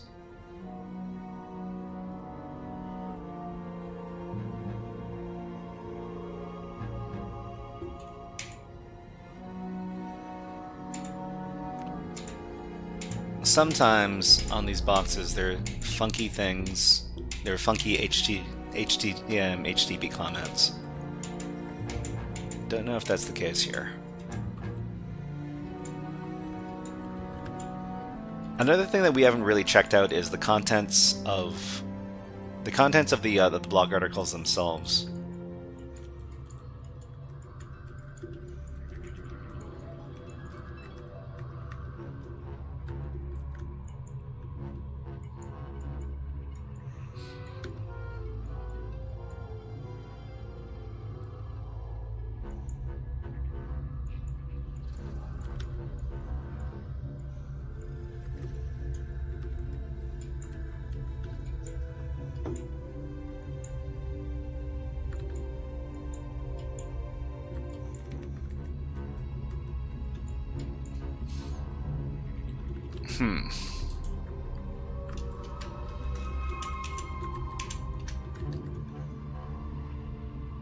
Okay, so maybe...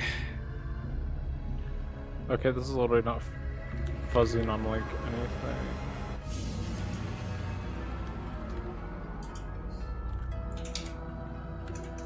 That's 5. That's 3.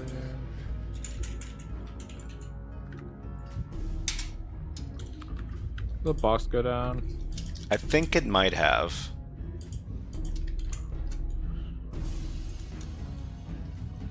Slate not responding. Yeah, the box died. We might have scanned it too hard.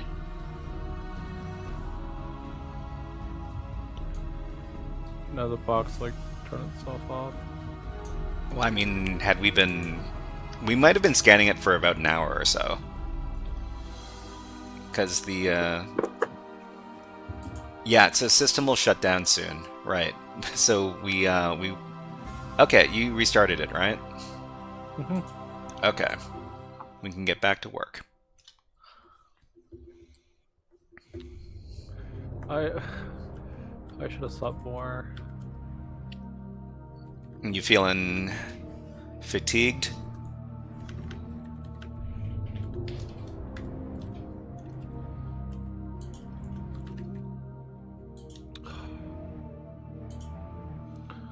Why does the size always change? That's a good question.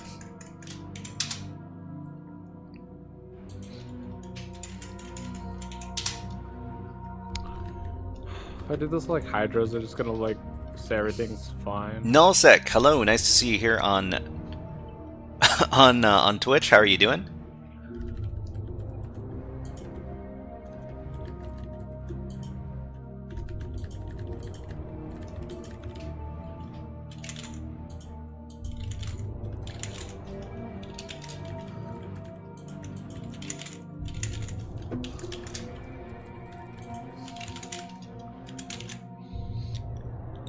Let's see. Nullsec asks, how have I been? Well, we're just trying to hack some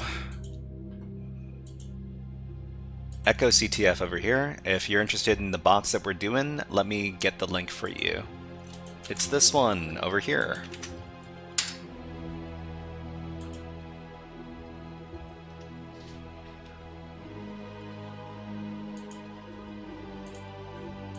Okay, so there's photos, there's a member list, there's an admin section, member list.php.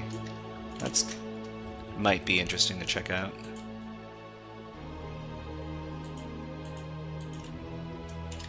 Oh, it's just backwards.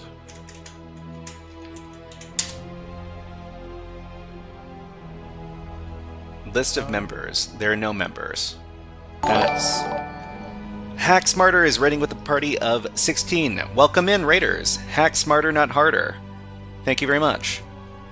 Okay, so let's give Hack Smarter a hack the planet. and we'll. Hack the planet! Hack the planet!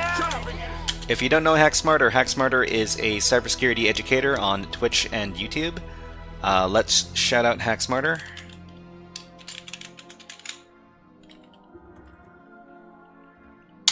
There we go. No. So if you're not following HackSmarter, please please follow HackSmarter. He's a great streamer. And welcome, Raiders. My name is the Shy Hat. I also do cybersecurity education and hacking stuff over here on Twitch. And what HackSmarter? That's smack harder. That's smarter. Ken PDX.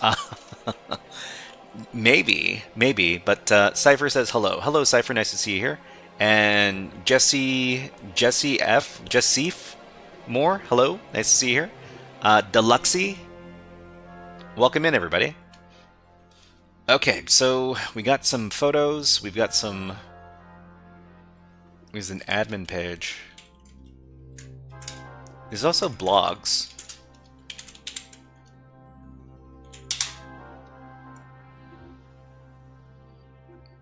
Did I see that correctly?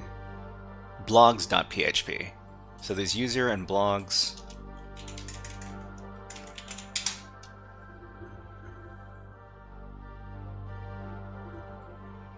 Are there? Yeah, it's very hard to delineate.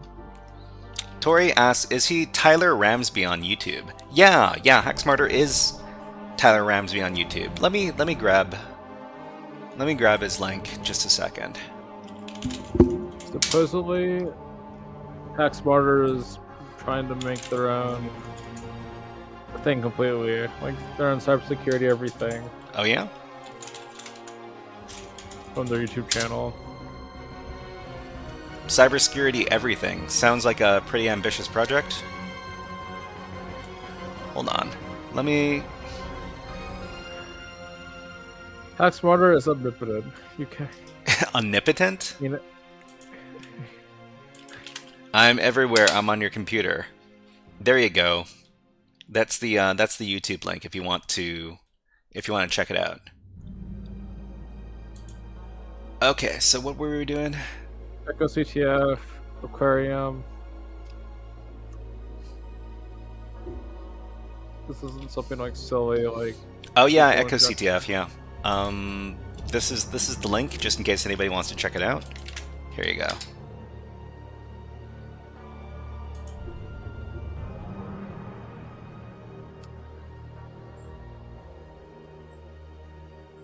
Little arrows on the slide for some reason. Send request.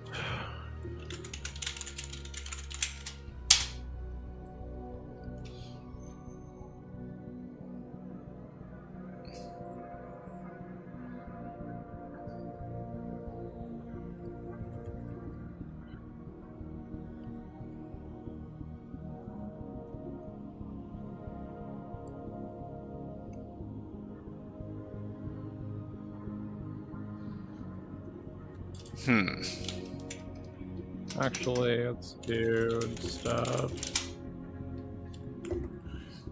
Null6 says, I forgot my password, now I need to hack the CTF web. Of course.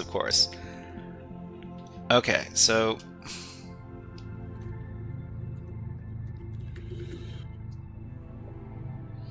yeah, this is tough.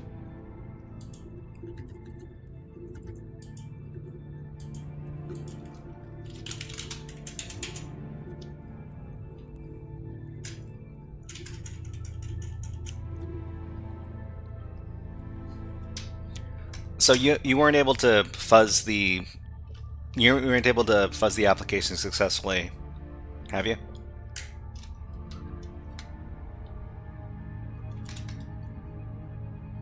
Yeah, this isn't like telling me anything.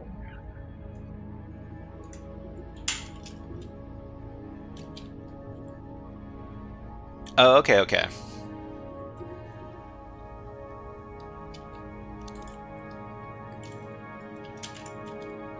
Yeah, the lines like periodically change.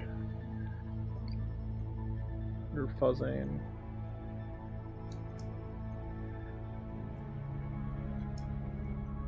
That's not helpful. Admin and password. Well, I mean, what is It's not like an issue with like just the tool itself.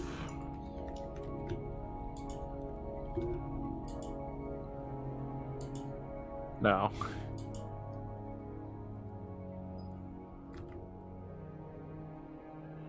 Definitely not.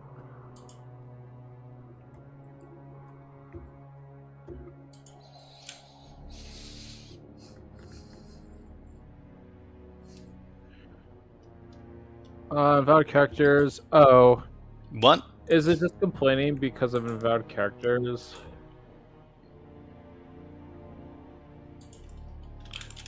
So what responses are invalid characters?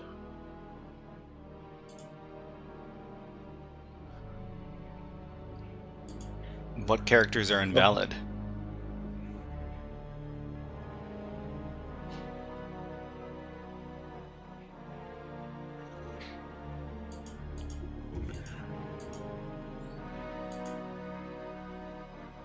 So the different responses are based off of like special characters. Oh, okay. Because if you try to create an account with special characters, it fails. So let's see. Cypher says, in real life, how long do you wait before deciding fuzzing or brute forcing isn't the way? In real life, how long do you wait before deciding fuzzing or brute forcing isn't the way? Admin and password, says Ronan. I mean, okay, so admin, capital admin, password. I feel like I tried that, it didn't work. We're logged in. But you can't visit the admin page? What? Can you visit the admin page too? Okay, admin and password. Oh, it has to be capital A admin and lowercase password. Thought I tried that already. Have you tried that already? Anyways, I'm glad. I'll be glad if it works. And, Ronan, thank you. Thank you very much for suggesting that. I can't believe we missed it. It's kind of embarrassing. I tried that in the script, and it said credentials didn't work. Yeah? Something went wrong. Please check the credentials. I mean, there might be something... There might be an issue in the script. If that's the case, then that's... No. 14. It says if code is not 200. Oops. If code is not 200, but is it a 200 though? If you successfully log in, I don't know if it is. Hold on. Okay, I got ads on Twitch. As I break the script. Okay, everybody, we're taking a little water break. We'll be back in about 25 seconds.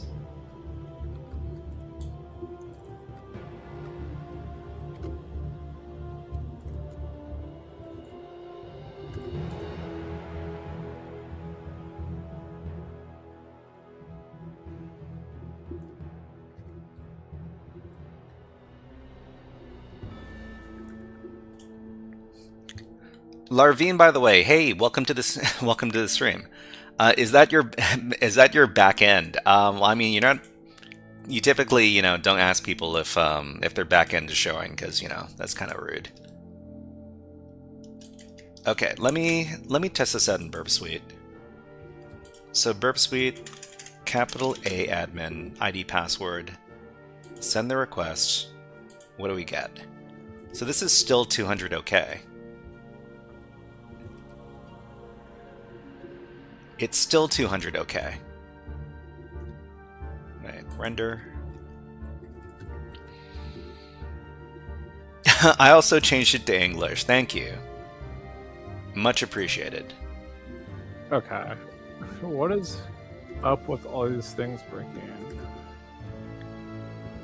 Welcome to Guppy 6. I mean, the question is why isn't this darn script working? So something went wrong. The box is still up, right? No, the box is up. Ken PDX is almost as rude as asking about their crack. Well, we're talking about... What are we talking about here? So file shell.php.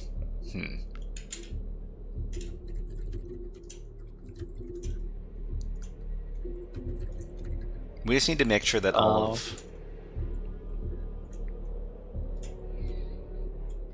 Target admin PHP.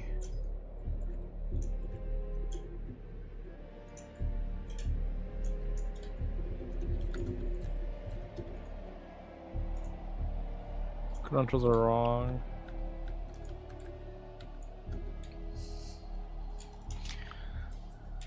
Well, I mean, the only thing that the script is doing is it's just uploading a PHP shell, a PHP web shell. I'm assuming. I mean, we can recreate this.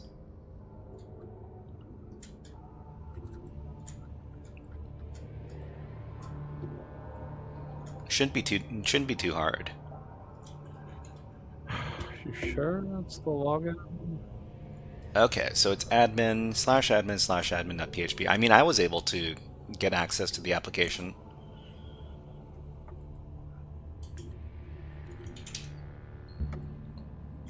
So /admin/admin.php. Yeah. It's so that's technically correct. Okay, so we just need to... Where is...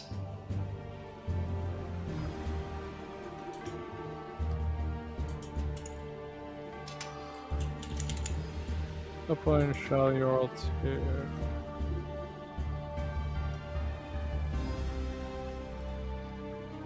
So is there an upload function here?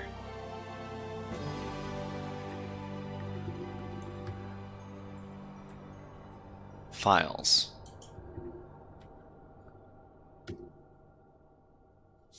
There, done. Okay, so we can just upload a file. We can upload any file we want. All right. I guess it's time to create a... Here's the working script. Wait, what did you change about the script? Supposedly there's a removing the guppy, and it seems like this version on this guy is more stable and has the correct credentials too. Mm-hmm. Just posted in the chat too. I'm just gonna try doing the file upload manually to see if it to see if I can get it working. Yeah.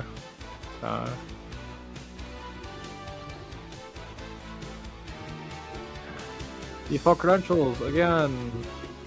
Well, I mean, you need a way in.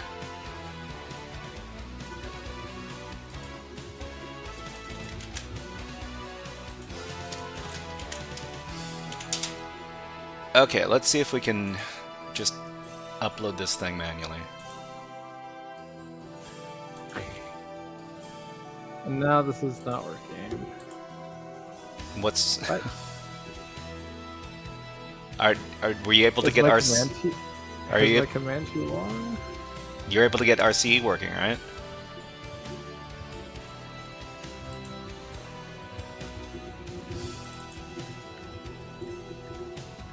I might be dealing with bad characters or something.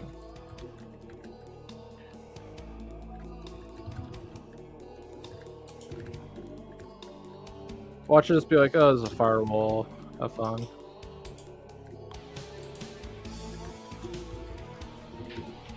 But how do we access this thing directly? Or do you just don't like spaces?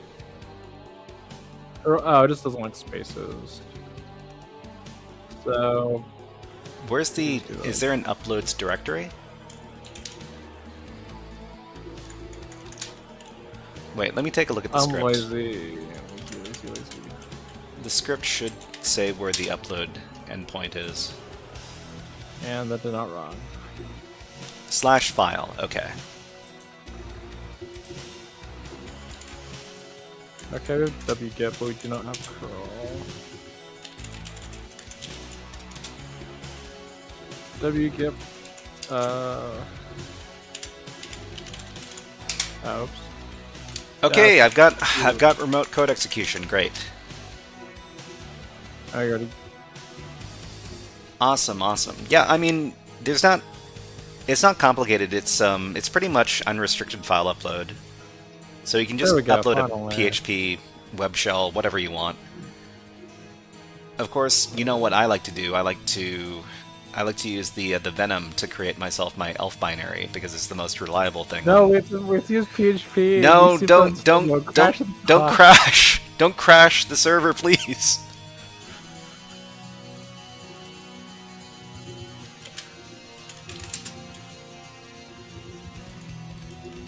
Okay, so let's see. Localhost services.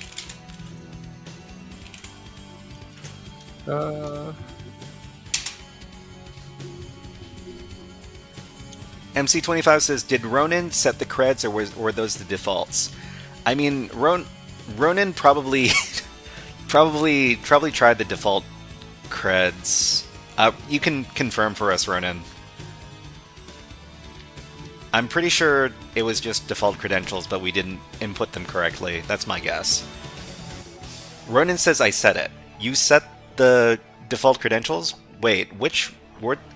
If you set the credentials on the admin account, which word list did you use to brute force it? Or did you find it online? Because Do we need to reset the box? do we need to reset the box? It's a good question.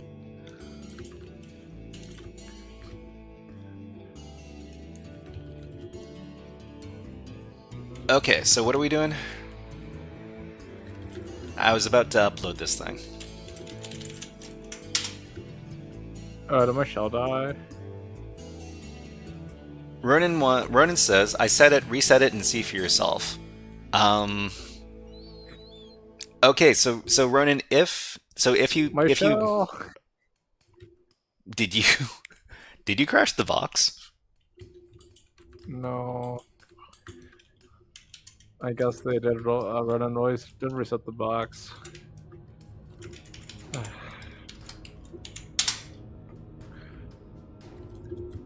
Baby, come back. Hold on. Come on.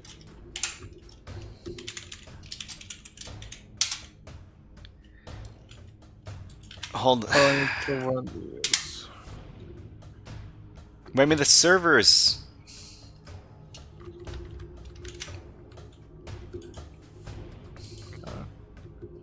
It's responding, but it's not processing the request, right? We're just spinning our wheels.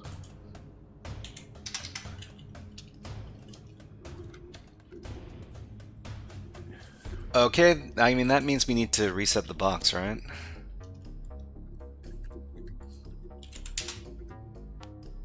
Okay, I'll reset the box.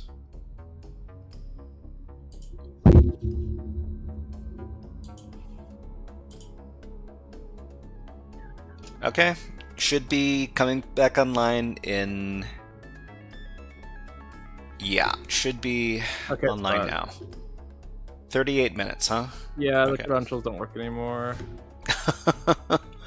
But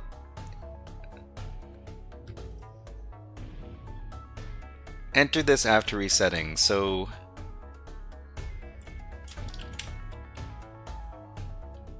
wait, is this some sort of new hack?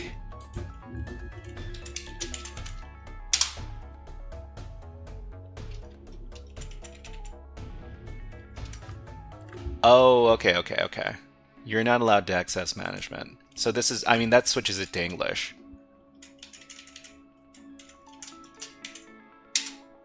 Homepage.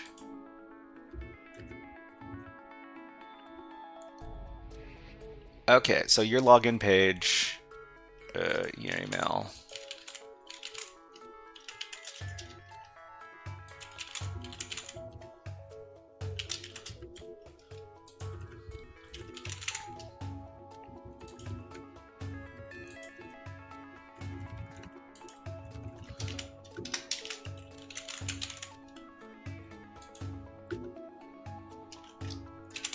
Okay, so Wait, can this just be any user? root Or password. Root and password?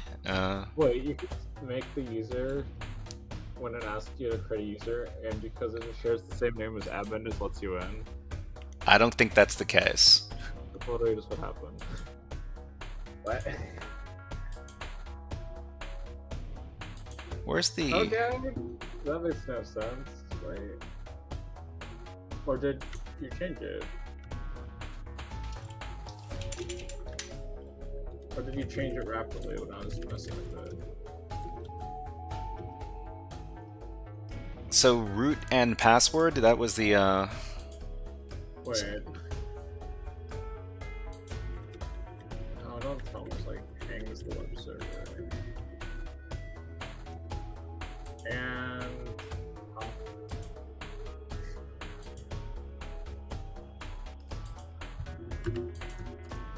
great, so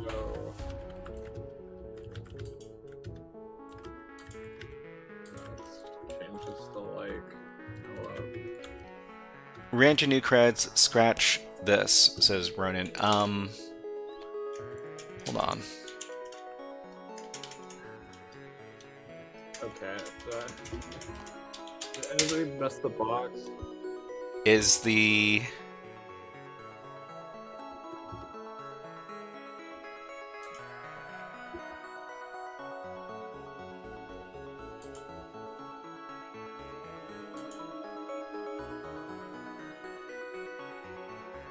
My application's not very responsive.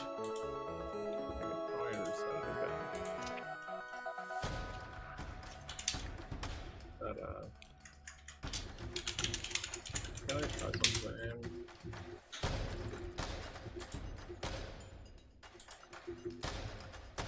Okay, let's...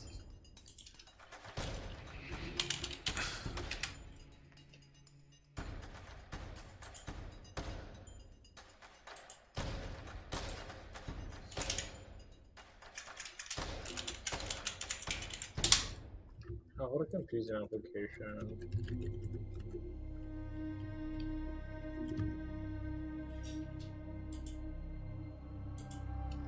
Okay, so root password.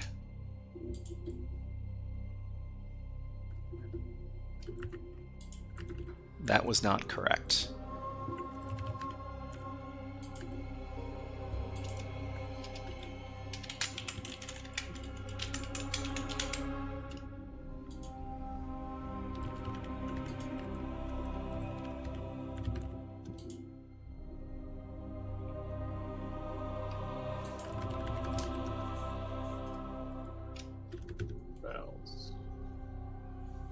It's just letting you set the credentials. Can we...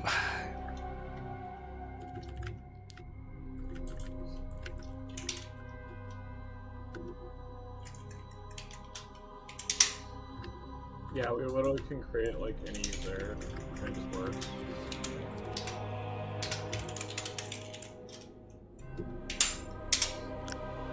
Except it doesn't, well, it requests the thing, but it doesn't help with that. So,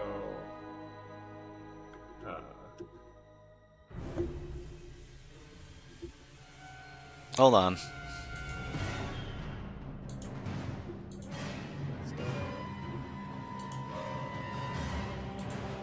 So I'm really trying to understand how we're supposed to get in.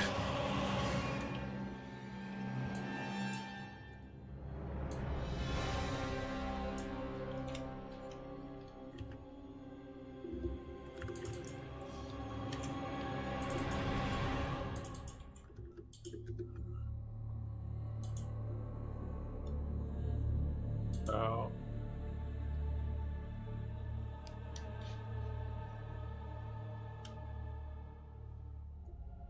That didn't do anything.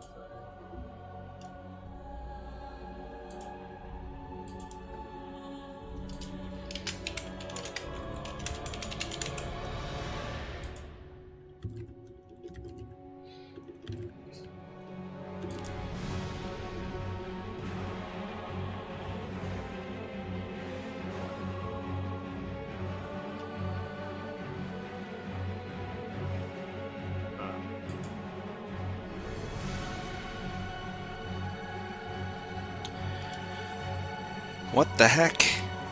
Wait.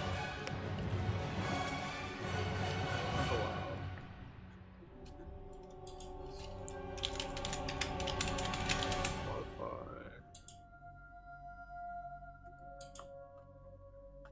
But you just said I couldn't authenticate to that.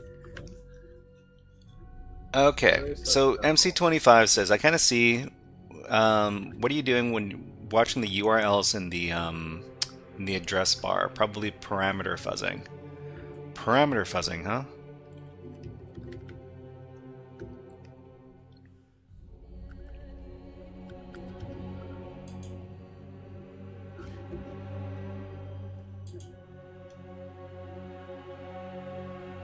Remove my member area.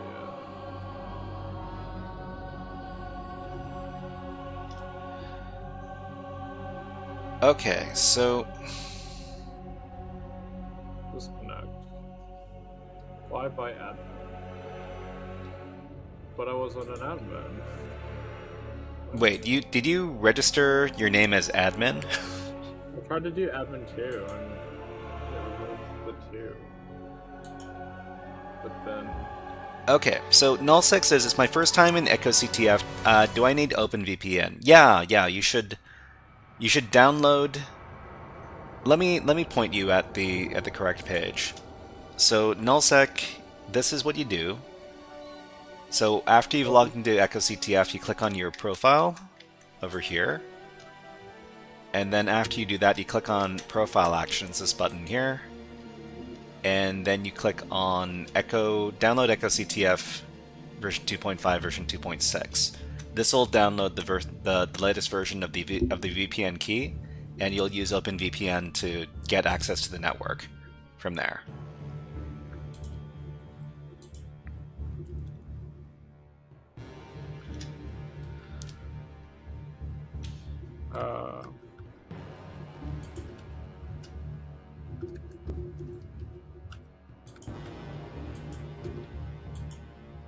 Okay, so if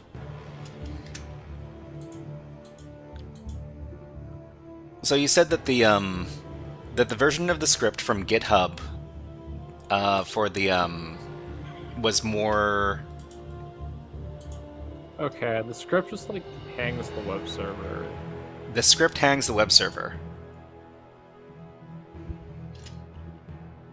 Or at least trying to run the batch reverse shell just hangs the web server. Oh, well, I mean, that's no good. What are the creds that you enter? Well, let's reset the machine. admin password. I think I call that.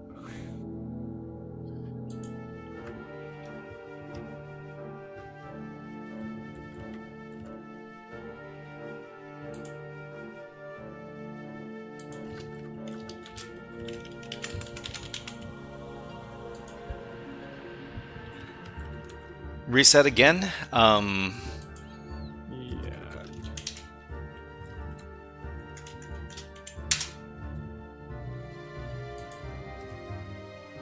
So SSH isn't open, so we can't just like log in. Nope. We're just the default user. What is the default user? Well, we're trying to figure that out. The service of the user that's running the service is the one we can read the flag from. Yeah. So. Okay. Could we So just do who like, has single command instructions? who has reset the box? Did anybody reset the box? If nobody else is going to reset the box, I'll reset the box. I thought I.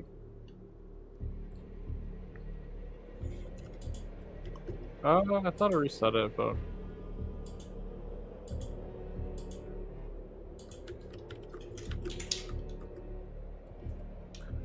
Is it pony shell time? Or will that also break the box? Okay, so our name, I don't know. So it could be admin plus any number, or does it need to be? I did admin too and it worked, but Whatever user we create, it has to be it can only be that one user. Okay. I feel like.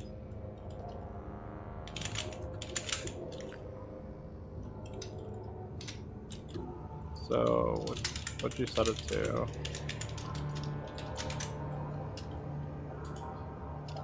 You want to set it? What? Well, you say that it could be any. It could be admin plus any number, right? Yeah. So I'm just gonna set it to admin7, and the password is capital P password 1 exclamation point.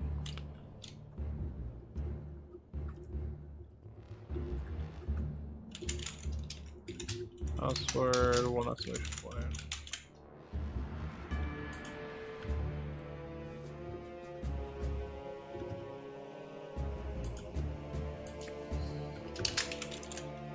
Okay, so let's make around.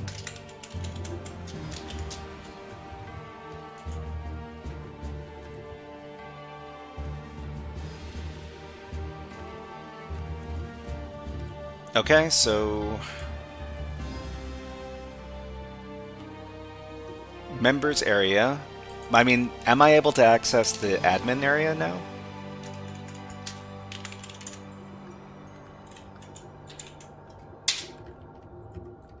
I can. This is...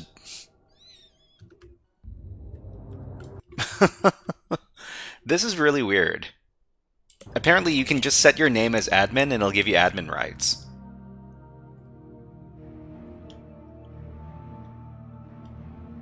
It's just broken access control. I mean, that's pretty broken. That's pretty broken. Anyways, let's upload a file.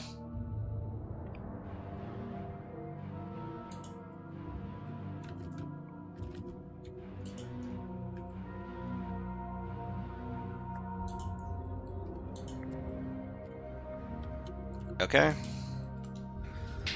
Alright. So, from here we can get our remote code execution. So if the, Oriobite, could you do something for me? What's up? Could you use the ELF binary for reverse shell access? I was just gonna see if I could just do like one command at a time through the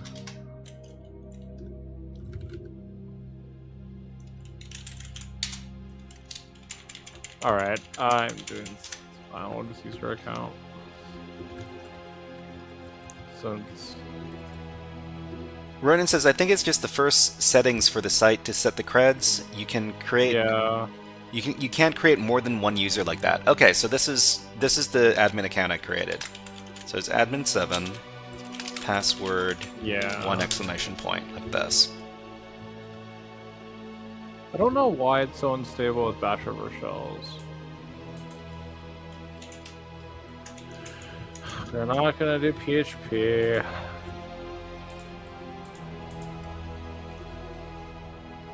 But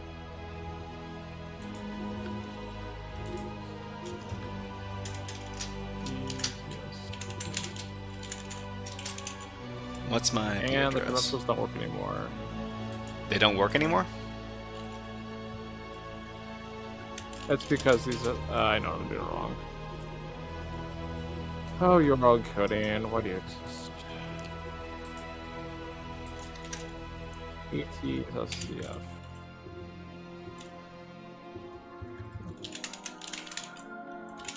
Alright, those are flag. Yeah, there's flag one always. Okay, I mean, if we submit a flag, we can get. If we submit a flag, you can increase the timeout time on the server. Edwin, hello. What are we cooking? We're just hacking some Linux stuff. Okay, so what do we do after this? We do chmod %2b.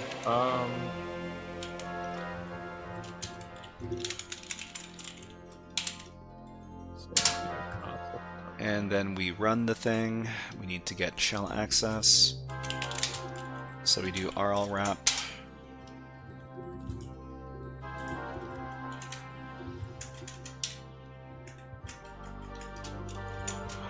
Do that. Okay, shell access.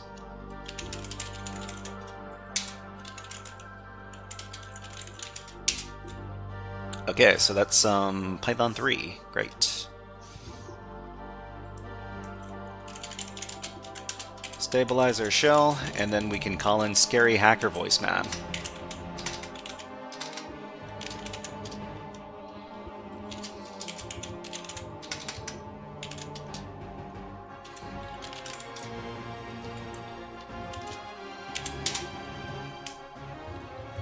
Okay, so did anybody submit their flag to increase the time? Not yet. Let me do that.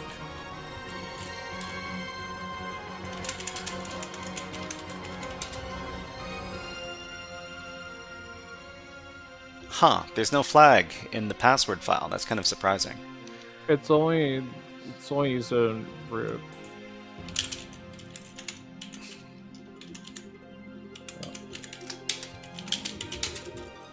Okay, I'm gonna submit the user flag.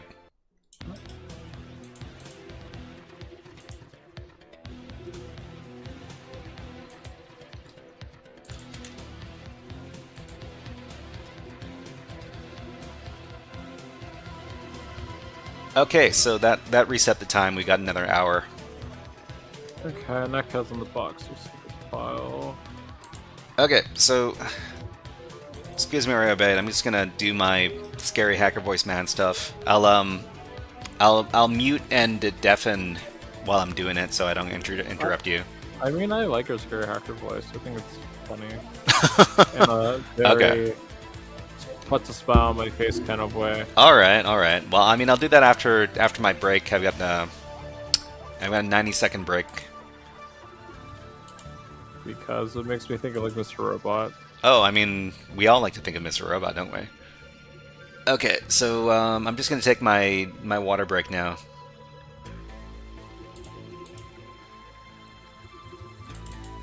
Enjoy the animals.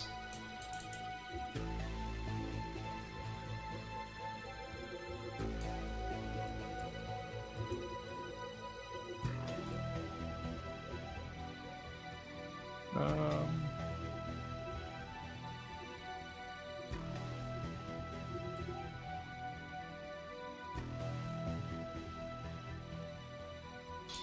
So Edwin said, I said Windows, but it's a Linux machine. It's a Linux machine. I misspoke.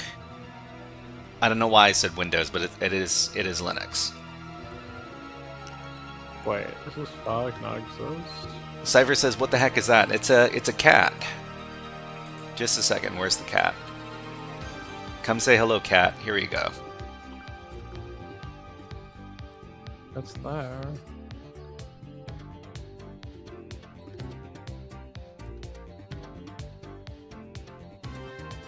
Oh, that sucks.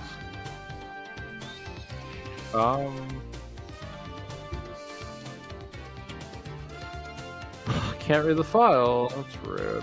Which file can't you read? Timestamp. Okay, let's put the cat away, and then let's do Scary Hacker Voice Man.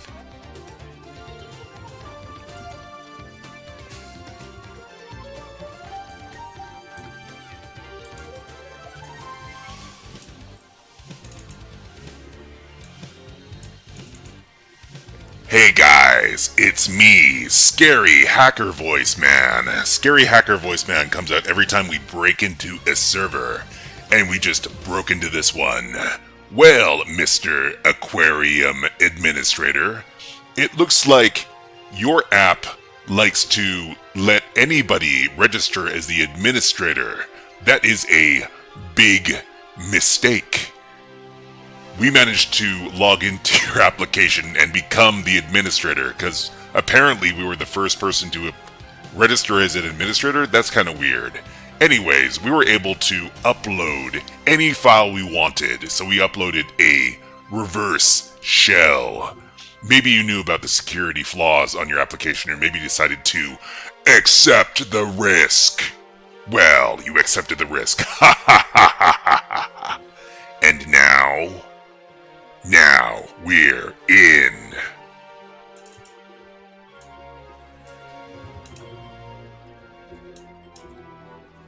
Okay, that's it. That was Scary Hacker Voice Man. Alright, so now we're in. We need to figure out how to elevate our privileges. So hopefully it's as easy as a sudo L. Timestamp. Oh, now I see what you're talking about. Okay, so what are we supposed to do here?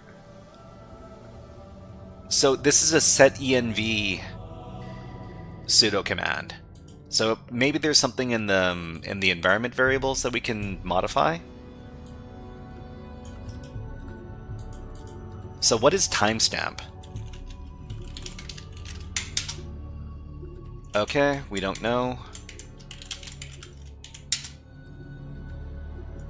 User local bin timestamp. Owned by root. What are you?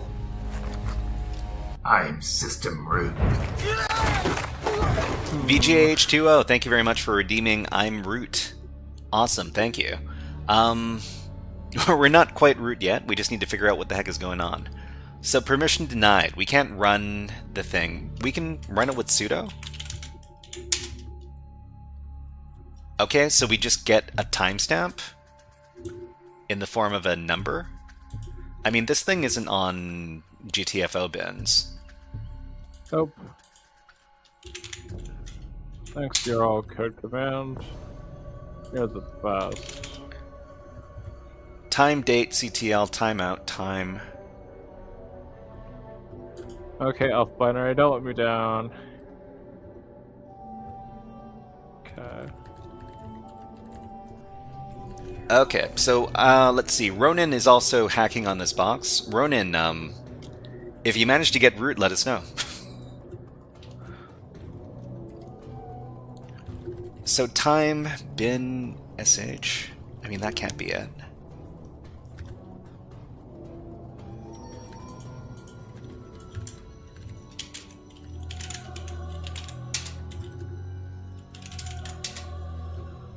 ETSCTF, huh?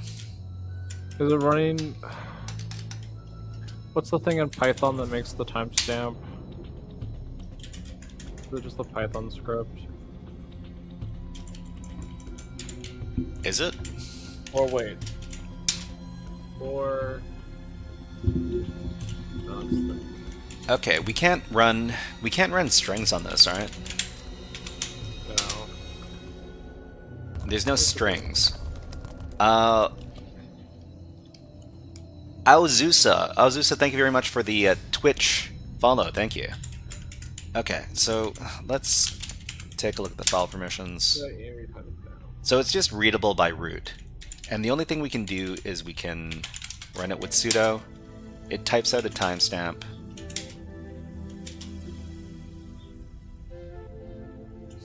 Is there strace? Is there ltrace? The file doesn't have readable permissions at all. Yeah, it doesn't. Okay, so... I mean, can we do a little bit of research on this?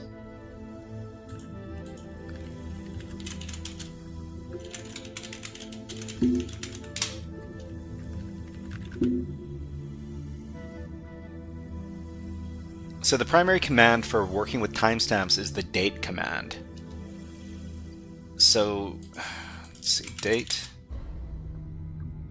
This isn't the same thing as the timestamp.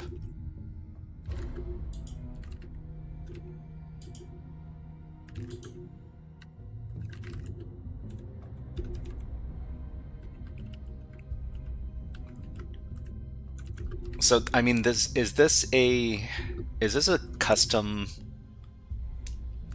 command? Is there an H? I don't think there's an H. I can... Yeah. So if you do anything with the timestamp command, it's just going to give you the timestamp and that's it. So it's 1, 2, 3, 4, 5, 6, 7, 8, 9, 10. This is a 10-digit number.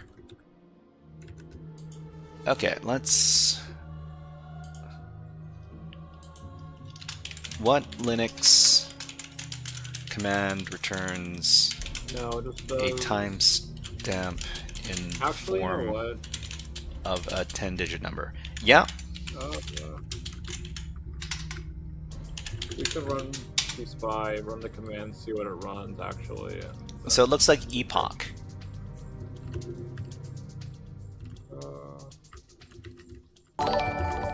Thank you very much. Kachamon. Thank you very much for subscribing on YouTube. Thank you. You're now a HackerFrog. Let's give you a Nyan Cat. Welcome to the crew.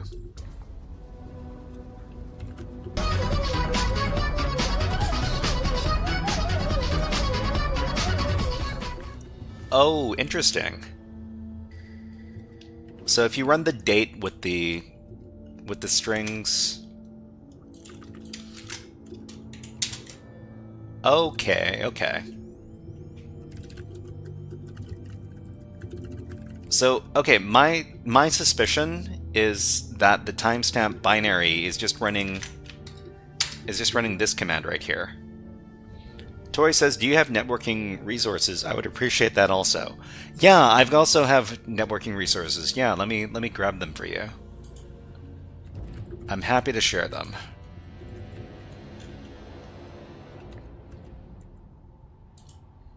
In fact, why don't you take a look at this page over here? Ronan says, "Which rev shell worked for you?" So usually on the echoCTF challenges, I have a lot of success with the MSF Venom. The MSF Venom elf binaries.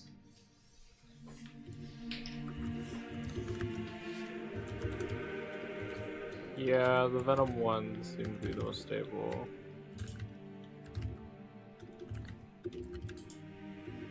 Okay, so if it's just running date like this. Yeah, it's just running the date command. It's just doing date plus %. Yeah.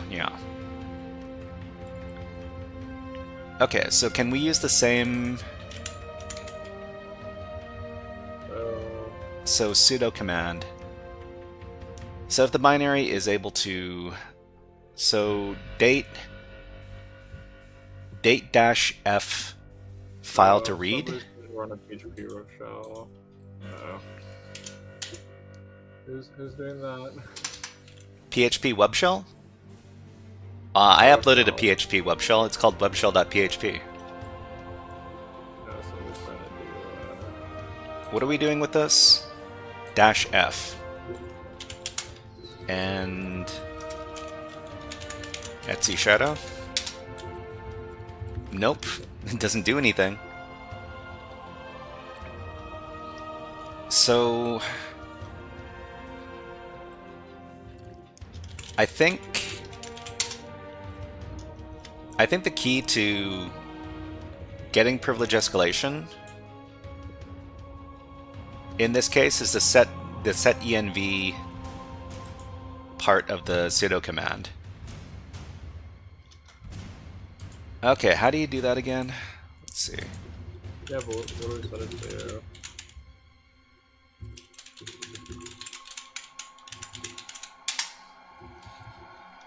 So Furnosec, is timestamp a custom bash script? I think the timestamp binary is just running this command right here. So it's just the date command from Linux with the +% string.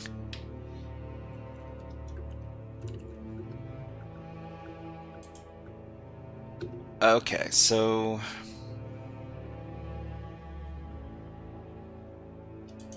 environment variables. And it doesn't specify the absolute path of date. Maybe. Well, I mean, if it doesn't specify the absolute path of date, we can change it, right? Oh, why are you bothering me?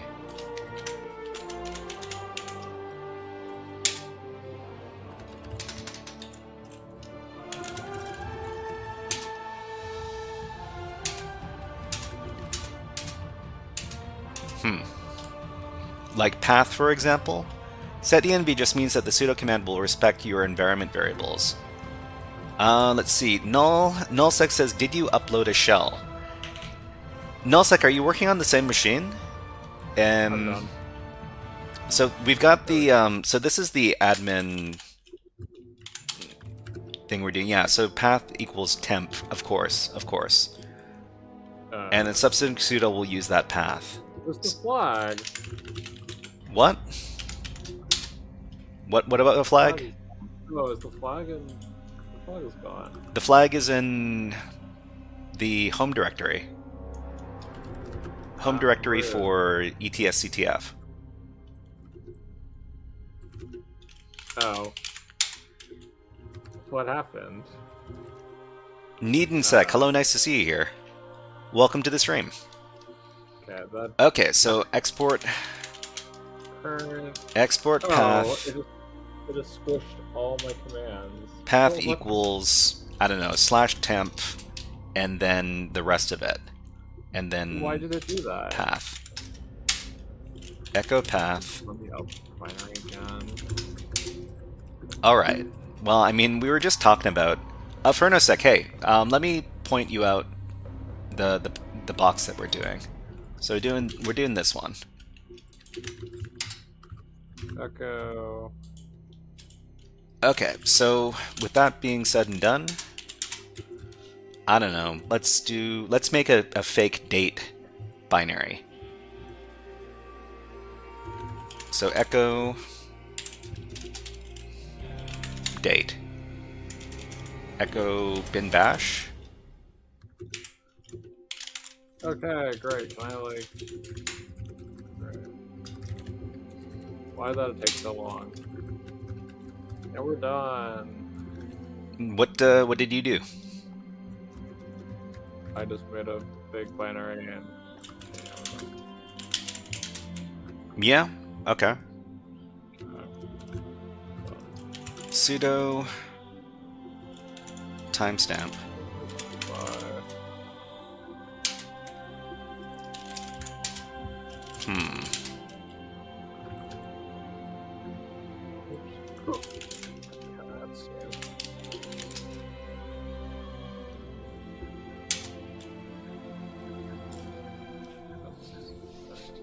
Oh, I didn't make it executable. I didn't make it executable. Silly me. Okay, now we're root. Which means...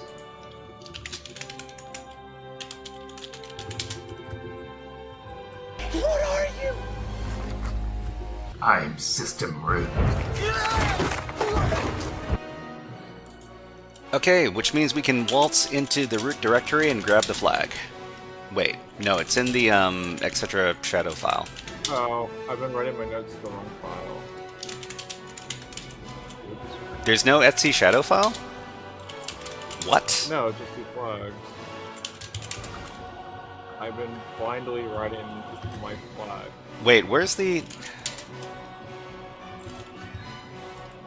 flag? Where's the root flag? It's the root.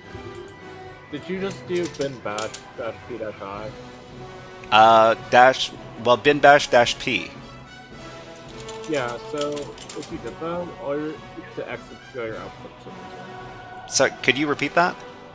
Exit. Type exit and you'll see all your output. Oh, exit? Oh, why is it do that? Why is it doing that? I have no idea. Surprise. All right. So the problem is if you submit the root flag, that's going to reset the box. What flags do you wanna? Okay, I've got the root flag. Does anybody else? I think. Okay, so if we go to this page, we can see in pspy, we can see all the commands that run. Basically, we have. Oh, you can see the date command being run. Yeah. So if we do sudo-l, we'll su to the user that we have, which is esctf. Now, if we do sudo-l, we can see that we can run this binary, which we can't read, but we can set the environment variables for, because we have this set env on top of running it without a password with the no passwd option. But however, we can't like see what it's running because if I do LSLA with the like hidden files and stuff, that's a structure. I'm gonna copy that. ls-la and then the path, and of course, thanks Callie for breaking it. I love that. Fine. Okay, user local bin timestamp. Okay, so as we can see, that root the user can read, the group can execute it, but the everybody group has no permissions, so we can't even read the file, which means well, we can't really see what it's doing. So to get a better idea, we run pspy, and we can see that whenever we try to run sudo timestamp, it will, where is it? If we do sudo timestamp, it runs it as UID of 0, which is root, and then later down the line, it runs the date command. But because it's not using full path, we can just say, hey, the path to this file is over here, and it will first look on the path we set, and because it's found, it will run it in our custom path, and we can just set it to anything since it's just the binary. So we basically just set it to either bin bash-p, but the problem with that is all of your commands go missing, so what I did instead is I did the date command just to run the same elf binary, because for some apparent reason the bash reverse shells hang the web server super hard. I don't know why, so. Does that answer your question, Edwin? I don't know why I struggled on that for way too hard. Me need a Red Bull or a nav. So yeah, I mean we've got sudo access with the timestamp binary, but the timestamp binary is basically calling the date command, but the date command that is being called is not an absolute path, which means it's could be used. We could do path hijacking to run our own malicious date binary that's being used by the timestamp binary. Oh, it's literally just a bash file that's just running echo date, but it's set up to run the command. Oh. Okay, That's so initial. Oh boy. That's the thing. So there's only port 80 open. Okay, everyone. Anything else you don't have before submitting the final flag, or if anybody else wants to like. So there's only 2 flags, right? Yeah, there's only 2 flags. Okay. Which means I'm just not. not sure if. Yeah, I mean, I don't know if anybody. Wait. Everybody in chat right now, if you're still hacking against this system, let us know. For example, let's see, Ronan, are you still hacking on the box? Furnosec says, I can't connect to the web server. Does it hang when people have shells? Well, I mean, I can disconnect.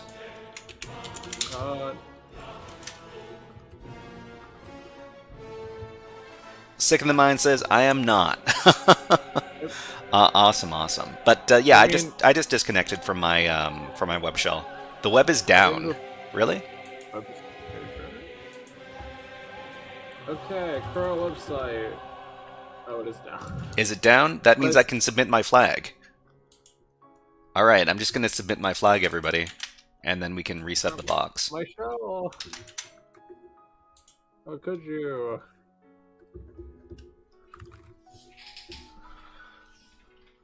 Okay, so I think I'll do my write-up for the box, and then Another box. I'm just kidding. it's already 8:20. But I mean, OreoBite, if you wanted to work on like some other stuff, you are free to do it. But let me complete this write-up. Hold on. What would I work on? MC says not a fan of first come first server, first server to set the creds. Yeah, that is kind of annoying. But hold on. Okay, I'm making a new file. There's only port 80 open. So initial scans. Is that why people took forever? Because yeah, they're trying to make everybody.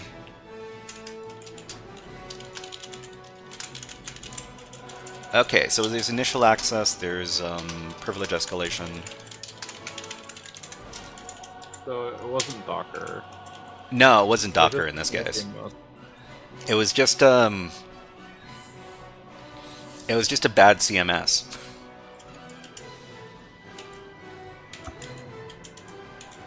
Okay, so the web app uses the Guppy CMS. I mean, I think we both need food. What? Food.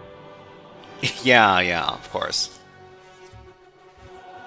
But yeah, when you. I'm sorry. What's a box you've done, but you haven't really? A box I've done That I haven't on done yet. echoCTF. So, A box I've done on echoCTF. Let me check.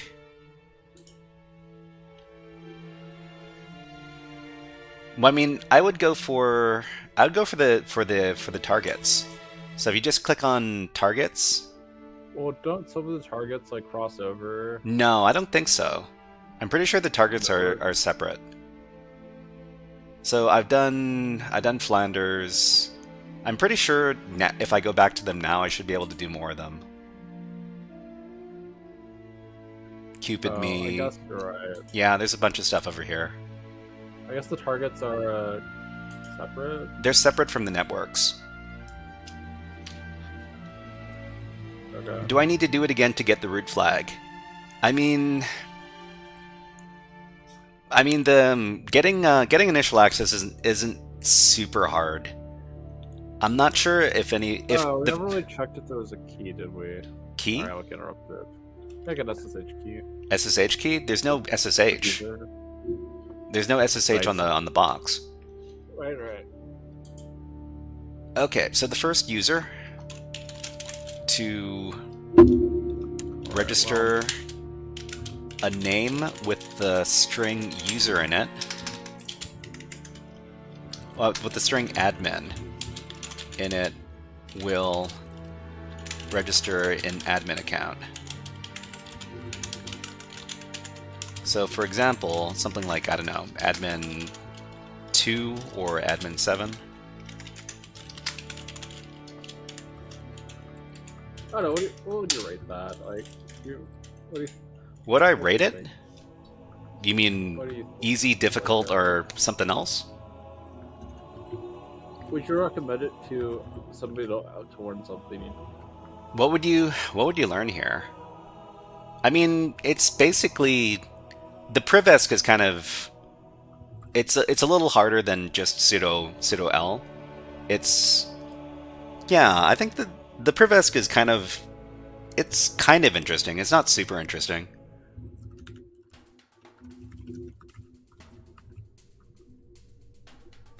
Ronan1 says it must be admin. Well, I mean, I'm thinking that it should be admin with the capital A. I'm not completely sure.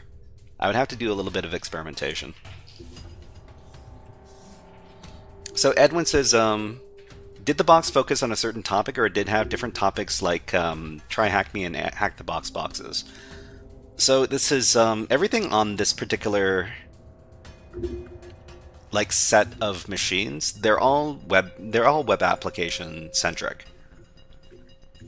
It's mostly doing enumeration on CMSs. That's what I'm finding for most of these.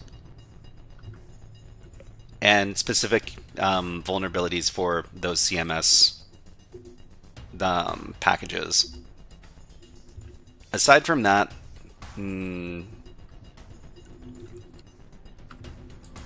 I mean,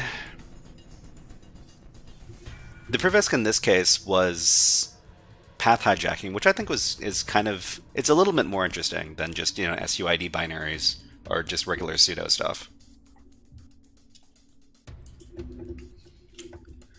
Okay, so once logged in,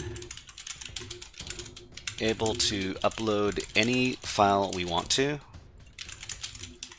So we upload a web shell, followed by MSF Venom elf binary for the reverse shell. Okay, so HackerFrog uses different OS, but I use bare metal. yeah, okay, so using Kali as your primary OS, I've been watching you for a couple of months now, but you're always on Kali. Maybe it's your primary OS. So I mean, the Kali Linux that I use is a virtual machine. So I use Kali as a virtual machine. OreoByte uses Kali as bare metal. They've got they both have advantages and disadvantages. I screw up my Kali Linux every once in a while, and I need to reset the box. So I enjoy using the virtual machine for that. And I just struggle. Okay, so Renan says I configure it now as root password for anybody who wants to do it.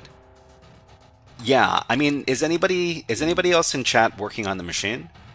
If you are, you can speak up. Because right after anybody submits the root flag, the box resets itself. Okay, so privilege escalation. So we have sudo access with the timestamp binary.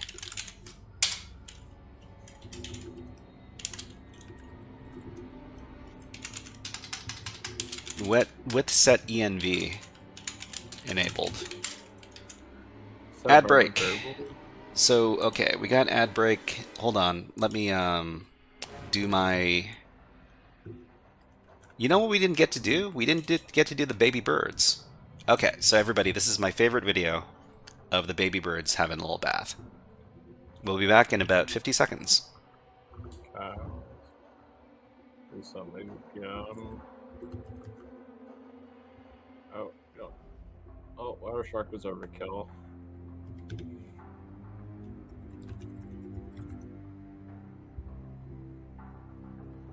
Or use the same VPN on the targets as you do on the networks. Yeah, it's the same VPN. Actually, it's the same VPN for everything on the website.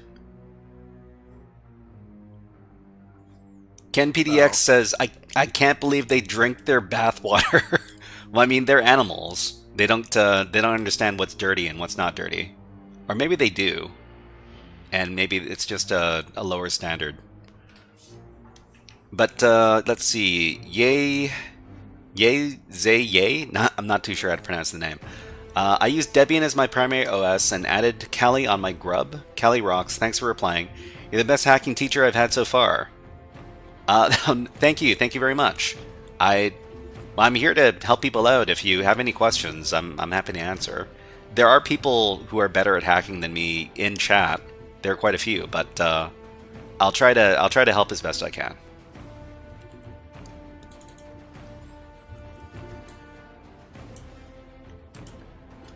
Okay, so we have sudo access with the timestamp binary with the set env enabled. So we notice that the timestamp binary seems to be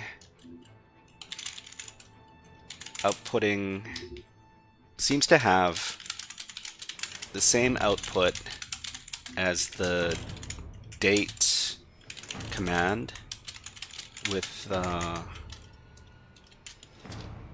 plus string argument. This one is just SSH. You know what, Furnosec? None of the boxes are really intended for multi-users. Actually, this one is probably even less configured for multi-users because Yeah, the first person who gets to the registration page, they're gonna lock out. They're gonna lock out anybody else. So that's kind of unfortunate. But They're gonna watch IPSec, think, oh, I need to do a bash reverse shell because I need to learn how to do things manually, and then hang the web server. okay, so if the timestamp binary was, if the timestamp binary is not accessing the date command with an absolute file path,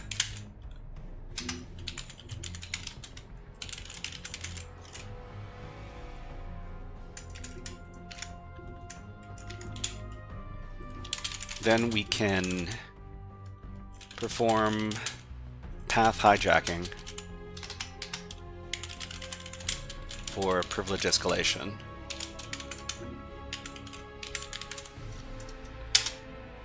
FurnaceX says, it would be good if people used shells that run as background processes so that the box doesn't hang.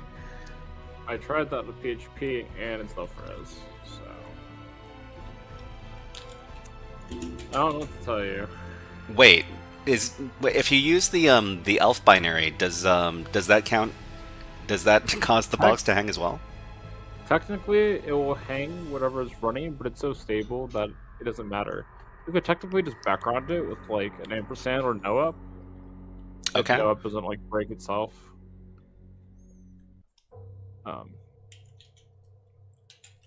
That's what I kept doing that. I kept running it with like ampersands in the end as a background job. This means we can run the following commands to create a malicious date binary. Well, malicious date file in a writable directory. What are the commands?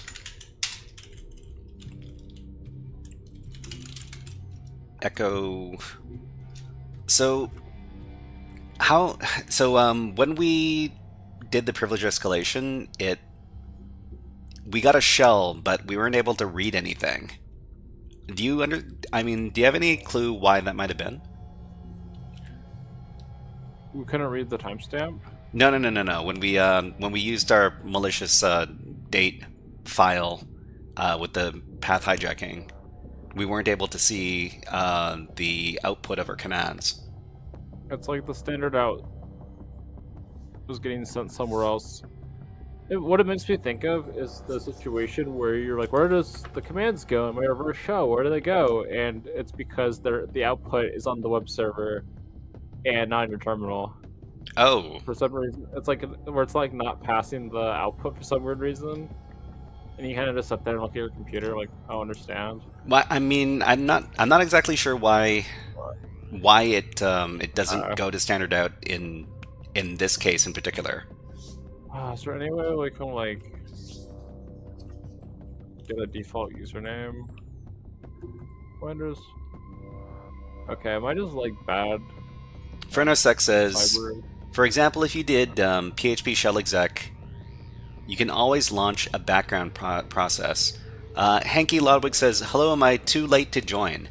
I mean, you can. I'm pretty sure that people are doing the same box right now. Hold on, let me get the box. But we've been hacking the crap out of this thing.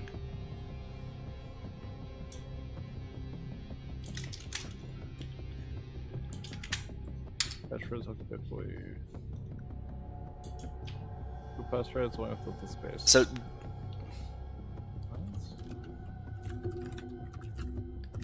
So Hanky, let me tell you right away that when you access the web app, you can create your own admin user. You just need to but the first person who creates the admin user locks everybody else out from creating an admin user. So it's kind of So it's kind of dumb.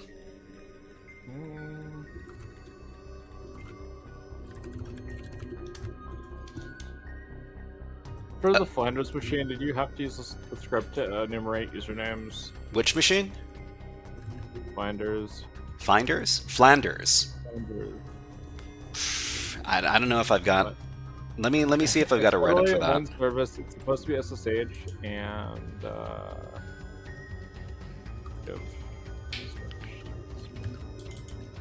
Let me look that up real quick.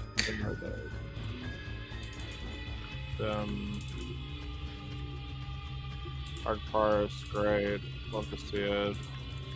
I don't have my notes. Ronan says, "How did you see what is in the time binary? What is in the time binary?" So we ran the time binary, and it gives you 10 digits. So I did a little search for what Linux command outputs 10 digits, and it said that the date command will output 10 digits if you use a particular argument. So it's going to be date plus %s, like this. So that produces the same output as the timestamp binary. So from that, I kind of guessed that the timestamp binary is actually referencing the time command or the date command.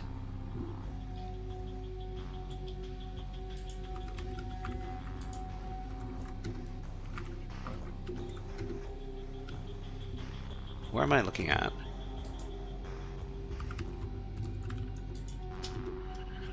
Okay, so what are we doing? Don't. Echo something to temp date. Temp date, yeah. So bin bash -p.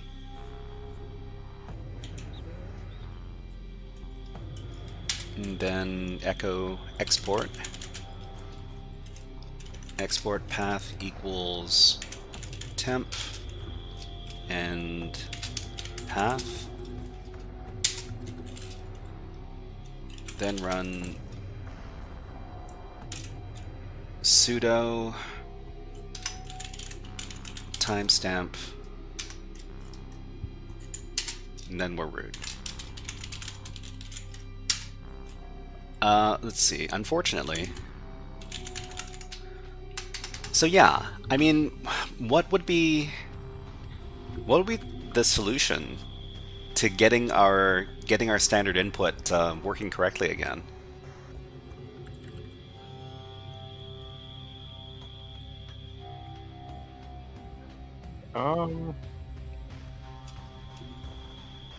MC25 says new shell would work. Oh, okay. So if you were to, so instead of running bin bash, you would run like another reverse shell command. That'd probably work, right?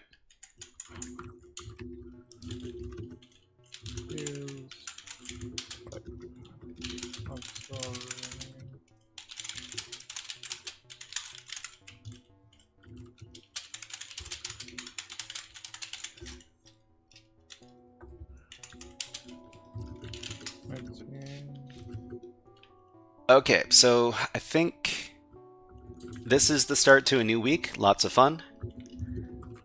Ronan says, how is it like the output of date? So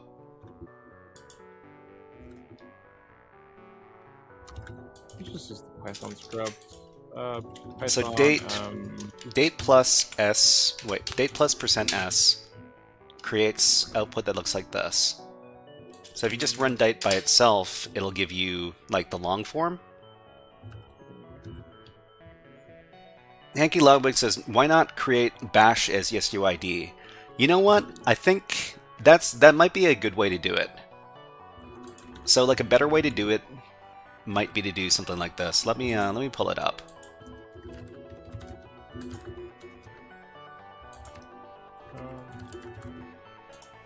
So let's do this instead.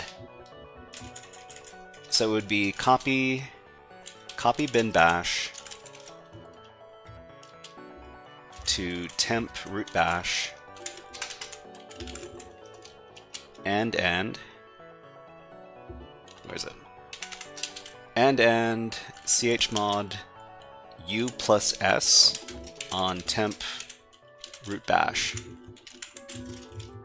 Yeah, so this creates a an suid bash binary that runs as root. I have no idea what I'm listening to. Okay, and then you would just run temp root bash Change that music. with this command over here, and then you would Oh, is my then mic you would get broken a on my stream? is your run it as a one-liner. Okay, so FurnaceX says I did this. Printf bin bash Not again. chmod date. Okay. Path equals temp sudo. Oh yeah. You can totally do it as a one-liner. I separated out and just use the web shell instead of going for the rev shell. Yeah, I mean some people really enjoy. You need to. Oh yeah, right. You need chmod plus x. Wait, do you?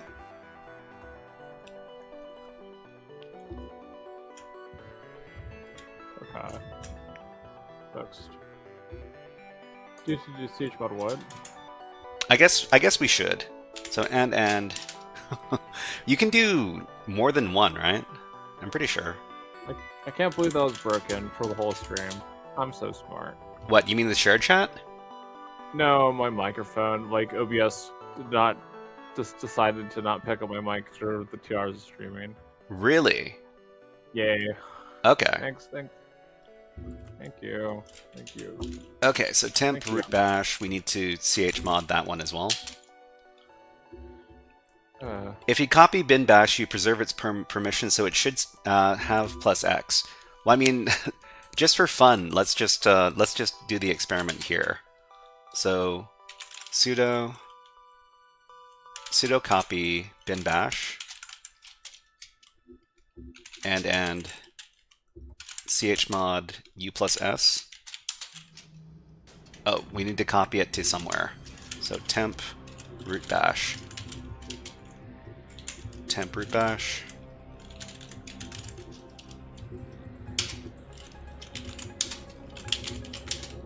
Hanky Logwood says temp date must be executable. Oh yeah, that's right. Temp date has to be. Hold on.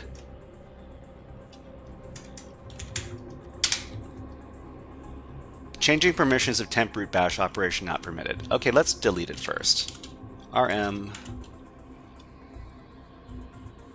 temp root bash.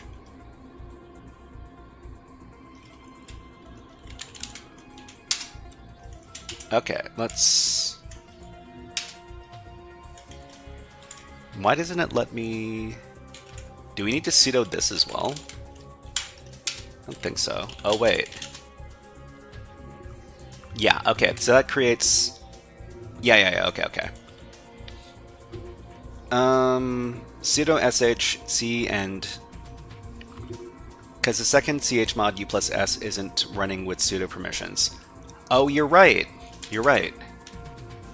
So we need double sudo in this case. But it doesn't apply here because we're running as root in this context. Okay, so we don't need to do chmod plus x. We do need to run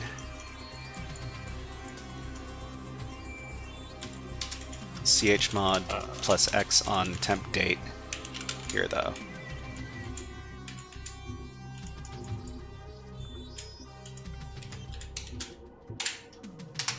Okay, done.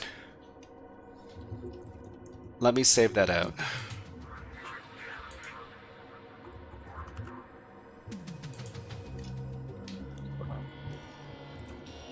Okay, everybody. Just gotta tell everybody about what's happening on Wednesday, and then we'll finish up the stream. So next stream is on Wednesday. It's going to be Web App Wednesday. We're going to be doing some Hack the Web. It's a fun technology-based game, and that's the first thing. Then we're going to be doing some API testing. We're going to be doing a demonstration on that with the Docker Labs API base. So it's just going to be a very simple demonstration on how to fuzz some API stuff. We're going to try to write a PHP forum as a web application. So that's going to be a lot of fun. That's going to be the third topic. And the fourth topic, we're going to be doing new web app challenges from echoCTF. So OreoBite, are you ready for some rating? Unable to negotiate with core, no matching host key type found. Could you repeat that?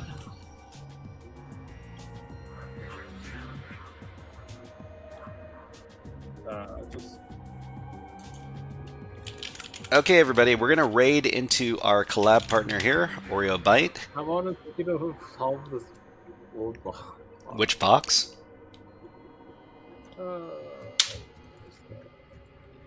Okay, everybody, thank you very much for watching today. We're gonna raid into OreoBite, and OreoBite will take care of you all. But everybody, thank you very much. We're gonna be back on Wednesday for Web App Hacking Wednesday.